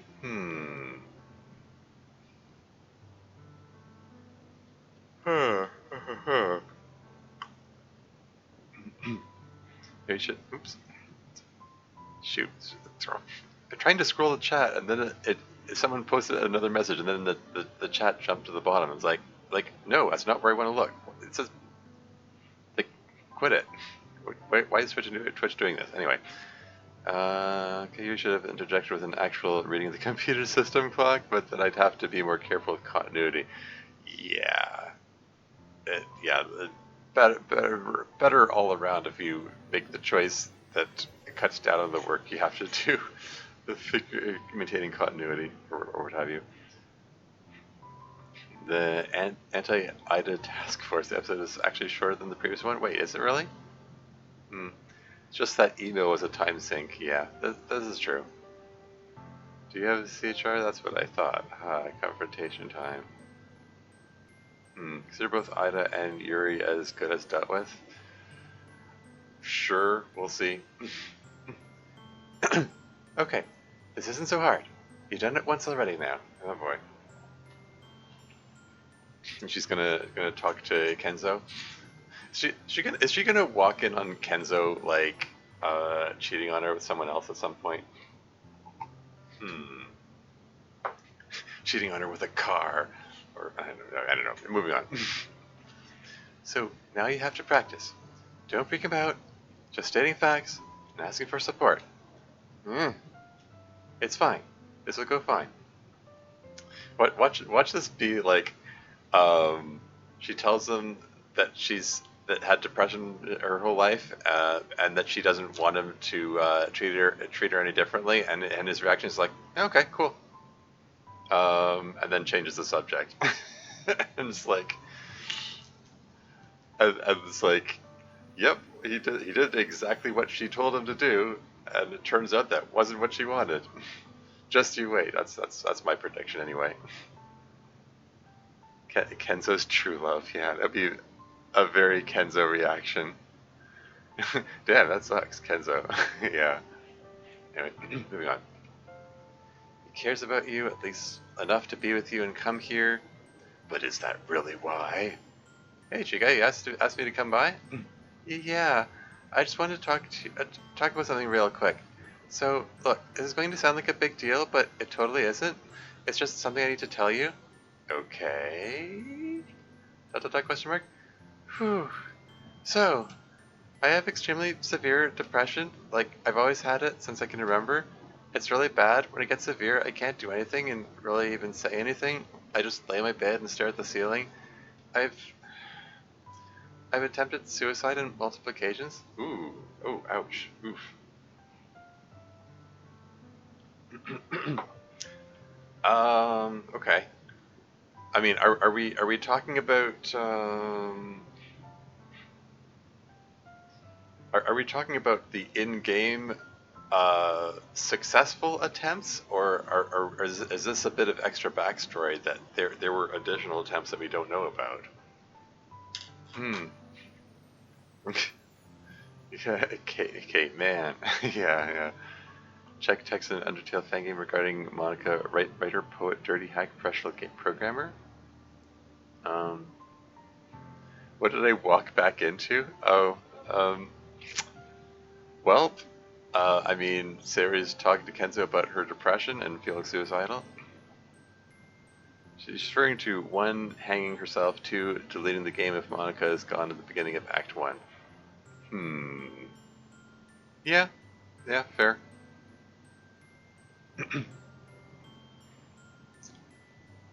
Well, okay. Holy shit, really?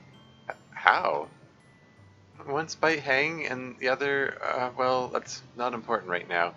The reason I'm telling you all this is that I very often need help.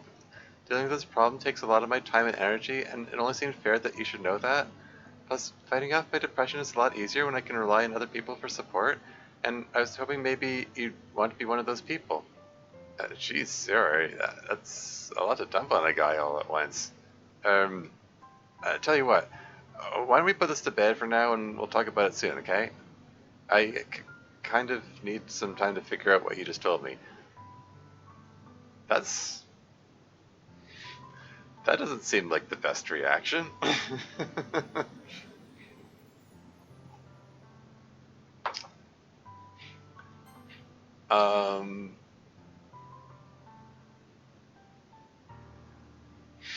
I'm sorry, it's like, it's just said it in about as gentle a way as could. I mean, okay, like launching into I've attempted suicide multiple times that's a really heavy thing to lay on someone for sure. But the rest of it is was late, but as gently as she could have in terms of like, um, I was hoping you'd want to be one of the people I can turn to for support. Um, like she didn't even frame it as like I need your help. She didn't even say it. She didn't even frame it as I need your support or I need to know I can count on you. Like again, which is typical Siri not wanting to express her needs. Um, she's framing it as a like, hey, you can support me if you want. I kind of thought you might want to support me, like, just if you want to, just because boyfriend and all, you know. Technically multiple, yeah. Kenzo, not the best reaction, but a more reasonable one than MC's. Kenzo's panicking internally, but trying not to show it. Yeah. Oh, yeah. I got that impression for sure. Oh, I'm like, no, for sure that comes across. That was a weird audio stutter there. Um,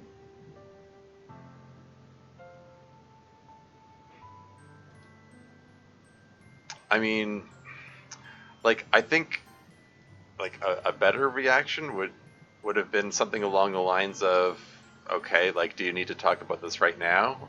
Maybe, or something like that, or like, yeah, I'd love to help if I can. Something like that. Something which actually implies actual support and not immediately running away.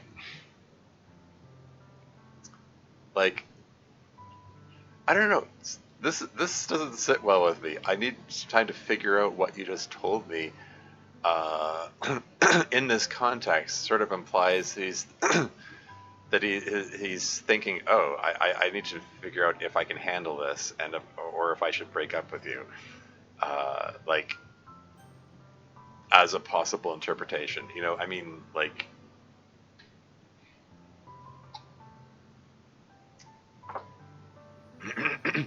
I mean, like there are technically worse possible reactions, but it's like, um, panicking Charlie Punisher. I read that. Sari wanted a hug. I'd always be willing to give one. Oh yeah. I mean, same, I guess. If she wasn't fictional, I think we all would. Yeah. Alternate timeline where he goes over the protocol. There you go. Yeah. Kenzo does not have much experience with girls. Uh, mm-hmm. I mean, yeah. It's. I mean, it's like what did Natsuki made the comment? I guess Sayori has a type. Like guys who have no experience with girls. um, I mean, his experience with is with cars, I suppose. Much timeline where Kenzo's playing SSNDS, yeah. Can't self-insert though. Anyway, moving on. I need some time to figure out what you just told me. Oh, okay. Great, then talk to you soon, Chica. You sure scared him away. I'm not sure he's scared, but it also doesn't really seem like he views this as that big a deal. Maybe he's just overwhelmed. He didn't seem like it.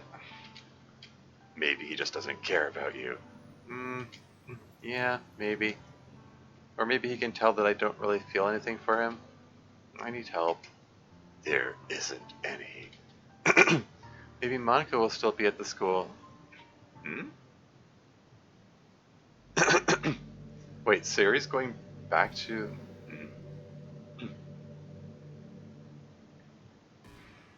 yeah, Monica, chill. Monica, chill. I see you're angry, but chill.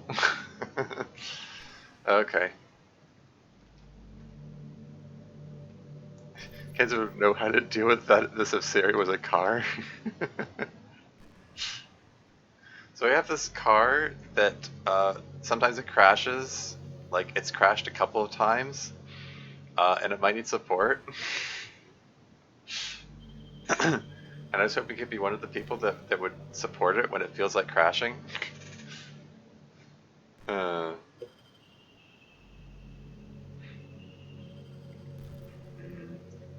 Yeah, Sayori is going back to the school. Yeah. Sayori, well, Kenzo nodding thoughtfully. Okay, anyway. How could you tell them without asking me? That that wasn't your business. You're my friend, Monica. And they sort of are too, I would say. Well, okay, I'm glad Yuri is standing up for herself and not just gonna timidly take it.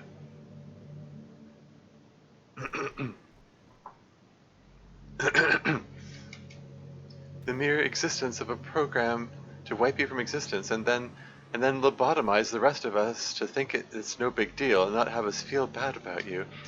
We should have we should have known already, all of us. I needed to make sure I had a way out. Look, I know it's self-centered of me to think only about my experience or to compare it to yours, but I can't ever go through that again. It was hell. I believe you. And I don't want you to go through that again either. But I still don't think that changes the fact that we ought to have known, and so should they, out there. Hmm. This is going to end with Yuri going to use a knife on Micah. I mean, I don't think she would do that. Well, I mean, since we were talking about self-harm, I was actually thinking this might end up with her using a knife on herself, but, stab? Yeah. Yuri does not stab anyone in club meetings other than herself, yeah. Oh, and that one fish in that Season 2 club mod? Yeah. Yeah. Anyway, moving on. But what if they really do hate me now, regardless of what they're telling me? I mean, Monica, this this sort of speaks to Monica's weird sense of priorities and her impression of how people really act. I mean, I think she just kind of generally has twisted ideas of how the players or the audience are going to react to certain things. I mean, she kind of always has in Canon Game. Like she thought that. I mean, Vanilla Canon Monica thought that making Sayori depressed would make the player uninterested in Sayori, whereas like in real life, like people who experience basic human empathy are like, oh no, we need to help her. you know, Even if it's clumsy ways like, oh no, we need to give her hugs or something, like MC did. Um, but yeah, like just Monica just has a sort of distorted view of what people's motivations are, and this notion that oh no, the player's going to hate me now, um, is like, yeah, it's part of that same sort of idea. Like she thought that making Sayori depressed would make people uninterested in her. They thought that starving Natsuki would make them make the player uninterested in her and wouldn't inspire them to be worried about Natsuki. Or same with Yuri's self-harm habit. Like, uh, you know, she Monica continually has this idea that if someone is suffering, they're suddenly unlovable. That's the summary of it I can think of. Uh, did you read that last guy's email, Monica? Did you? Yeah. And then Monica's like, well, I skimmed it. Yeah, she's going to try to kill Yuri, and Yuri's going to try to defend herself. Yeah, I don't think that's gonna go that wrong, but we'll see. Monica's still in the mindset of people hating people that she's. Yeah, exactly. Just going to result in Yuri shanking Monica. Yeah. The emailer clearly said, in a romantic way. Keep in mind that I'm not one of the developers, so I'm assuming that's not going to happen. Oh yeah, I think we're clear on that at this point. Lies, you're totally the developer. Sorry, that's extra funny because it's coming from the developer. Anyway, moving right along. What if they think I'm still some kind of mentally sick, completely unstable freak? They took the trouble to bring it up with you. I think that shows they care. Yeah, like get that in your head, Monica. Yeah, that's true. Plus, in any event, they've already seen you at your worst, wouldn't you agree, during the base game? Yeah, I guess that's true. And they're still here despite everything. And so am I, despite everything, and so is everyone else. And I won't tell anyone else about this, but keep this in mind. We've all seen you at your worst, and you don't need to hide anything from any of us. I don't think things are ever going to be. Sorry. I don't think things are ever going to get so bad that you're going to use that program. But if they did, I'd hope you'd talk with us about it first.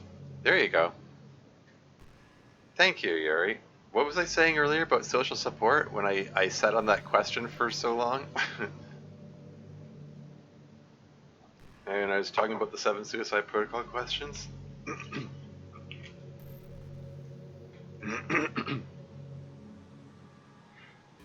George is one of Dev's 70 alternative accounts. Actually prefer Death Run VODs and streams. Reference to the Sonic Adventures 2 fan dub that wasn't shoehorned? See for something like a Below Zero, but I have a faulty visa. Yeah. Well, I'll probably come back to that challenge at some point. So I keep saying. I have a lot of games lined up that I need to get to. Disco Elysium is one of them now. Apparently. Yuri, emotional pillar of the Literature Club. Yeah, go Yuri. Seriously. What program is she referring to? Oh, yeah, I guess you weren't here for that part. Earlier in the mod, we established that Monica wrote a suicide program for herself that would completely remove her and all parts of her from the from the game, including removing herself from the other characters' memories. That's what Yuri is saying about lobotomizing her clubmates, like removing their memories or making them not care about her disappearance. So there you go. Disco Elysium is definitely. Oh hey, Diablo Graves, welcome to the stream. Disco Elysium is definitely a recommended play. Yeah, yeah. Dev actually recommended it so heartily that they bought it for me, or at least gifted me a copy of it. Maybe they already had a copy of it sitting around. I don't know. But yeah, so now this like definitely going to be a must play for me. I have to see what all the fuss is about. But yeah, Diablo Graves, um, another person whose opinion I feel like I can trust, and yeah, if I'm getting recommended that recommendation from you too, then cool. I will for sure give it a whirl. Come to think of it, I believe you did stream that at one time, Diablo Graves. Am I right? I think I opted to not watch the stream because I hadn't played it.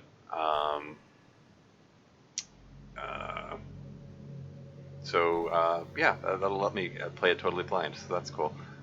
Sorry, I'm catching up on chat here. Bear with me. Turn that RPY file that removes Monica from existing. Everyone else not feel the bad about it. Don't forget that part. Yeah. And first time chatter, Connor9810. Hello. How's your day been? It's been fine. Welcome to the stream. Thanks for stopping by. I'm curious, how did you come to find the stream here? You don't have to answer that. I'm just curious. How's my day been? It's been all right. I was I had a very long stream last night, which kind of wiped me out, and I ended up sleeping much of the day away. So I didn't really do much today, to be honest. It's just been sleeping and then the stream. But I wanted to get this episode in, so yeah. Guess what, Monica? I've already copied your .chr file and can just bring you back. It's 12:30 p.m. Oh, okay. Yeah, it's 3:30 a.m. here. This is actually it's quite late for me. Oh, 12:30 a.m. Okay, so wait, you mean midnight? So that's like 3 hours before me. So you're on the west coast then, I guess.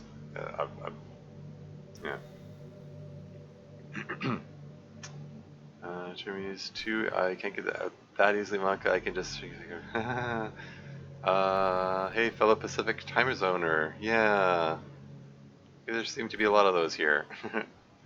Taylor Graves, yeah, it's been a while, but I did stream it. Anywho, super late for me. Just wanted to pop in for a bit, see how you're doing. Oh, thanks for stopping by. Yeah, yeah, yeah. Thanks for stopping by. Have a good night. It is super late for me too. I'm bad with sleeping habits, and I've already threw it out of whack with yesterday's stream. We're punking along in a romantic way. Wow, that's not going to mean anything to anyone who hasn't been here for this for this for the stream. Punk. Anyway, moving right along. We've got to be almost at the end of this thing. Let's see if we can keep this under 5 hours if possible. But if they did, I'd hope you'd talk with us about it first. We're all here for you, you know. Aw. I'll leave. What's this? What's this? Your reality reference in here. I'll leave you be. I'll leave you be. I'm sorry for having intruded on your privacy. I just thought it was important. Yuri, thanks. Thanks for looking out for me. Of course, you do the same for me. Good night, Monica. Good night. Hmm? Oh, I didn't notice you there. Sorry about all this. None of this was because of you. I hope you understand. Well, I mean, blaming you're laying a whole lot of blame on Yuri, which doesn't seem very fair. Oh well.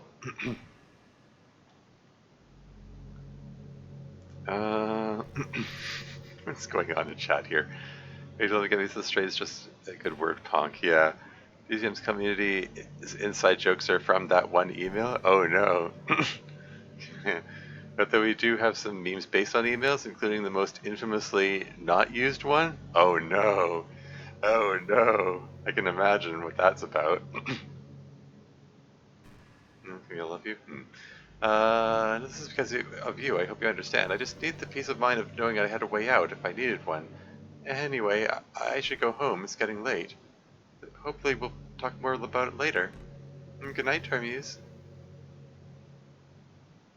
Is Sayori about to run into her? Oh, okay. After a moment, Sayori emerges from behind the door. Oh? Oh dear. I shouldn't have listened in. Nonsense. Think of how valuable that is. A program to wipe you from existence and then lobotomize the rest of us to think it's no big deal and not have us feel bad about you. Now that's real support. Way better than Kenzo freaking out or running away. Way better than you continuing to hurt your friends. Way better than continuing to hurt MC. You should look into it. Oh no.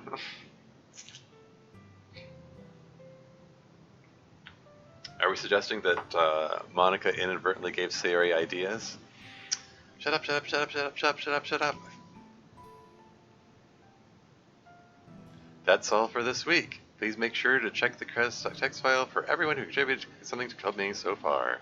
Don't forget to email Monica with your requests for the club, lit.club@res.monica.gmail.com. You can also bring Reddit or YouTube comments to this club's attention. Thanks for coming. See you next time. Oh. I got booted to the menu. I got booted to the menu. It didn't go back to the, like the main menu. It didn't go back to the, like this menu. There's still 2 more episodes to do. There's still episode 11 and 12, right? I'm dangerously intrigued, yeah. Hang around the server long enough, you will encounter it? Oh boy. Okay, Sarah, you know that assignment's gonna do. Yeah. Program is a very bad thing for Sarah to know about. Yeah. Yes, gnome bug? Oh, that's unfortunate. Hmm. Story over. Yeah. For whatever reason, I neglected to return you to this season menu here. Uh, well, it's over. Lol, get out. It's just 11 and 12 and all the post season 1 new content. Okay. Um, well, I mean, I have a saved game that's on that. I don't think it matters anyway.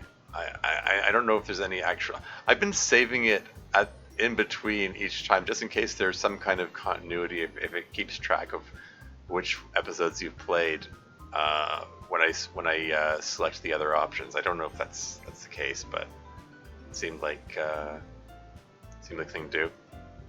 It does not. Okay. It will not care that you have not played it. Okay. Feel free to reload save. Yeah, I'll do that. But yeah, I mean, I guess that brings to the end of the stream. I've got too many tabs open here. I've got all the art pieces and the Urban Dictionary and all that stuff. I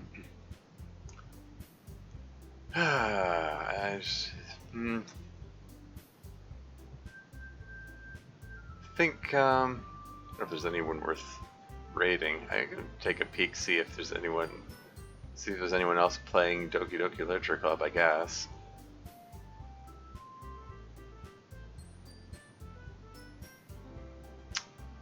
Uh,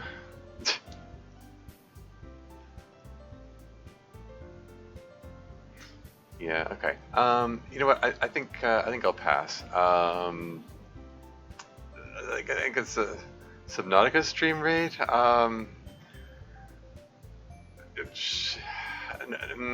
No one I'm following is playing Subnautica right now, so I'd be picking someone at random, and it might be weird. I mean, I sort of feel like if I'm going to rate a random person, it should be someone playing the same game that I'm playing. That's how I see it anyway. Because it's more likely for there to be overlap in the audiences. I think I'm just going to leave it off for today. Thank you everyone for watching. Thank you for putting up with that super crazy long email. That was ridiculous. Hopefully, I hope there aren't a lot more of those. I mean, ideally, maybe if there aren't any more of those, that'd be cool. But we'll see, I guess. But yeah, it's just some significant developments there. There was a lot that happened there, you know? I mean, Monica having her breakdown about the whole conversation about the suicide program and all that.